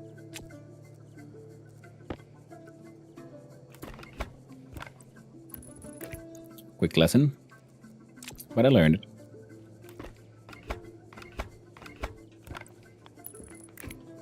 Hey there, Perk. How you doing? Good morning to your friend. And building things wrong way around. Good times. When like, why? How could my like fancy circuit housing not find all the tools? So how can this thing find it? Oh well, because yeah, plugged it in wrong. Here we go. Yeah, handle has no battery right now. It's fine. Oh yeah, because the thing is, I was wanted to see, can my circuit housing read from the cable analyzer so we can find a megawatt value? We're gonna use that one. And then gas fuel generator. Yeah, these are the only 2 devices on this logic network currently. Fantastic. So then we look at the deep dark magic of code. We even have a chip here ready to go. Say again. Yeah, 0 is analyzer. 1 is gas machine. We edit. Pause. And yeah, I need to add an 11th one here for the or ice logic sorter. But right now this is a reusable piece of code. A-okay. We'll actually add a little bit of a detail here of just comments. Add hash and details for ice sorter as well. Maybe. Yeah, left it turns out, yep. I did need the reader. Having your logic input actually go into the logic port helps a lot. Turns out. What are you doing, Perk? I've been watching you guys having fun on the crow's nest every now and then. Haven't been that chat active, but I've been doing my best to be lurking, be watching. It's just I'm usually so tired and, busy in the evenings.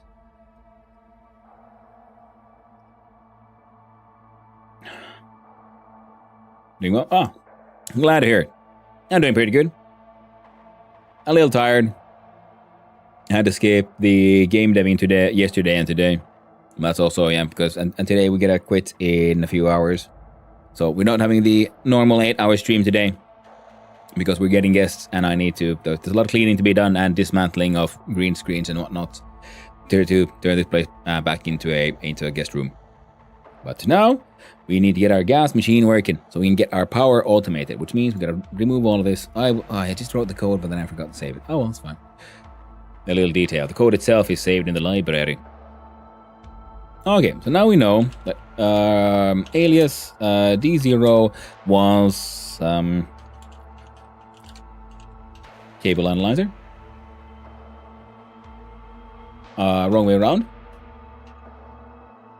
Then D0. Cable analyzer. There you go. Then we have an alias. A little time over here too. Yesterday was wild. Community build events have been a lot of fun and also very tiring. Ooh, I can imagine there's a lot of things happening.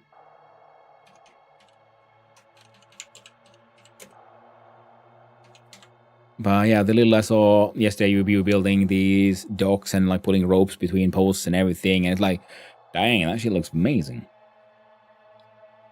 Well done, Perk and his amazing Crow's Nest community. And if you in case you didn't know, Percus is a most wonderful streamer, cool dude, plays a lot of vintage story and also sometimes Stationeers and other cool survival crafters and logic automation kind of games where you gotta figure stuff out. But his vintage story server, the Crow's Nest, is a fantastic place filled with lovely people, all doing really great work and building all kinds of crazy stuff. Definitely worth checking out and giving a follow. Right, so we have alias for the cable analyzer, alias for the gas generator. We'll have a define for min, we'll call it min power. Now, we got that number in megawatts, and I was thinking, I don't know, it's less than 10. So that'll be 10,000, I believe.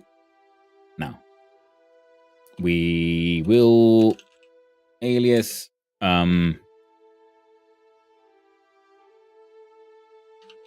current watts. Current watts in R0 will have the community does all the work. I just gesture around. Well, you enable it all. You you magnificent enabler, you. They couldn't be doing it without you, having the community there and being the pillar that the entire community is built around. So well done. I've been looking at some of those numbers, man. It does look like partnership might not be too far away with that giant community of yours. So really well done, man. You've earned it.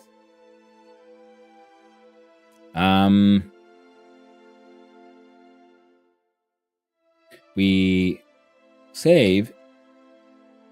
No, we load into current watts from cable generator.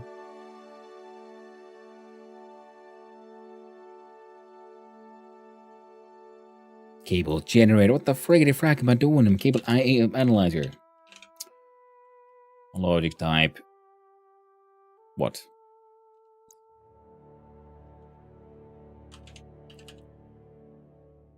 Good old cable analyzer. It has power potential, actual, required hash, reference ID, name, hash. How much energy device or never potentially provide? So power potential.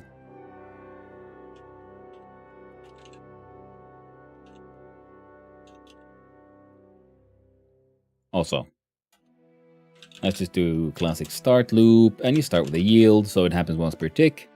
We check what is our current power situation. Then we do save less than. No, greater than.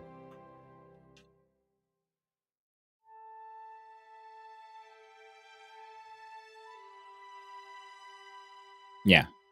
Into alias gas. Oh, no, it's going to be small. So gas gen state into gas generator's state.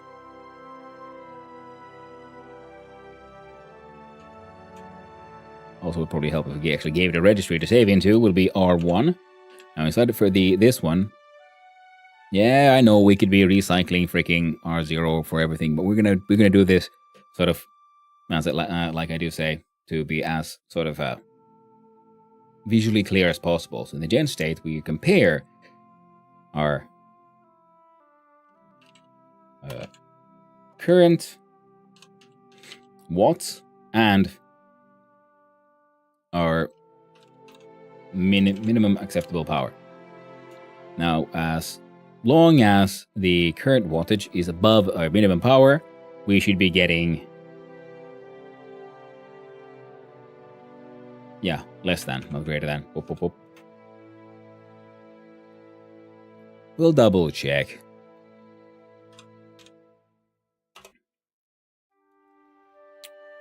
Man, I even got that one wrong. SLT. Save less than. So register equals 1 if A is less than B, otherwise 0.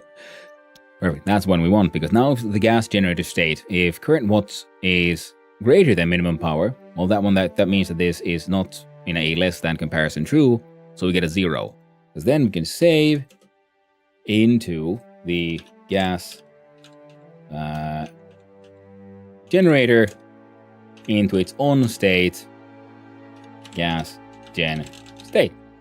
So if we read from the cable analyzer the power potential, if that is less than our minimum power, then the gas generator turns on, because gas gen state is 1. So if we have enough power, it'll turn off.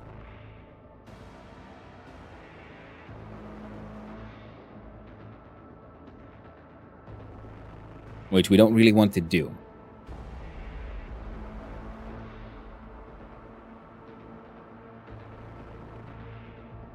So, because this would essentially make sure the machine we don't go below that level. But I want it to like trigger at that time, run for an X amount of time, and then we'll look for it again. And that is easily done by doing something a little different. So now we still have the gas gen state that we want to look at. So then we do was it BLT? Yes, we branch less than rather than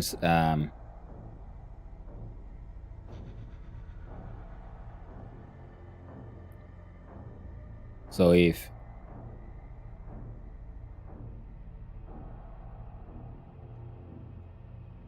current watts less than minimum power here, same as this one, then we branch into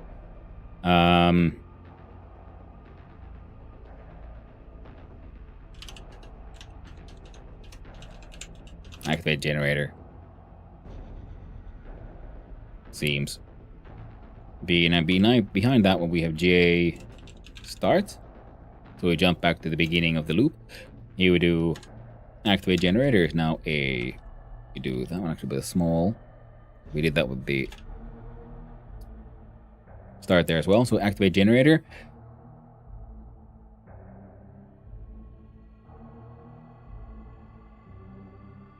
So technically here we don't even need to turn you on, do we? We could do, or like save this state at all, which is gas gen on equals 1.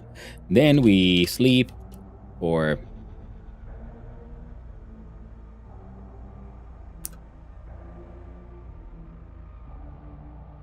10 seconds.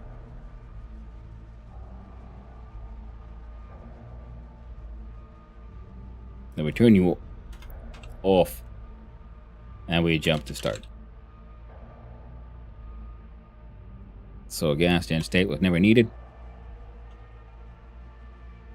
So we keep on checking what is the power potential.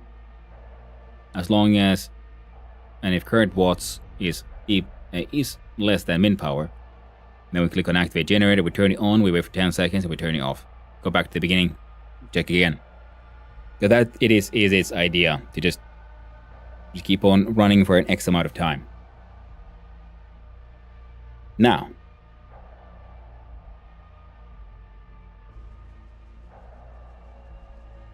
I can't.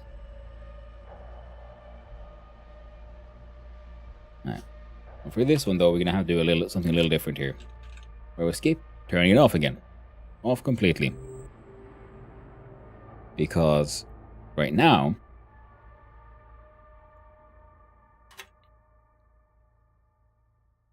it's in a tiny little box and it's way too cold. So it can't actually turn on properly. So I'm gonna see if I can just make this shit loop. And now this should be happening once per tick.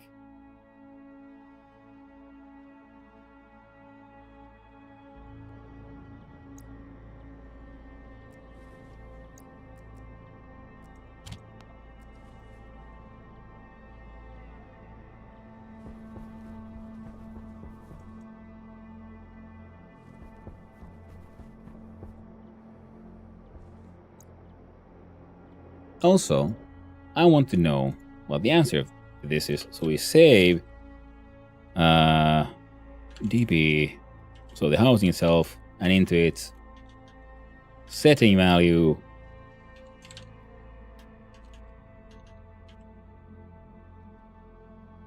Current watts. Confirm.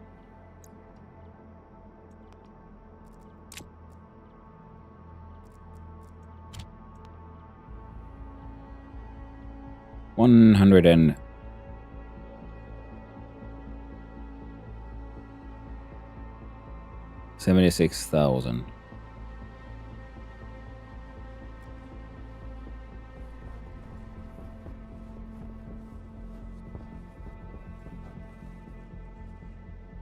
I accidentally jumped so hard. I flew the fuck out. There we go.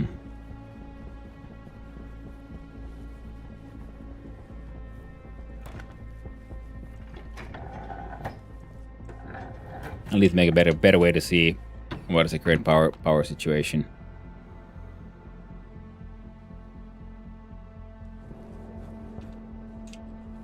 Let me through. Alright. We are at 17.8 megawatts. So 10,000 was wrong. Should have been 100,000 apparently. Fair enough. Also, we need to test some shit. About... Ooh. We need that insulated passive vent. Do we have a normal passive vent? We can steal that one. Because that one doesn't need a passive vent.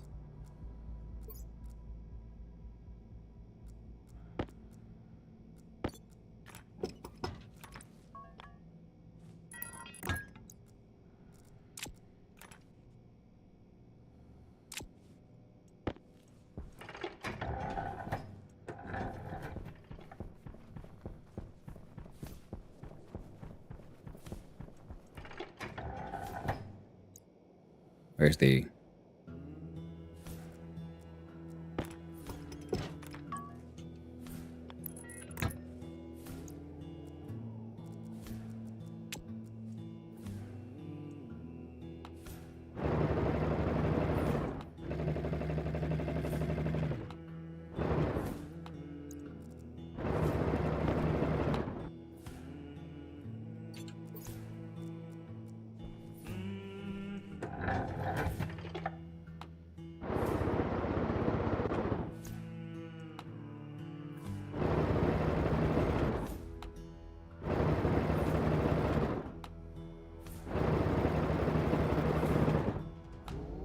So it should work now.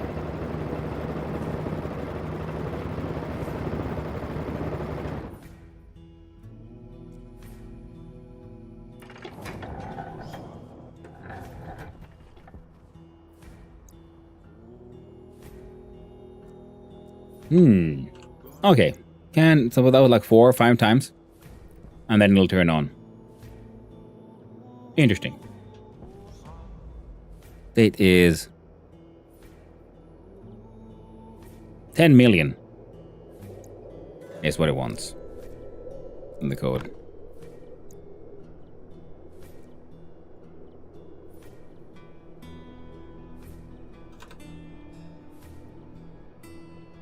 To 3.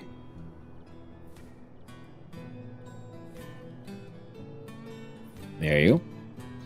Now activate generator has, I'd say it was 5 times. So we do this. 1, 2, 3, 4, 5. I remove J-start. Back to sleep. This thing works just fine. We jump here. And we just put yields in between here. Is it janky ass code? Hell yeah. Should it work? Hopefully.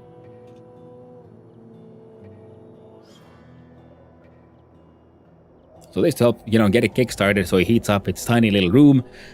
Hopefully it won't get too fucked up.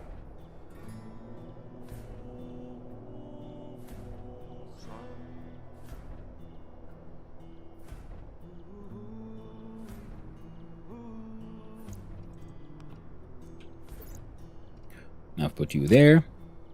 Clickety-clackety on the exporty. Alright. Then we change that to 2.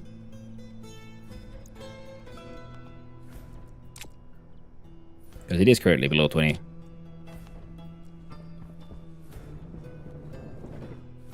One.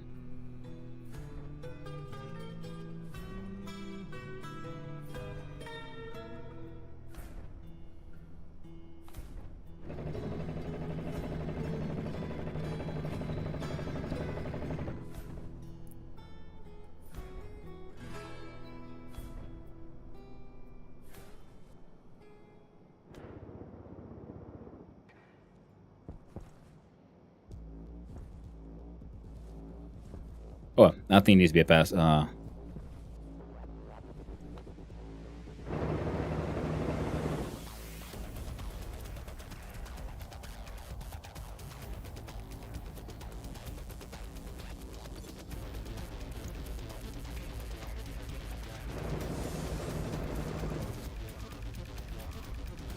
say generic gas gen on 1.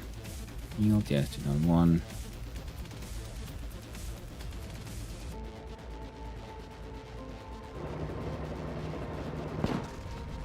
Jesus.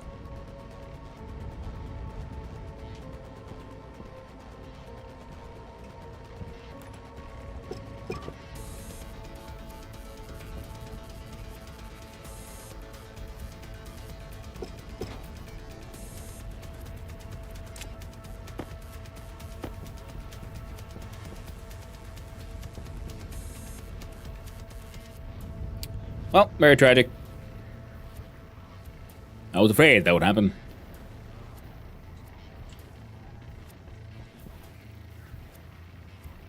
Well, the pressure valves are working just fine.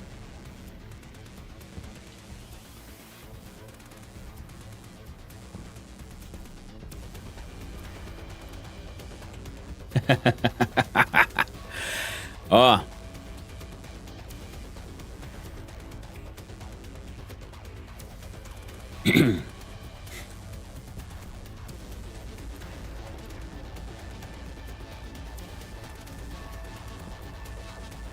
Oh, heavy cable survived.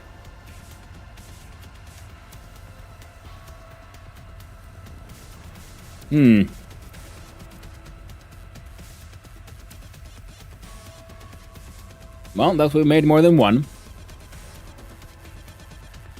20 kilopascals at 278 to 328 Kelvin. I wonder if they would work as a sort of bubble thing. So if we remove like the floor,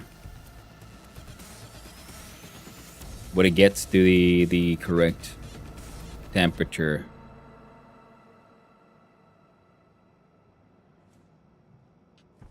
Nothing else here seems to be busted. But okay, in order to, as we tried to warm it up, it did in fact, well, warm it up a little too much.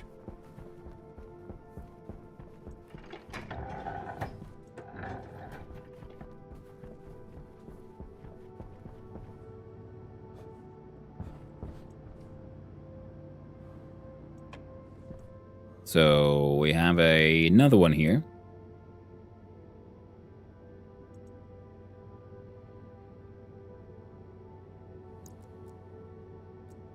Alright. One thing I do know. These tools apparently don't have batteries for some insane reason. So we'll fix that. Fixed. Then... well, we can abuse the fact that it does always work for that one tick. Hunger caution.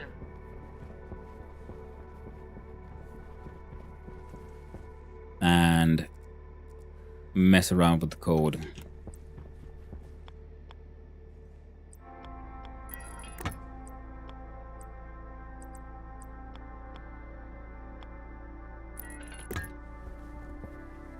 And I'm pretty sure it's going to be a hand drill. No angle grinder, because it is just a piece of trash now. Put in the new one.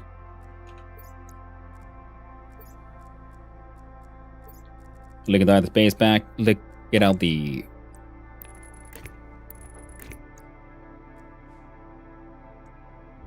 cool little purple wire. Remove the floor. Look at our thing here.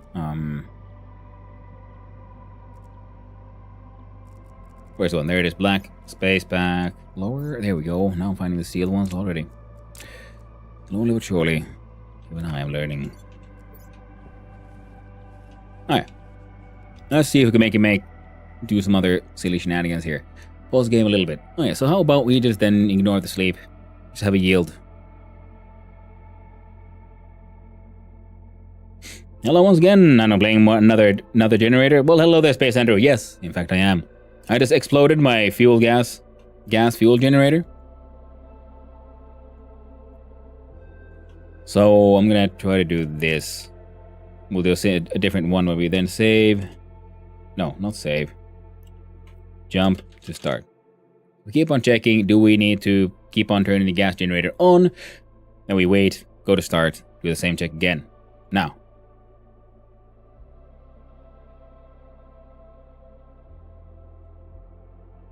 Then we have BGT greater than.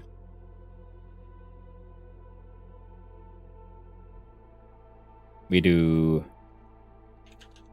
current watts at, we'll call it the good old max power, to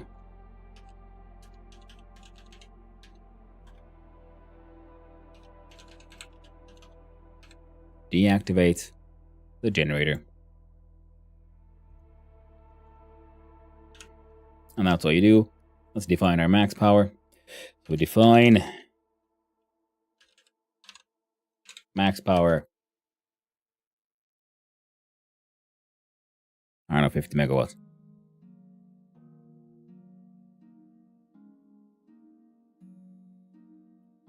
So if we go below 20, we get it to at least 50.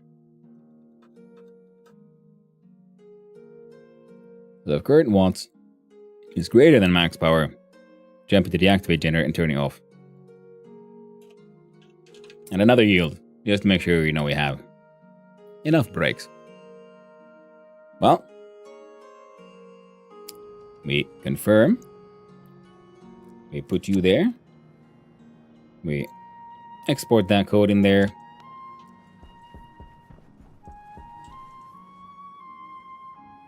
We realize it won't work because we didn't give it. We didn't tell it who the new machine is.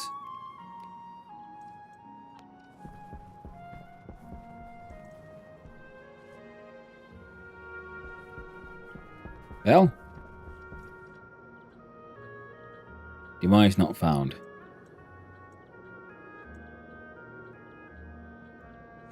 Oh, wrong one.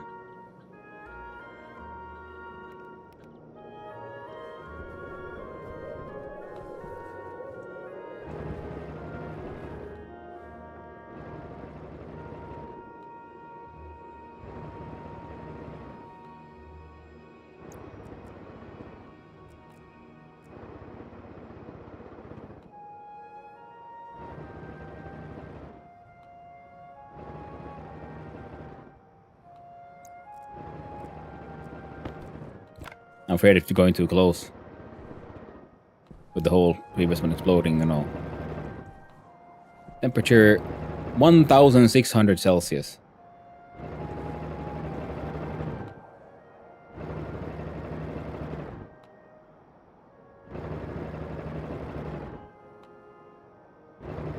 May I ask, did you hook up the Stirling Engines output loop back to the input? The way I'm doing it, yeah. You see, here's the input loop. There's the output. Oh yeah, they're currently the same loop. I'm supposed to put a one-way valve here, but it doesn't really matter that much. Because this thing is here just trying to maintain the pressure. Like now the problem is, it's stalled because, I mean, it's okay because we don't have anything more to put in either. The temperature is too low. But the pressure is also so low that the steam isn't turning into water and being drained from the pipe.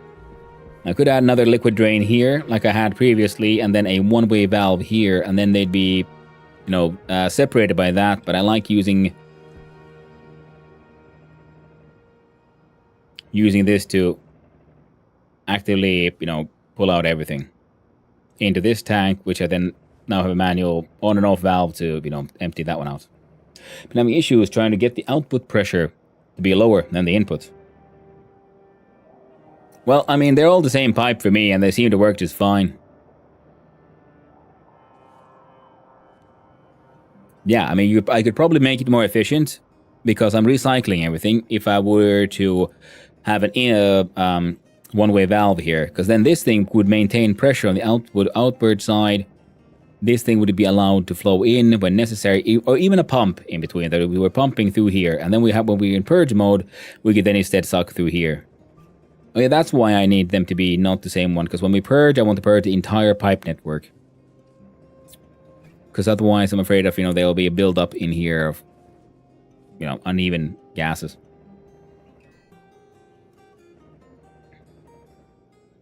So yeah, is this the most efficient setup? Absolutely not. I have not considered efficiency at any point at all. Because the electricity production here is a nice side effect from making water and stuff. I should be looking closely into this thing too. But yeah, at least we got all the water liquefied, and I'm been considering like maybe if we just add some more liquid pipes and use those to move some shit around. Mostly there's oxygen because I used a pressure and pump to suck in atmosphere to put in there to get the pressure up to 3 megapascals again, which allowed us to then have a lot of that water change shape. Now if I turn you on,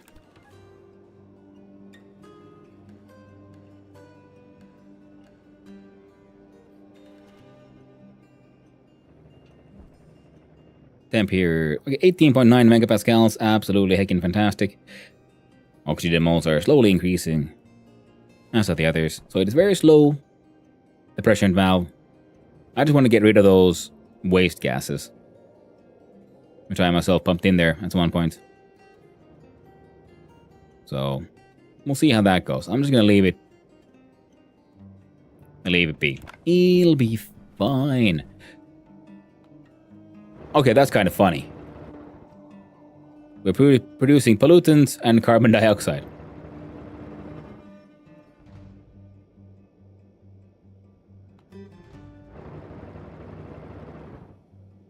Because for a tiny little bit... Oh, wrong one. Temp is at 200. Inside room 51. It activates. We drop to... like okay numbers, to be honest. What the problem is I got too cold too fast. I mean too hot, and then our previous gas generator freaking exploded. So now I want to see how is the guy doing actually. So if we look at the network analyzer, actual and potential goes to 18 kilowatts whenever it turns on for a little bit.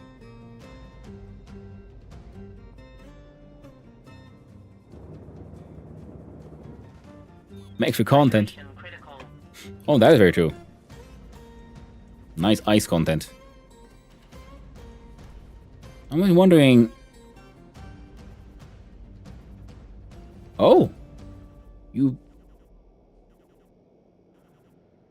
Power go high enough? Well, at least it's not inside the, like, problem area anymore. Yeah, because it automatically turns itself off when it's outside its comfort range. Or for that tiny bit, it makes power. So no, it no longer needs that much power. And now our windmills are also making power, so that's nice. This is a very stupid way to do this. And I'm wondering, like, I guess what I would need to do, what would be the sensible thing to do, is have gas at the correct temperature.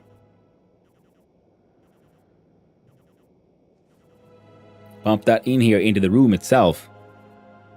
Hunger critical. And have the waste be, you know, vented out properly.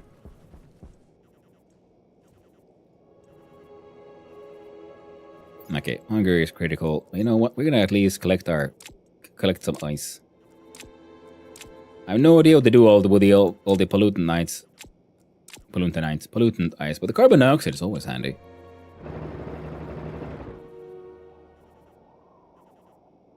I feel like I can make a small room.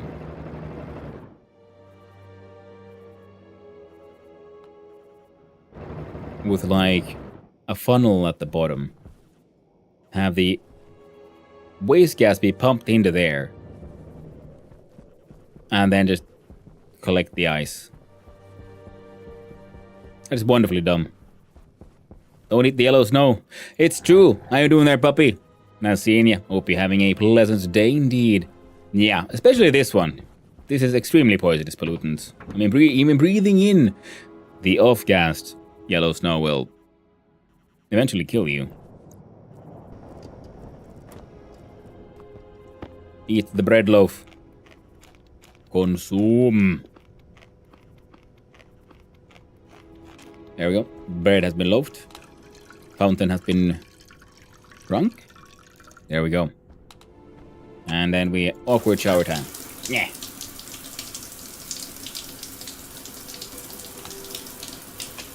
Here we go. Nice. I just finished the first draft of my weekly schedule in Google Calendar. Ooh, nice. Not sure about how packed it is, but it's gotta be hustling.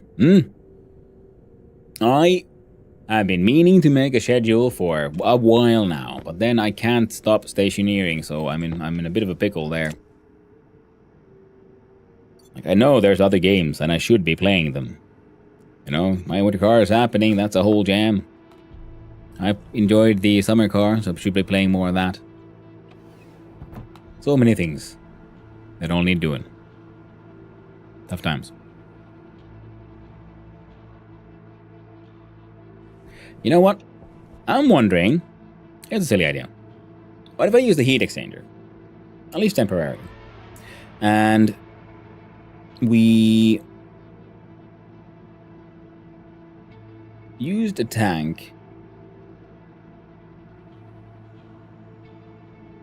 Well, like a radiator, maybe? Maybe just play Schedule 1 instead of making a schedule. Smert. It's very true. That is the very first schedule. The schedule of 1. It's also a fun game. People are playing it, and there have been very interesting updates. So it would be fun to check out how it looks now. And my gas engine system is dumb, but it kind of works. Can I make another one? Let's see. Gas fuel generator. Oh no, it needs steel. Wait, I didn't have a whole bunch of steel somewhere here. Yeah, 100 grams we need.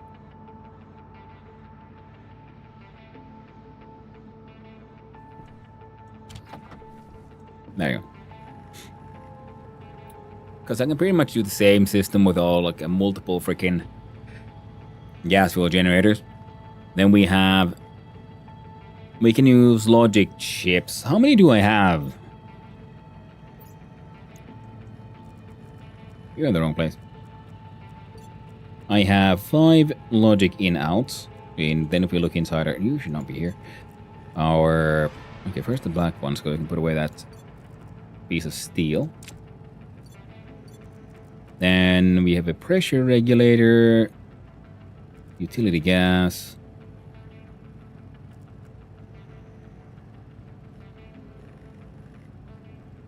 This one. 1 volume pump, 4 gas mixers, pipe utility gas, turbo pumps, digital valve. We have 2 digital valves. Okay. Now here's an idea. What if you have a sensor inside there that detects the temperature of that room? Temperature is too low.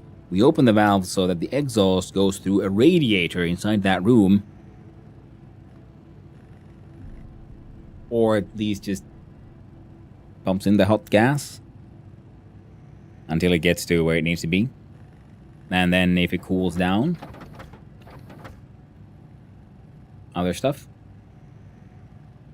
Yeah, the idea. And then if we...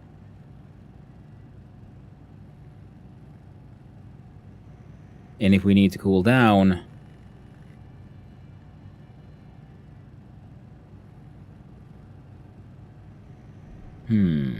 How the hell? What then?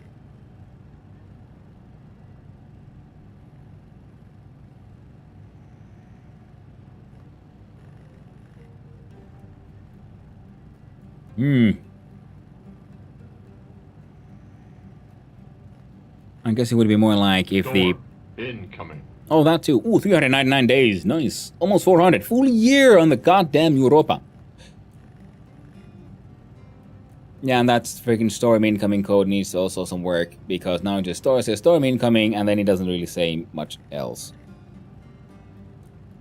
Where we should have it triggering when as the storm approaches, the storm incoming, and then again storm incoming, and then again storm incoming, first when it's detected, which just happened. Now there should be a timer for, as it approaches. You know what? I'm gonna let you make a whole bunch of those. Because I want to know, because I do believe we're saving... I can just look at this thing, can't I? I mean, look at this the configuration thing. Now, yours should be state 0, so that doesn't help me at all. Okay, so we look in here, look inside you. Close everything. Number 4, perfect. Change from network analyzer to configuration. Tell me there. You should have a next weather event time.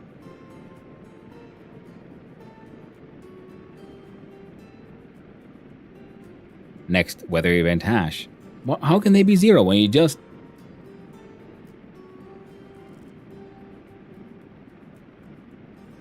I mean, what the fuck? I have no idea what that number is supposed to mean in this case. I would have thought it meant like, oh, the storm is coming. Or is there a later point in time when it's then changes into an actual value? Oh yeah, we're gonna sell you some things. Buy from you some things. Deal with all kinds of things. Now that guy still has fuel. That's why we were thinking like, you know what if I just put multiples of those doing the same thing?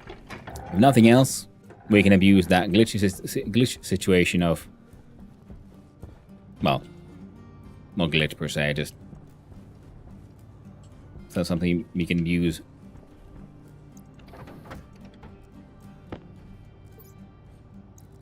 Oh, right, yeah, that too. Okay.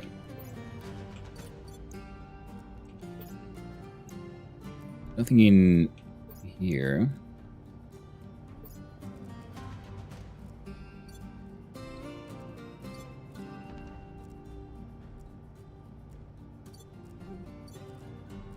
I'm running out of pocket space. Now we're supposed to start working on Larry and everything, but at least if with this we'll have somewhat better emergency power production. And with the storm incoming, we'll be fine. Absolutely fine for the foreseeable future. But yeah, this collection of ice is funny.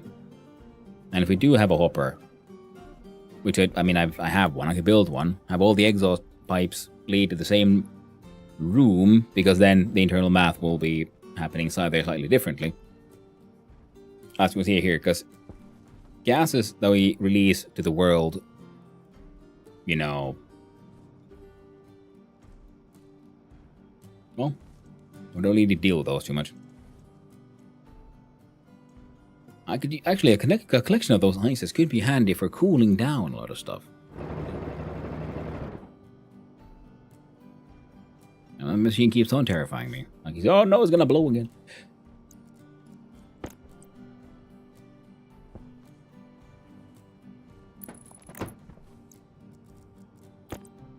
There we go. Set of 3. Then we'll have to do something funny with the cables. The powers can connect. Cables will go above or below the ground. It'll be fine. Then if we build a little room around this entire thing.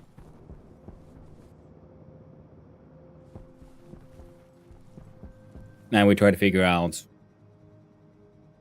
when do we, turn it on and off again. We have the exhaust. Like I said, they all combine their exhaust into one pipe. I don't really know how harsh its exhaust is. So let's have a quick look-see. What? Where's the tablet? Oh, you bastard. You put it somewhere weird, didn't you? Oh, another ice. There we go.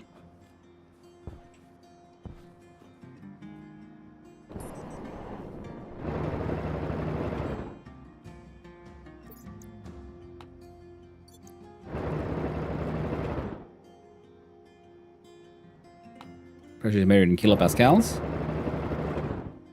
There's even tiny amounts of volatiles in there.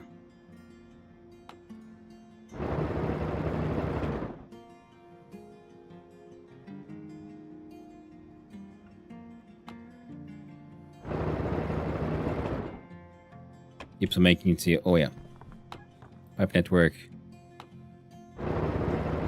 goes to around 200 degrees Celsius.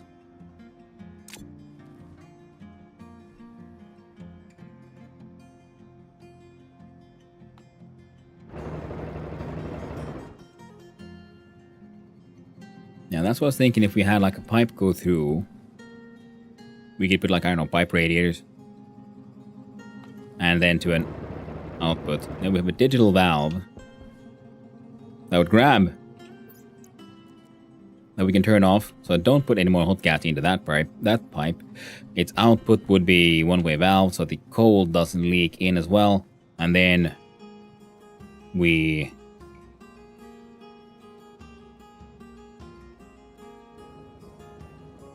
when one valve closes, another valve opens, and that leads to an output pipe that heads to, somewhere where we're gonna deal with the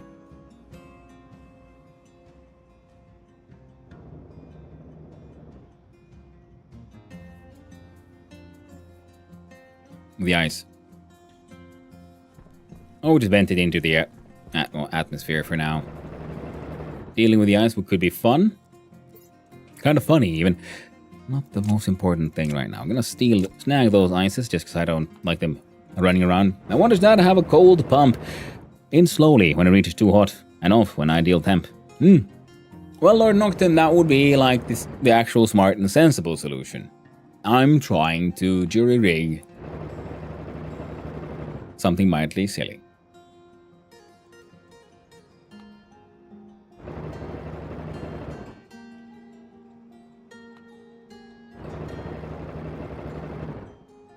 I respect all wacky ideas. Well, thank you, Lord Nocturne.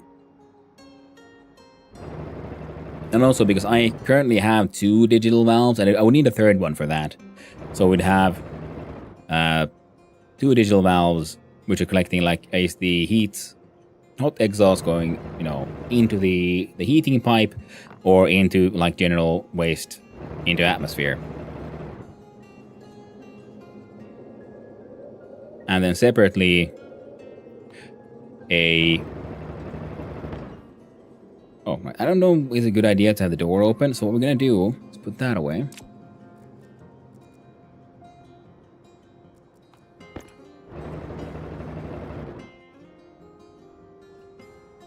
And see about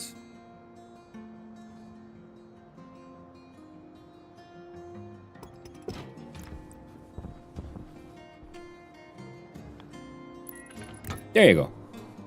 Nice and quick.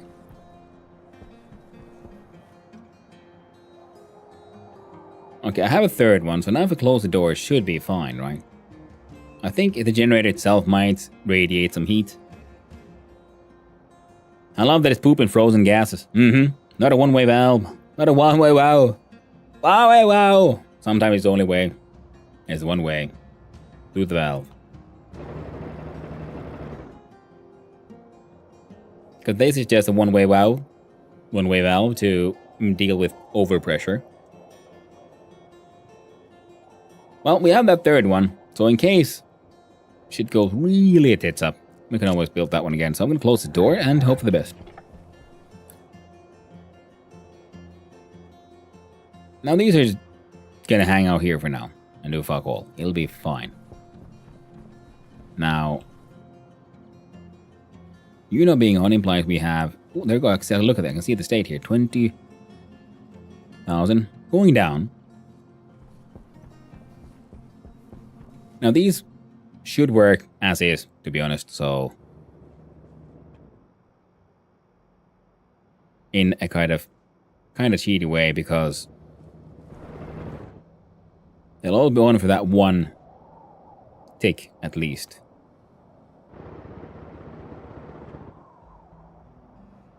Wow. Hey there, fluffy buttocks. Hope you're doing well, friend. But yeah, I'm just wondering, like,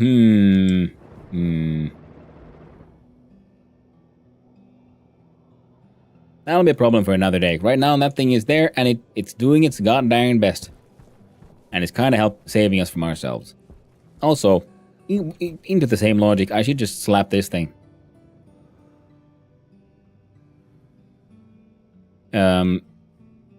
Though, instead of having... okay, we would lose some shit, no, wouldn't we? Because, you know, this thing's on and off state, would just go... have a chute that keeps on pumping in coal or whatever. Now, logically, because I know how the game is a little funny, like we see here, because, you know, it takes X amount of fuel to activate, and then the activation cycle will take an X amount of time, regardless of how much fuel put in. So there's a difference between like minimum fuel and minimum time. So you get a lot more done with smaller amounts of fuel that way. So we could have a detection system where we count, is there anything in your slots here?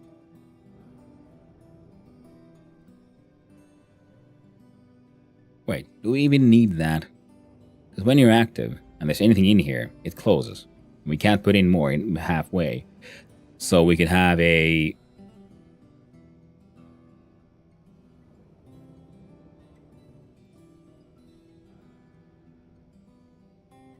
container that has individual bits of coal rather than an entire stack, for example. And if he's them, like, could I just put in an entire stack of coal into a stacker with a maximum stack size of 1, and now it desperately tries to shove them all in there? Oh no, the storm has come, and all our power woes have been solved. There we go. Don't need to worry about it. Heck, your name. Doing alright. Just waiting on my new motherboard to arrive. The old one, insert party for baby. Nice. Well, I'm glad the new one's coming. It's tragic. The old one perished. It happens. Okay, all that is happening. We need to then have a... well, we're stuck here. Let's have a look at our ladder situation. We're gonna need incontinence, hastaloy, and astraloy. Do we have 25 grams of hastaloy? Which means we can make 5 of these. So inconel and astraloy.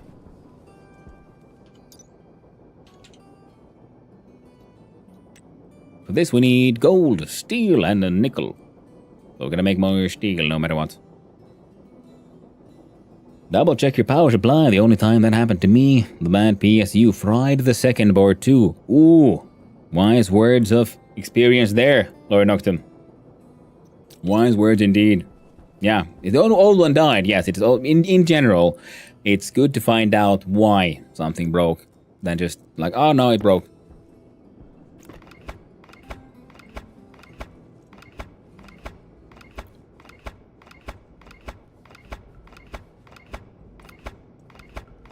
Now I might. Oh, I gotta remove that one too.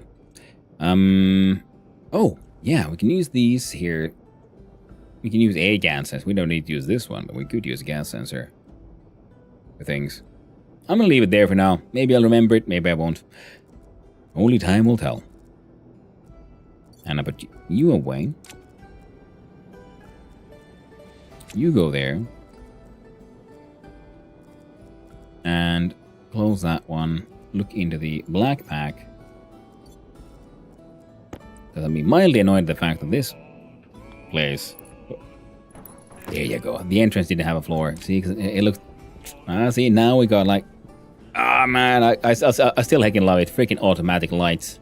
Amazing. It looks such a heckin' achievement.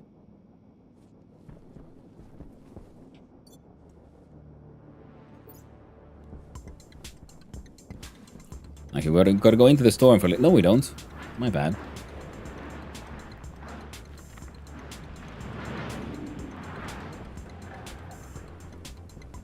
I have a thing for... Oh, would you look at that? I love the fact that grates... Because these are floors, and this is the room. This is not in storm, but I can see the storm here and through the grating. Hehe. Neat. Alright, so we do this, we look inside here, we do... This is some ice. There we go. And they will end up in there. Stacked together with their friends. Now we need iron for steel. So we do 1, 2, 3, 150. Hunger caution. 250. Maybe 400 steel.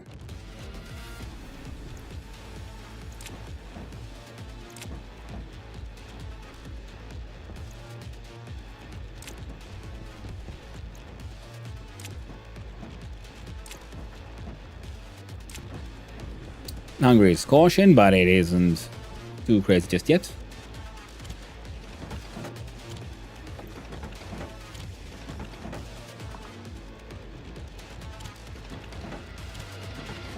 I tested it earlier today, and I finally realized, yes, Bailey and Alamein was not lying. We can go past the 500 gram limit when putting in inputs. Now, suck in that hot gas. Mmm. So fancy. Hey there, Deepo. Hope you're doing well. Oh, Floppy Buttocks on a 3-stream streak as well. Nice. Thank you, my friend. I appreciate it. And it's a known buggy board. I found multiple other people having this issue with the same board. Ah, tragic. I usually say something fails. I used to say when something fails, it's better for that to fail and not the GPU. But now in this economy, I would say better for the motherboard to fail than the RAM. And Lord Optimus saying so fast, it is right. I'm very proud of it. I'm very happy with how I spent a lot of time on this room. I really need to finish it. I'm not sure what all to do with here.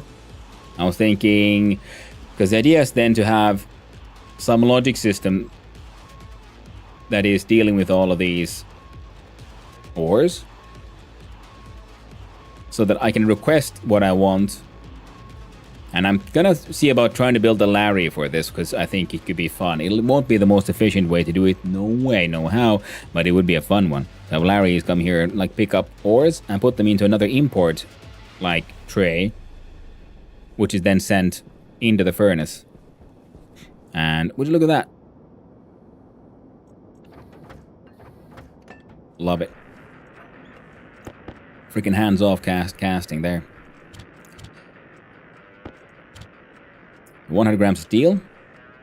Then we look at the Inconel. For 600 Kelvin to 100 kilokelvin. So yeah, just above. What a low need. So with 100 steel, we do 100 nickel and 200 gold.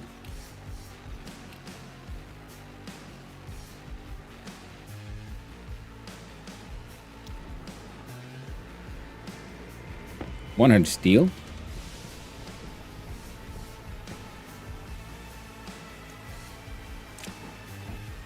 100 nickel.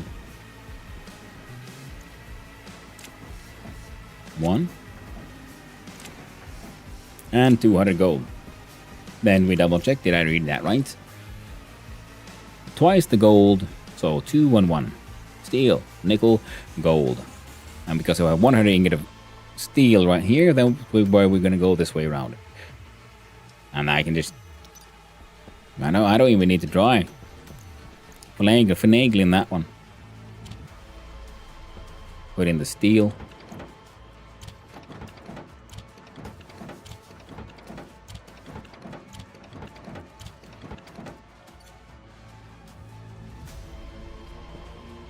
There you go.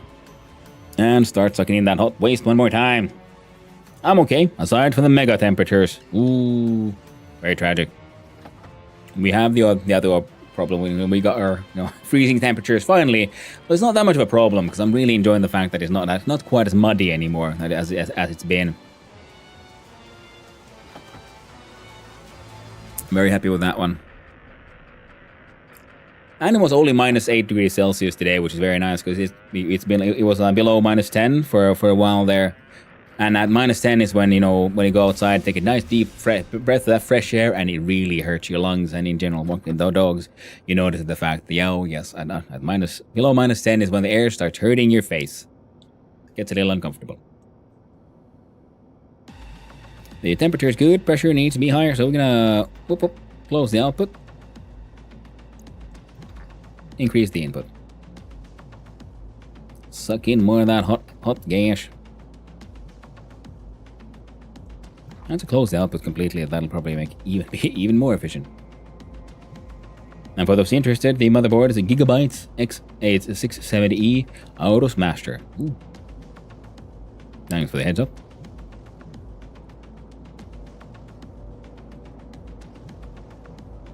Pressure is approaching our target.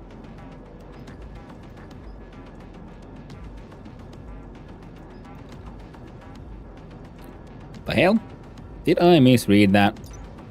Oh, it did. Pressure 23.5 to 24.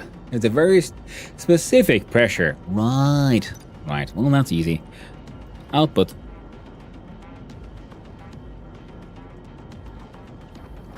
Done.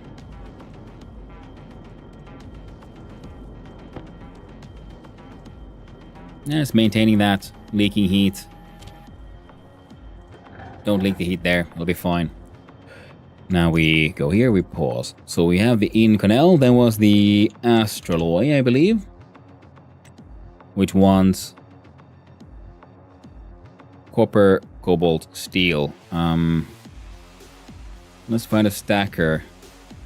Make similar amount.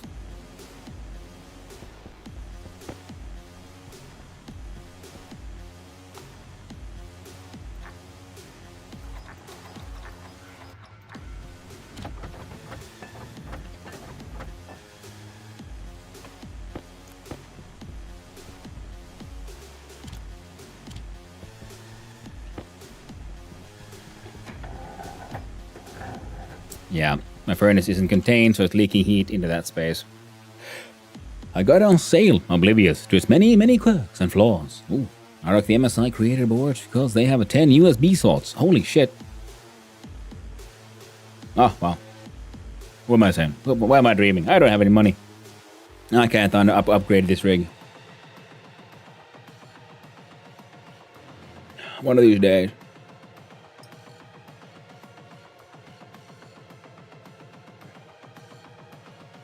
We got 200 steels and 100 copper, 100 cobalts.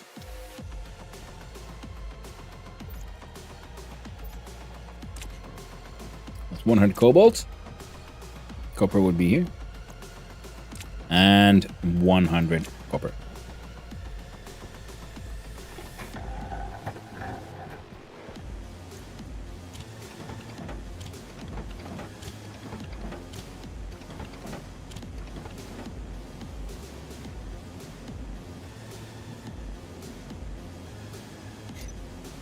And I want pressure above 30 and temperature above 1000.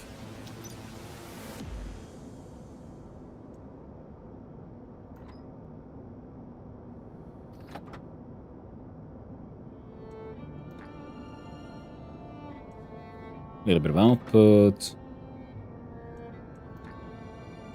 Actually increase that input. We can try to get that pressure where we want it.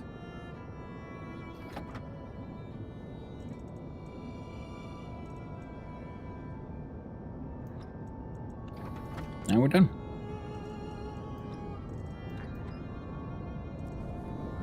Close the input, so no more input, and everything that's left in there will be slowly but surely, absolutely pumped into there. Hey, Kine. Nice.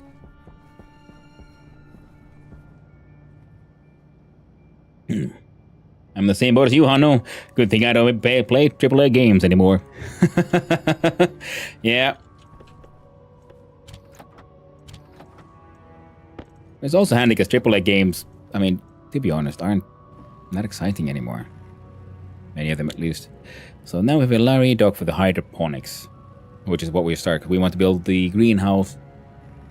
The old one we'll do something with it. I've been trying to like come up with, find the motivation to not do a Larry-based greenhouse, but you know what? I couldn't. I need one. I want one. I have the Inconel Astralize. What all did I need to make the hardsuit backpack? Steel, Stellite, and Astrolite. Sweet Stellite. Oh, would you like that? We had some mini canal here. A whole bunch of it. Oh well.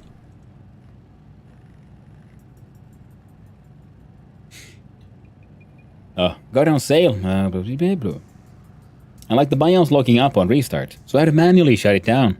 But I'm very lucky to be able to pull some favors to afford a replacement. You see, the warranty just ran out not long ago. Classic.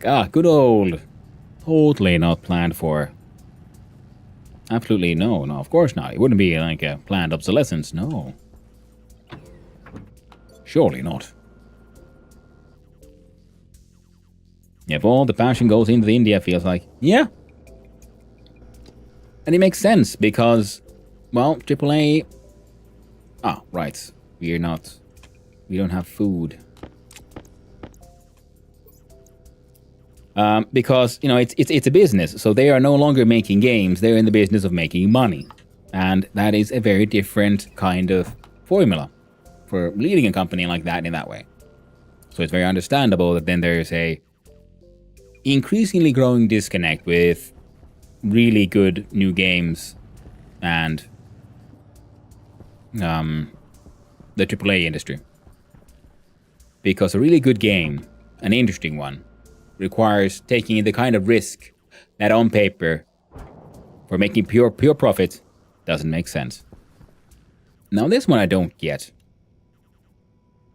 How is it so fucking warm in here? What exactly is warming up this space?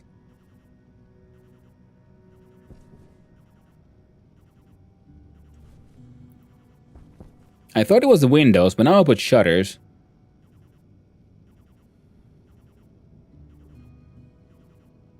I got radiators sucking in air from the outside.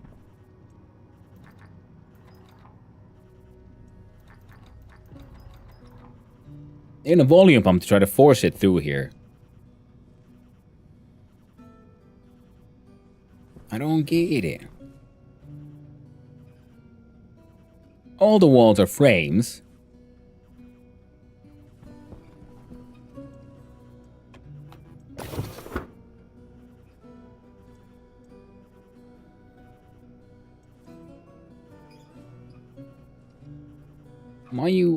My error? Oh, don't worry about it. Don't you feel the passion? The electronics, I think they give off heat. Well, that's good to know. Now, it makes sense, but you know, the temperature is both getting a little crazy. Okay, now it's at 49 because I upped this thing to 10 liters, so now I can actually take off my suit, I guess. You got 500 grams of flour. 1, 2, 3, 4. 1, 2, 3, 4, and 5. Hello there. Well, hello there, Anthak. Nice seeing you out. Hope you're doing well, my friend. And to feel the passion of our corporate overlords, they only cut half of the content and graciously granted us an unplayable mess. They're so generous. Yeah, I know. I mean, have you seen the microtransactions they put in this time? Oh, marvelous. And they're all lobbying to make sure that, if like like in so many other industries, obviously competition should be illegal. If they can no longer produce a good enough product to battle the smaller market, then the smaller market should be turned illegal. That's usually how it goes, isn't it?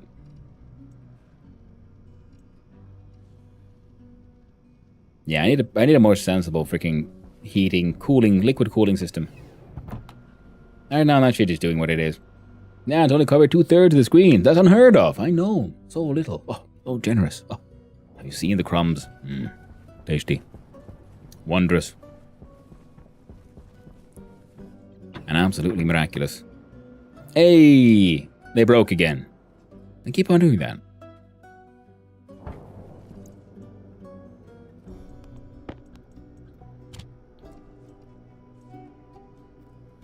So who is it this time?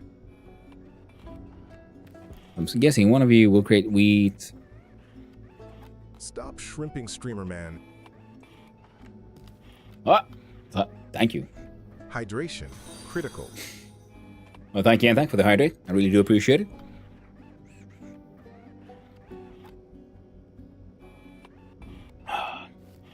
When do I want my pizza to be ready and delivered? It snowed here. I don't have winter tires on the new car. And the other car was taken by my parents in the morning. Hey, sounds like the perfect excuse. Like, oh, I can't leave the house. There's summer tires on that thing. Can't be done. Makes sense to me.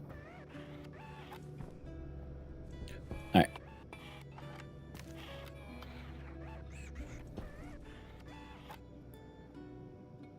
Yeah, these are broken. This one's still growing. This one has finished growing.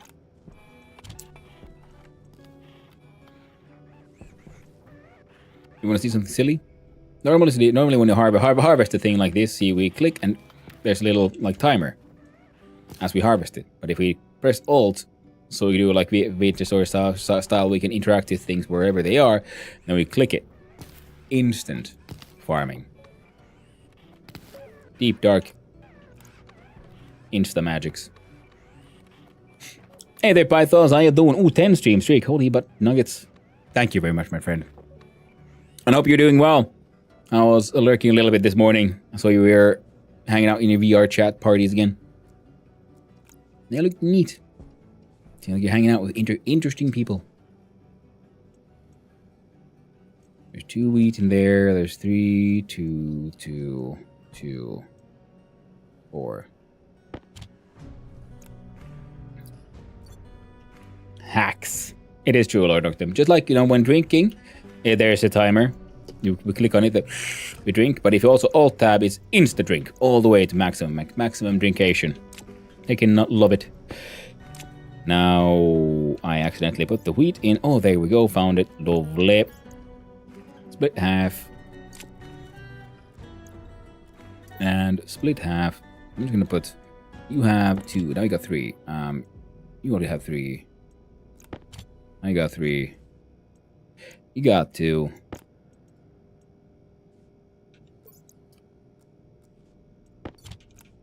You got 3. You got 4. Nah, it's fine. There we go. Yeah, I want to build a better system for pretty much all of this. So these are, because they're barely growing. It's not too hot in here, is it? Nope. Nice, balmy 25 Celsius. And they got more than enough CO2 and nitrogen here for all kinds of plants. Wow. But yeah.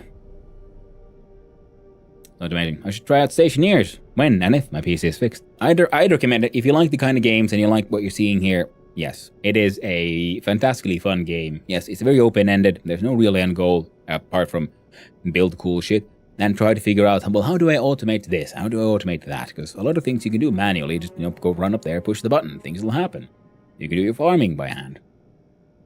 Fertilizing. RB can do a lot of stuff for you with very, simplistic automation, pretty much. And even that, you can easily fuck up like I have.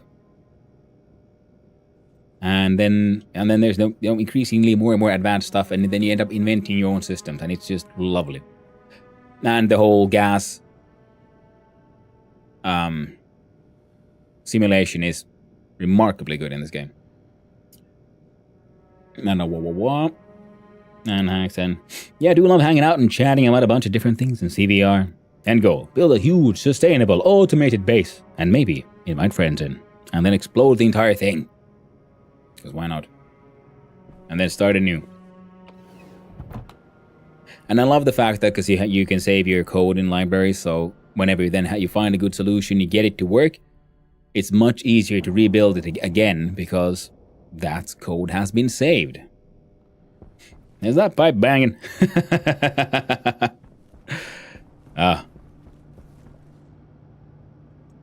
Yeah. I had a, pressure system. Oh yeah, we need more stellite too, I guess.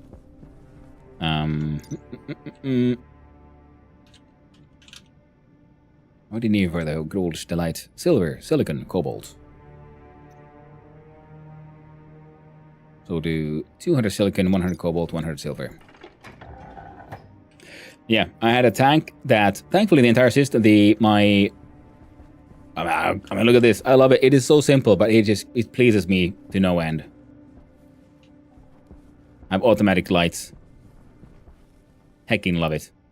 A couple of logic chips in there, and a occupancy sensor. Hecking magical. And these systems. Now it was double check.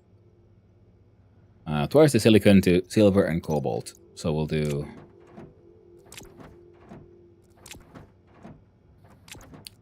That's 200. Yeah, the number is how many we have left inside the silo. And there's some left in the tube. And we do 100 cobalt. I think it was silver. Silver, silicon, and cobalt. And yeah, I want to build inefficient but fun solutions like having a Larry arm pick up these things according to the desired recipe, drop them off into an import chute, and then that one leads into the furnace. And then the furnace needs to go inside a box so we can have it be like insulated and then help that maintain its temperature. Currently it is leaking a lot of heat into this general room, and that's not really always ideal now, is it? Currently the entire base remains, as they say, cold as fuck. So that's fine.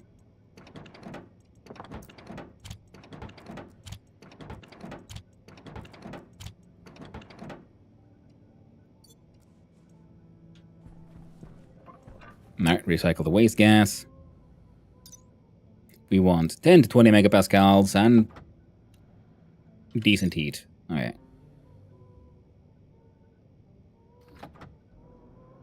Big heat, not too much pressure.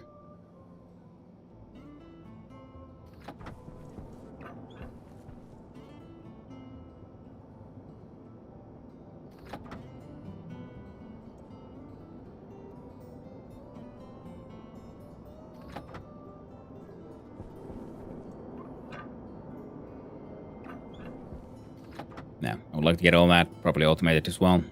Wait, what? 7.8 megapascals. Oh, I guess we need to fix that one at some point.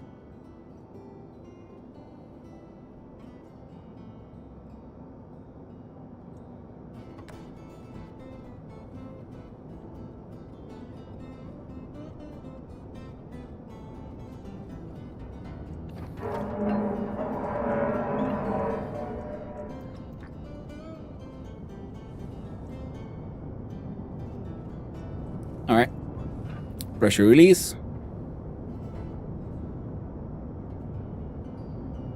Yeah, some volatiles made it through.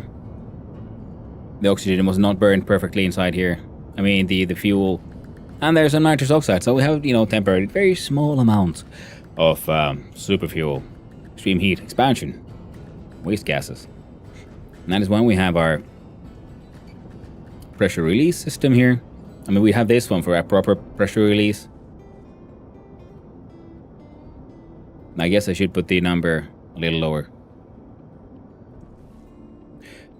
I have a VS Bear, but no Stationeers pipe banging. Well, Sunkirk, I haven't been able to... Well, I just haven't gone out to do it yet. I guess I really should add that to the system. Okay, inputs are closed. Output is back to 30. Thank you, Python. It is funny how sort of used to that. I'm like, oh god, no, freaking bears! They keep on surprising me. Heckin' space bears, man. And I hate the sight of bite groaning. It gives me that feeling of dread. Yes, it does. Now it might be a little silly, but I am very much enjoying the fact that I decided to play this game with a sort of permanent mode, because now death isn't just merely annoying. Oh, I lost some things. No, you lose everything. It has much more freaking consequence. I'm like, oh god, no. No, indeed. Maybe they'll add space bears from SS13 as a joke. That could be fun. I mean, then at least even in a single player game, you'd have something to do with the guns. Gives use for the weapons. Exactly, Pythos. Exactly. Okay, I can leave that on. Now I made the Stellite. Mildly forgot why I did it. I did it for backpack. Astroloy.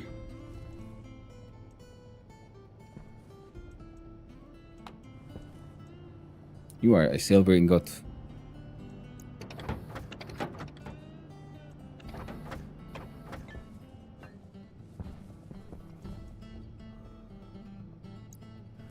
Hydroponics Larry. Go. Astroloy. Oi. Astroloy. We have 1 and 2. We'll grab the 100. One. Excellent. The question is, do I want 2 of these for the pockets? I do, actually.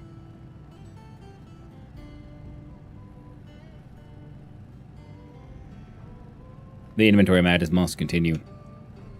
I'm assuming I can put one of these into my pockets.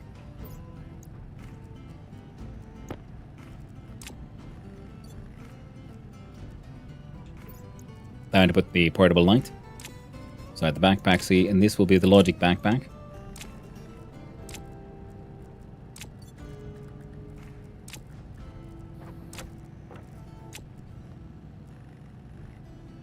You can either have a cardboard box inside. Then we'll have a construction backpack.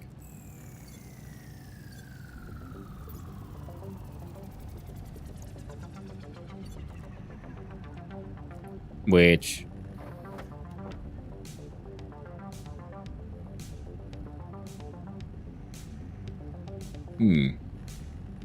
Or should this one have a cardboard box, and the cardboard box contains, you know, multiples of the hard set backpacks? That might make more sense. Did I just put a hard suit backpack in a hard suit backpack?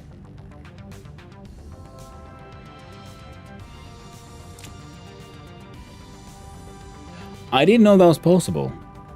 Because I know I can't put a cardboard box in a cardboard box. My god.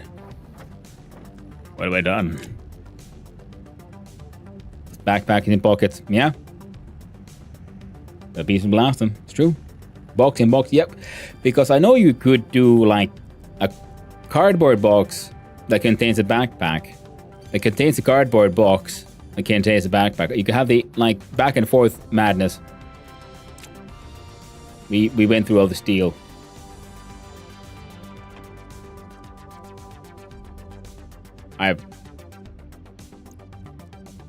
It's too much power. There's only one thing to do now. We must find all the paint and mark them accordingly. We've gone too deep. It's true, Def. You're never supposed to be able to put the same thing inside the same thing. That's one step too far. The 58 steps. Also, these things have no pressure regulation. I probably should make something like that, because right now all the hot gas from above would eventually be let down here. I can maybe just close you off. And then cool down using this here shenanigans to 200 degrees Celsius. And this thing is, you see, that's the weird part. See, this room has a lot of electronics and a lot of machines, a lot of things that I would understand to create heat, right? This entire room is cooled down by this one radiator. And it remains at 26 Celsius. So why, when I have two of these next to each other above here, is that not working? I find this very confusing. Alright, these are the pressure rig. Kaboom. Exactly, fluffy buttocks. That is like sort of a gag waiting to happen. You wouldn't happen to... Yeah, you're good. You're doing good. CO2. Okay, we need a new filter for this guy. O2.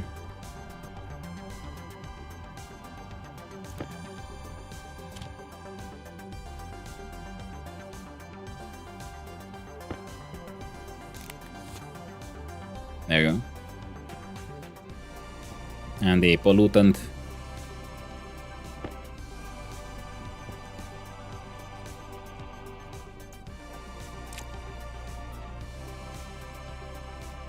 Yeah, looks about right.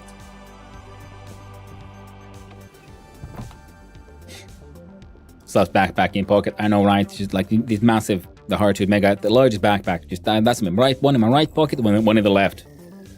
Booyah. If you end up with the bag of holding in a bag of holding scenario, that is a real risk, Depot. But a risk I am willing to take. Some of you may die. That is a risk I am willing to take.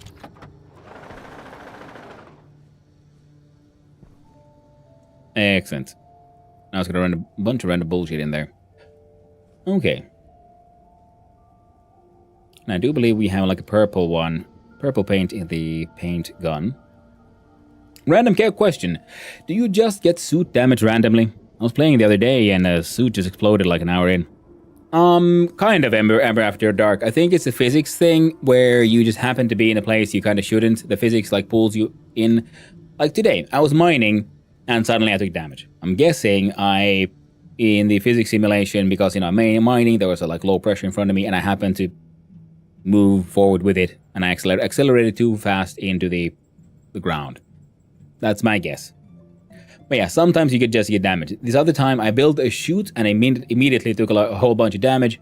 And I'm pretty sure that was because when I built it, I was squeezed in a space I couldn't be in.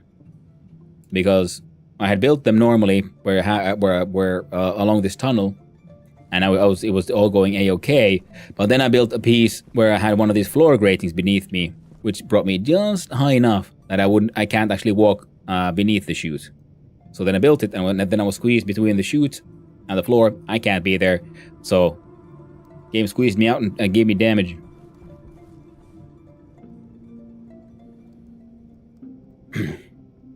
And it could be worse. Could be like me trying to mess with organ pipes and forgetting that the regular tanks have a pressure limit of 10 megapascals and setting the regulator for 20. Ah, that sounds. That sounds like shit went boom, I thought. And harness the gravity of a field, a black hole induced by putting a bag of holding in a bag of holding. Ah.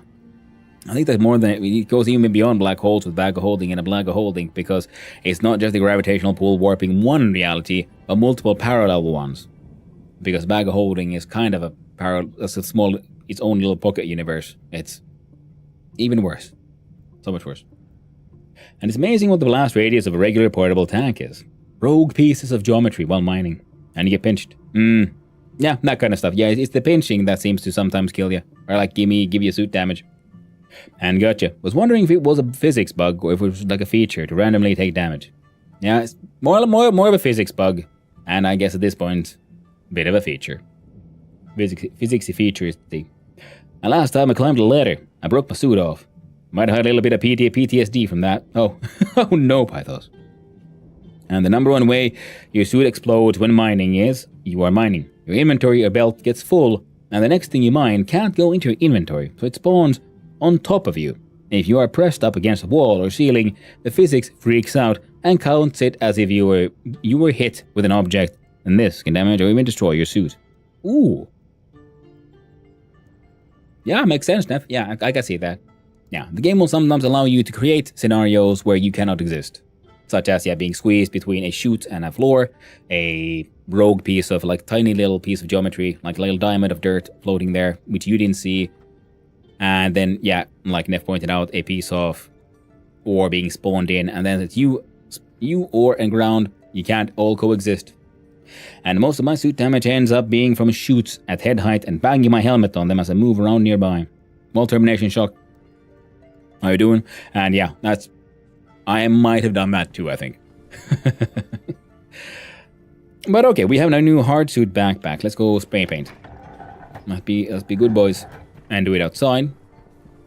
There's so much shit I need to remember to continue with at some point. Okay, now if we look at our old logic here, we have green for shoots in general, black for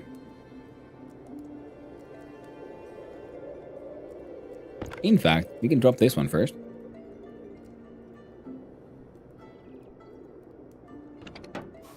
See, purple is logic. And swaggy as fuck. And white will be general building. Inside general building, we do R.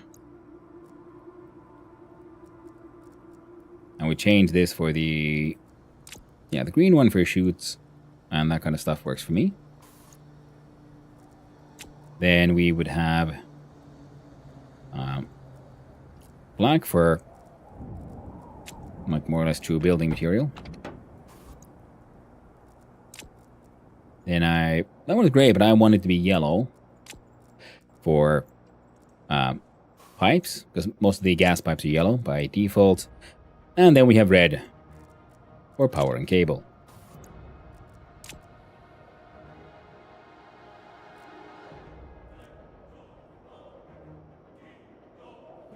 Oh, I don't even have a gray on me. Oh well.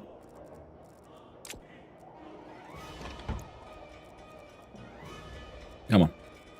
There you go. The old ogre. My advanced composters for when we eventually get to that point. Sorter motherboard, which can probably go now inside logic place. Pressure regulator goes inside pipes. No, I said inside, not in place of.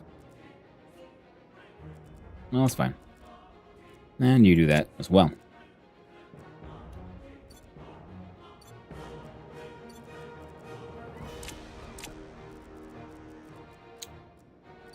There we go.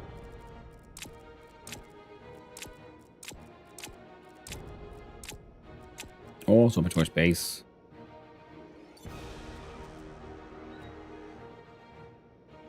Plus, they don't have the stupid slot for the freaking propellant. I think if one of you had something that belongs, yeah, you belong there. Window shutters, power chutes, vending machines, gas fuel generator, vending machine, refrigerated. You got chutes. You got a hopper. You're an empty box. You got the music machines, which are meant for something quite different. So we're gonna put you there.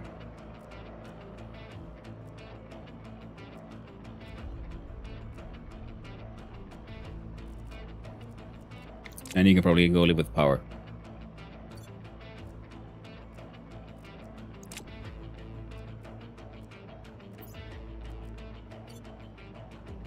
Oh.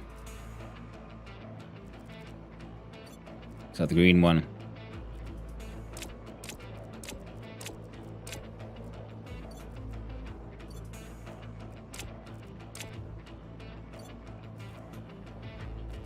I need to rename them as well with the naming tool. Now this one is, yeah, construction material. You got stairs, some iron sheets, and these can actually come all as is because they're also then organized.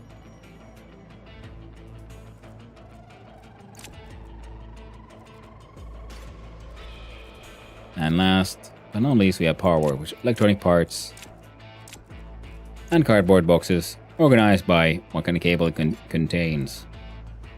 And I do believe gas fuel generator can hang out in here. What's inside you? Music machine, so we can put you inside the logic one. And frankly, advanced composter feels like it will live closer with the chutes. More than anything, same as the ogre.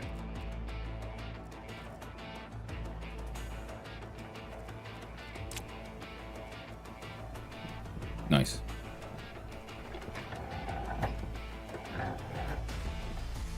Bonk. Listen, no way. The biggest way I lose my suit nowadays is swimming in magma by accident when I'm mining on Vulcan. I still haven't gotten there. That'll be the next challenge, I think. Now there's a clip of me trying to squeeze between two small tanks and getting my suit and helmet squeezed. Ooh, the words came out of my mouth. I hate this game. And don't forget, you can also label your packs and name them. Yes, Neff, that is the next step. And words I never meant, but they made me feel better about the bullshit that just happened. Absolutely understandable there, I thought. And that definitely feels like unfair bullshit, indeed. Now we close these. These. Now this is the one that has the old backpacks. I'm gonna just dump you there for now. And if we look in our pockets, you get this one, because this one has the music machines. I'll put you down. This empty cardboard box goes there. Because I'm using these loading things to like just, when making cables, to like make a cardboard box full of cable and so on. Or just basic chutes and so on. Okay.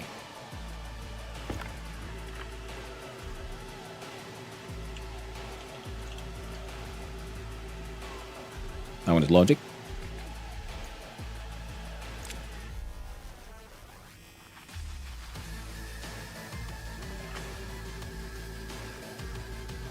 This is power.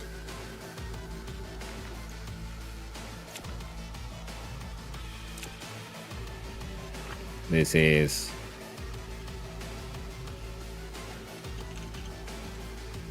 atmospherics. This one is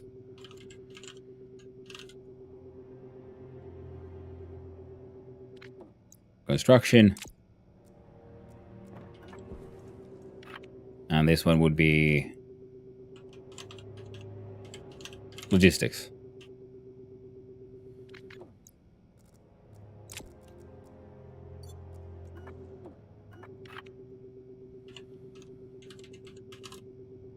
And this one is general.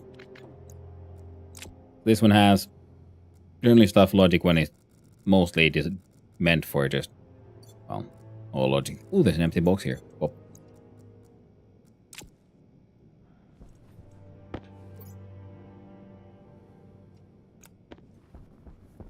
I need to decide what to do with these old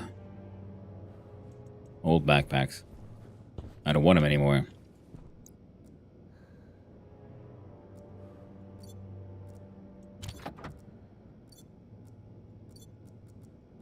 Yep, they're all empty.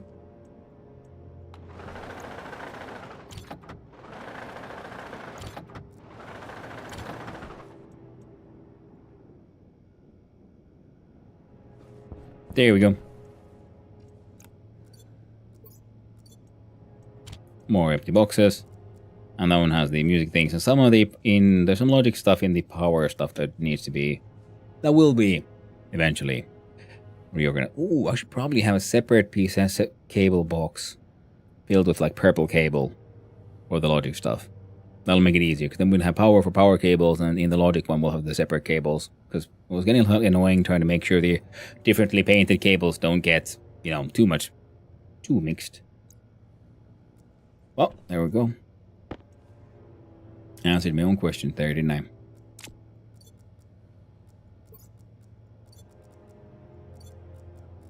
wump. Fixed. Heck nay. Oh man. So much space. Hunger caution. So much space.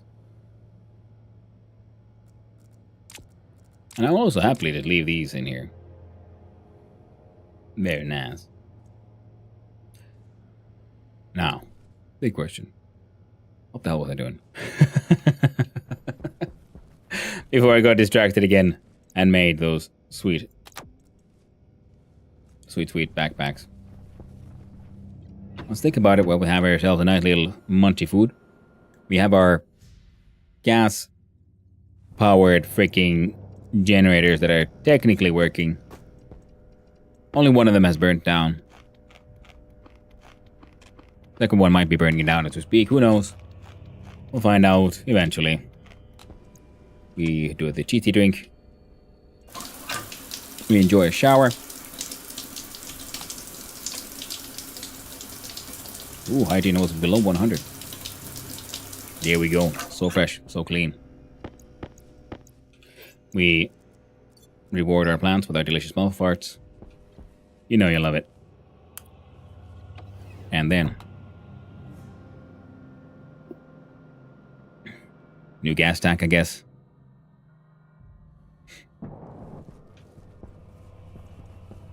Oxygen tank. Gas tank. Big gibberish. That place is a mess. We'll deal with it eventually. I'm really happy about this. There's so much joy. Heckin' automatic lights. I made so like things that are so much more complex, but this thing is just somehow so like viscerally enjoyable. The way that we're getting so little silicon, I'm pretty sure some deep miners should be. Speaking of, those are things we desperately need. I believe you are the deep miner machine. Steel, electrum, and constant. Electrum. We'll make some of that. You can seal the constant, and because we made a big old chunk of that, didn't we?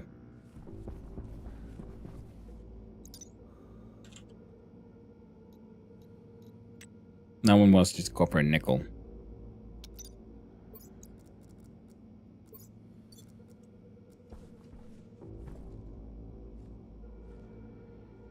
Well, let's make another one, I guess.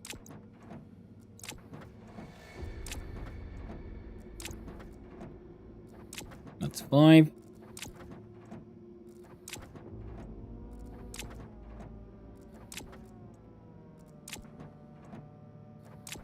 There. Now, what I really want to do, of course, is see if we can make a system where if you remove the thing, it detects it and then requests a new one from down there. But that is not a then kind of situation. Not a now.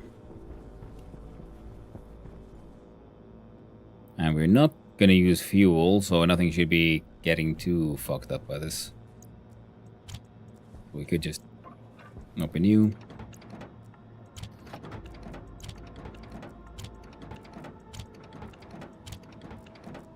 Nice little half kilo ingot of a good old Constantanis. And yeah, we might want to bring some more prayer fuel here eventually.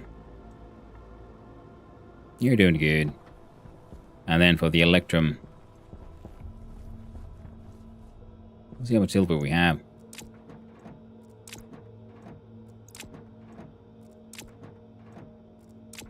Nice, we can make a nice half kilo. Yeah, we'll need a deep miner in the area that we used to have one, where you get gold and silver.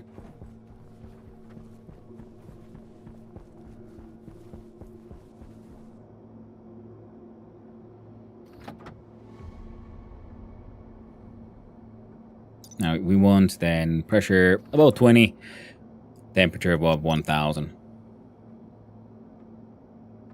Oh well, easy enough. Close the output.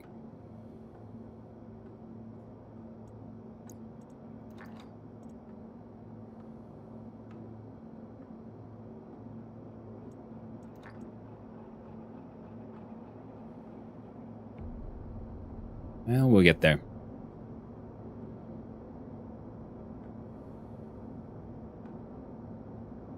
50.4, come on.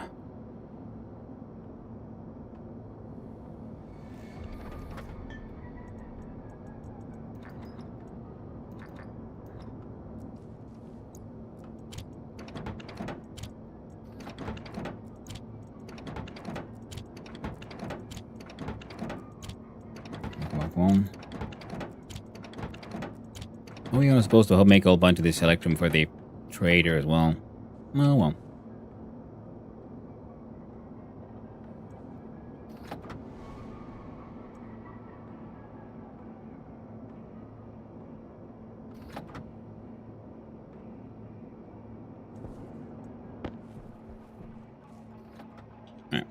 I'm sure we'll get there eventually, because the temperature was relatively low. I don't think it had a high ceiling, but the pressure is what we want to be quite low for this one. I don't want to get there too fast. Oh, now the pressure is increasing.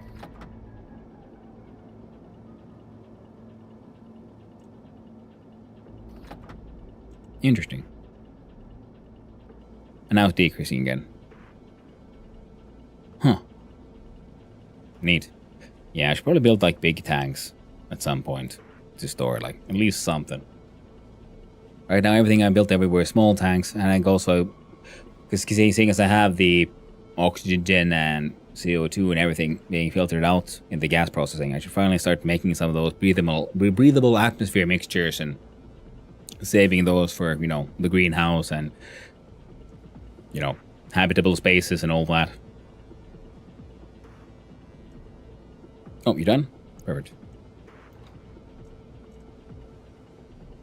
Increase output.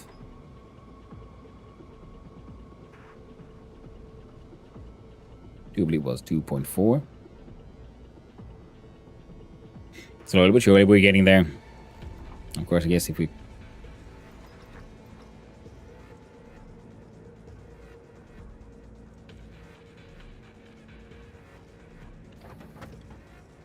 There we go.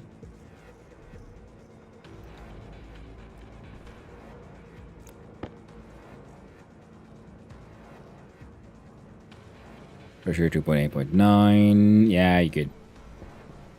No need to worry about that. Nice little half kilo mega ingots of everything. Except steel. So I forgot about that one. Do we still have one here? 200 grammer.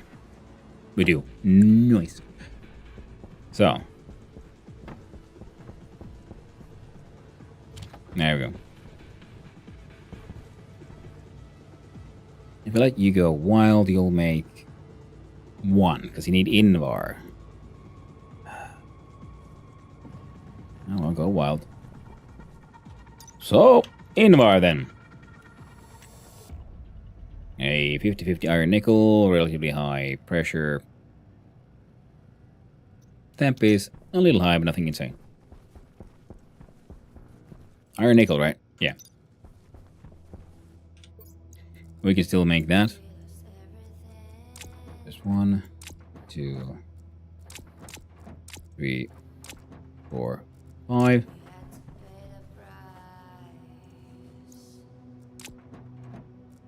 Yeah, definitely feel like once we...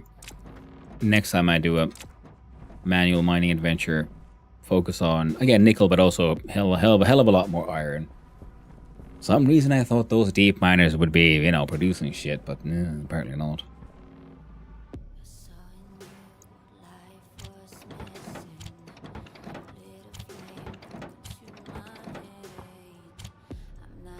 There we go. Could you please get in the machine, friend? Just get in there.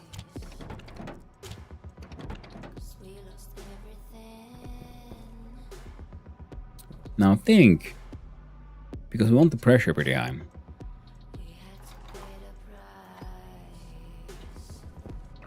Shit.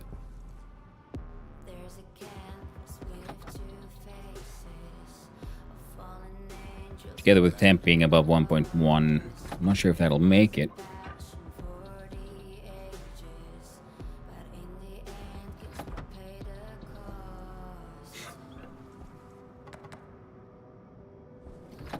There you go. Hopefully that'll help.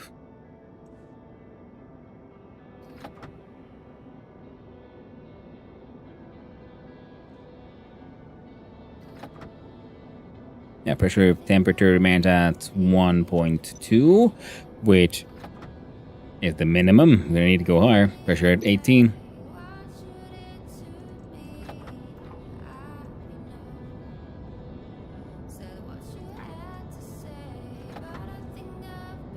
Yeah, it's not hot enough. So I'll close you off.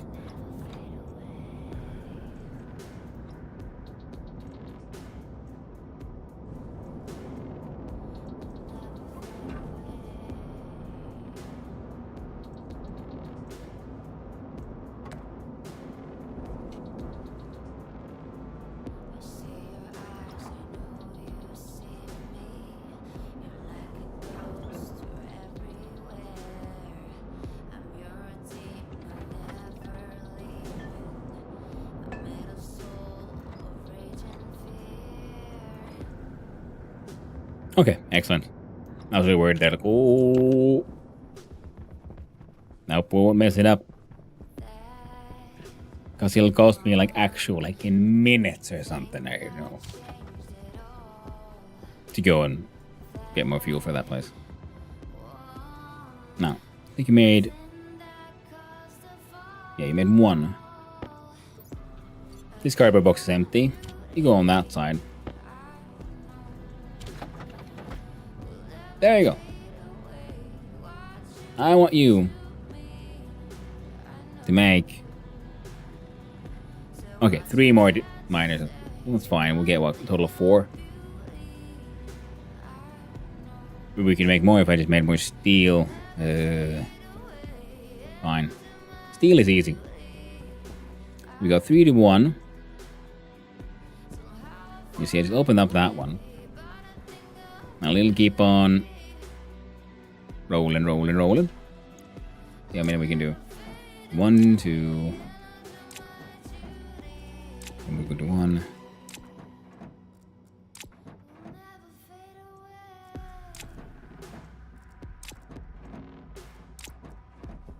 And then 3 coal.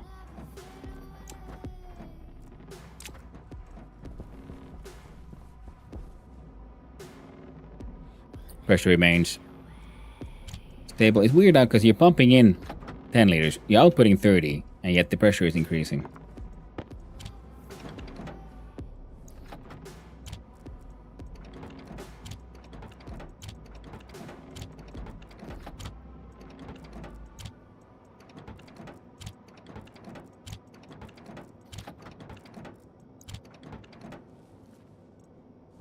There you go.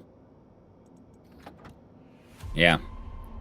I do believe the game has the inbuilt like hashes for the recipes and things itself.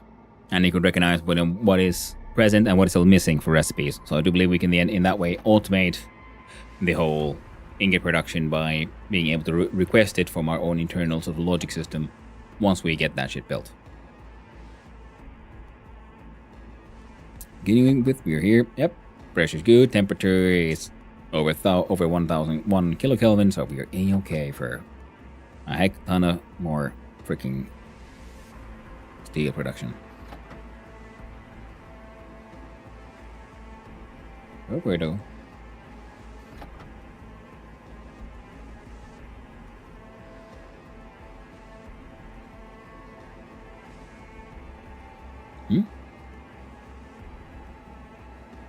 Oh, it cooled down too much. With the hydrocarbons. I guess I should have started with those. Interesting. I never really thought about that. Neat. So this would, in theory, allow us to make 10 more deep miners. Whoop. Bunk. But in practice, though, it'll make enough to fill the box, which would be... And he already has a few. Then it's going to land on that button and turn that machine off. Or deactivate it, actually.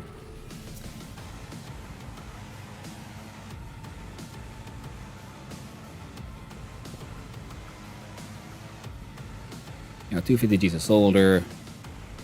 And what else do we need right now? Not much, actually. More steel sheets soon, I think.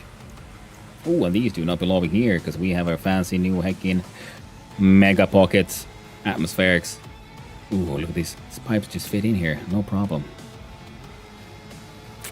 Gotta love it. I need to make blue paint.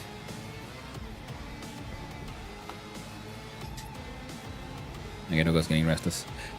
See here.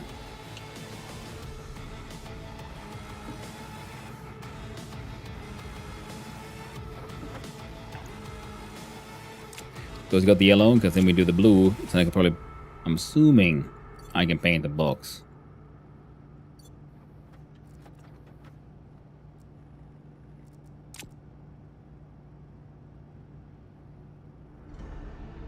Because then I can paint one of them yellow, one of them blue kind of things. One for like water related things. Aye. Hey, thank you, Potato. How you doing?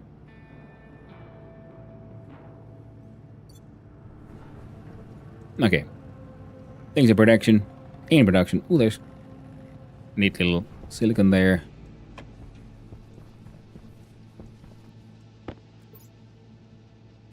That one's full of mining backpacks.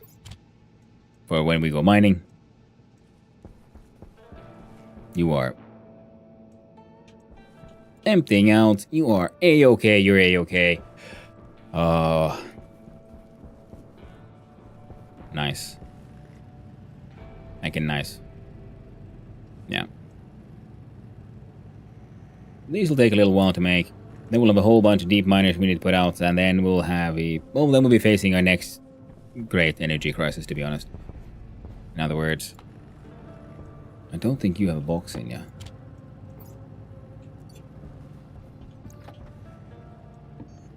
So if we do wind, turbine... Of course, it's fucking steel. Everyone wants that stupid steel. There's never enough steel.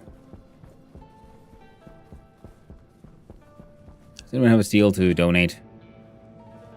You don't. Well, I made a bunch of it, but all went in there. Fine. One more steel.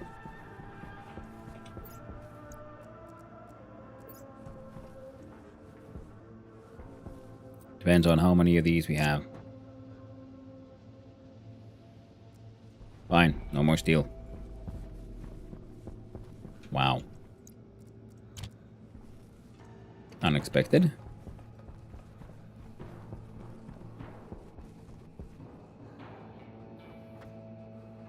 Hey. Went through there quickly. Ended up there, nothing new in the vent. This is for the backpacks and things that are not ores. Everything that is not in these but is ores goes here, which will be ice. I like using this one because, well, it has an auto stacker. And something Stationeers and DF have in common. There's never enough steel. Bad but true, friend. Bad but true. I need to go mining for iron. I thought I was being sensible, but I wasn't. Grabbing every single piece of iron I could find. Alright. That'll be at another point in time. So, our dude is relatively fed. Alright. We'll wait for all that to happen. Let's have a look-see. Over here. This one is volatile, so I should probably pick him up. I made this very awkward tube because I needed to get stuff from here and there was a storm. And I haven't found the energy to, and you know, give enough.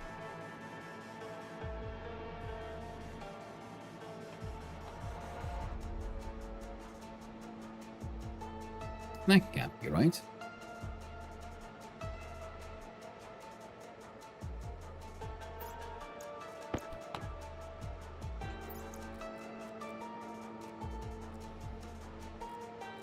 From configuration network analyzer.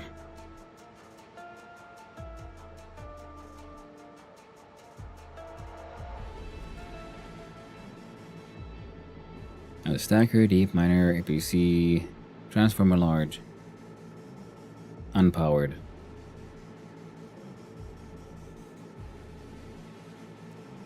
Interesting. That would explain the lack lack of new ores.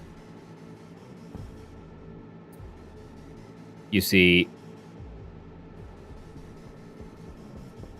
they're not getting enough power, the deep miners, because all of this was fed pretty much by one giant battery on the other end, fed by the solar array. But the solar array is not, in fact, big enough for what we got going on here. So we're gonna need to build.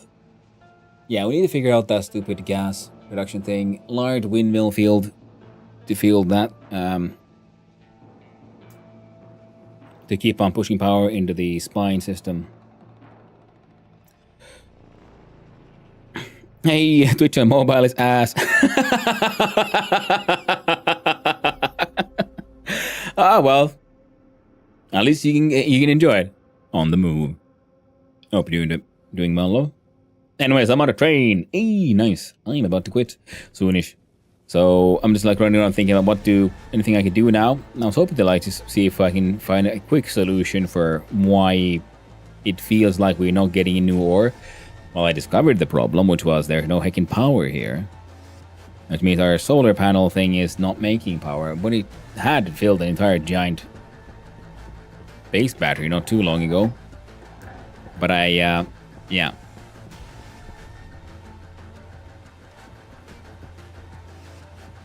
Well, the plan was to build a giant system of windmills anyway.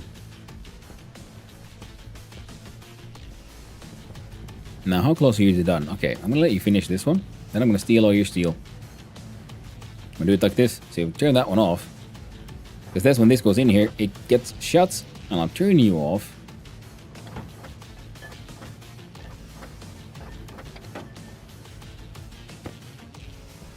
Steel goes there.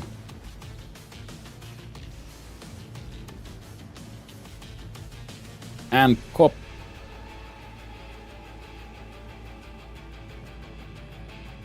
Alright.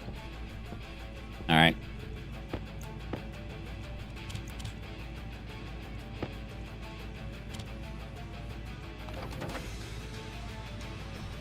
Alright.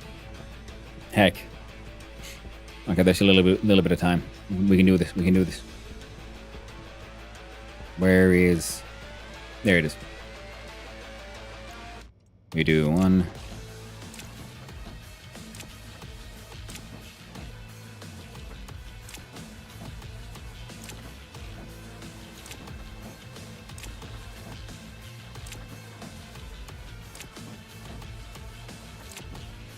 Alright. 500 grams of copper. I hope the train ride goes well there. Deep potato. I'll see you soon. I get this done. Deal with the doggles. And I guess start dismantling. Good old green screen. And again, yeah, pressure goals. Right, of course. I'm wondering why is like a very small input pump dealing with everything better than the output pump being like 3 times stronger here? But it's, yeah, the pressures in the pipes. Yeah, of course. You just, oh yeah. 10 liters of high pressure gas flows way easier than the 3rd liter in the opposite direction. You freaking what? No. There was steel. Yeah, bastards. Oh, now I'm upset.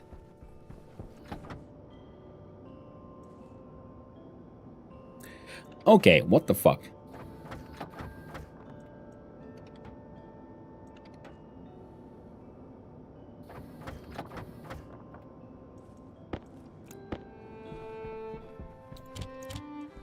It's all ruined.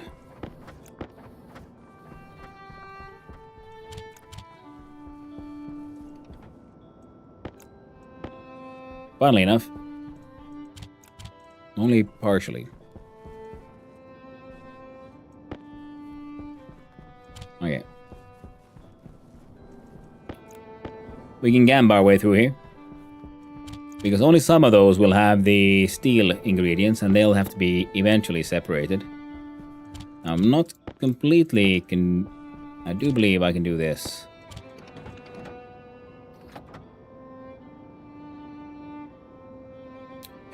And I'd be wrong. Tragic day indeed. Tragic day indeed. Well. Shit.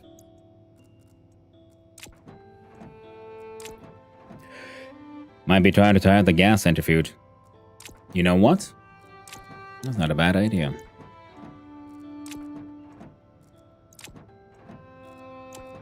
Alright, that's all the copper we had. This time. Double check. You empty? You are. Good.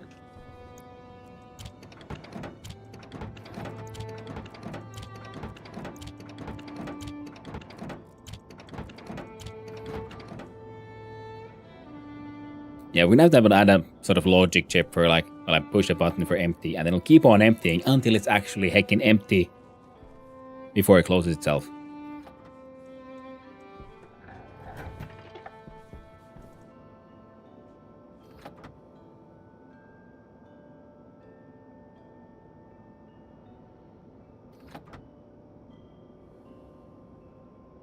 I think we have like 400 here. Don't know. No. I can't do math.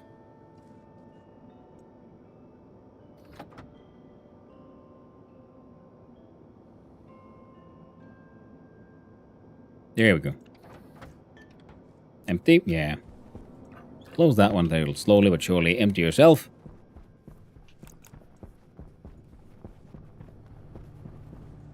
Giving me more wind than you can possibly imagine.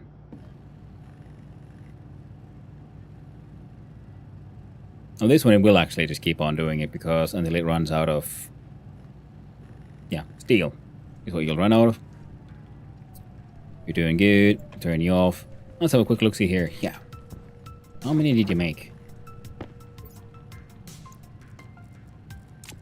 6. That's a decent amount. We can work with that.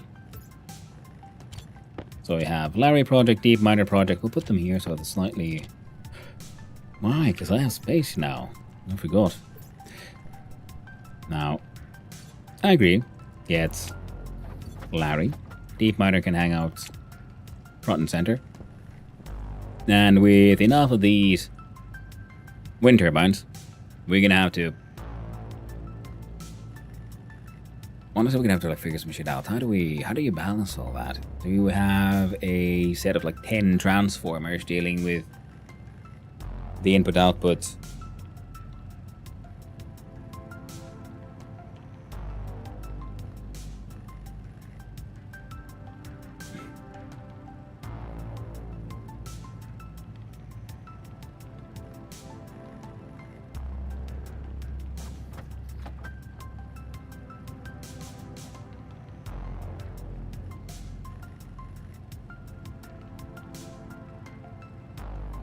Because if I've been like counting, like if we had 25 of these in one network, then that is enough to fully power one super heavy cable during a storm.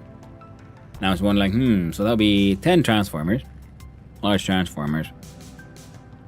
But at what point do you then have storage? You'll have to have them all going straight into storage.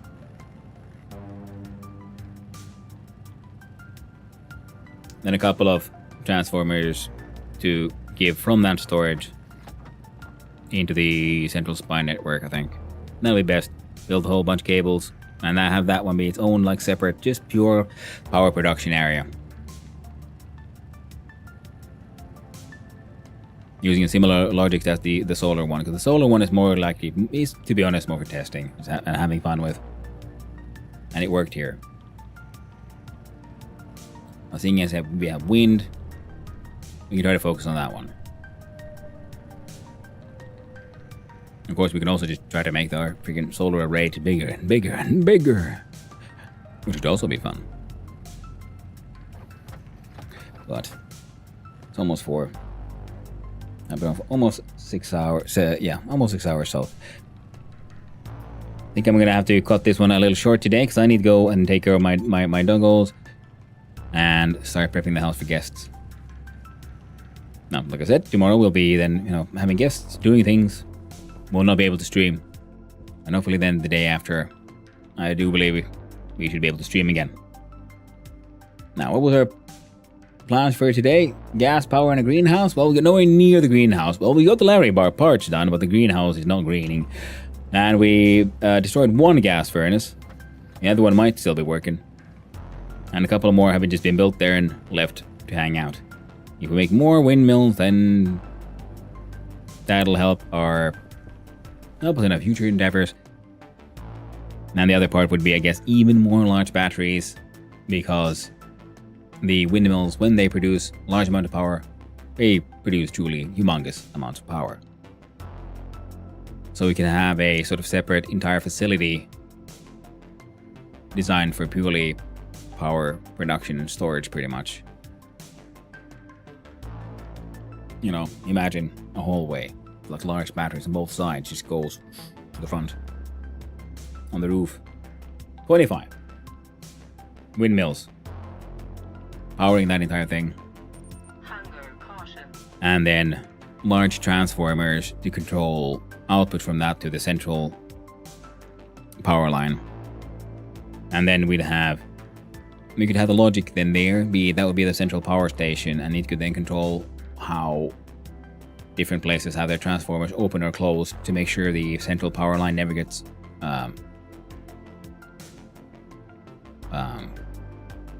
overjuiced. Doesn't burn out. I can see that happening. I can see that being doable. Alright, our friend over here is also getting a little bit munchy hungry. Shouldn't be too hard. To find ourselves a nice loaf of bread. Oh, don't do the back picture and the suits. Badunk. Enjoy our most delicious loaf.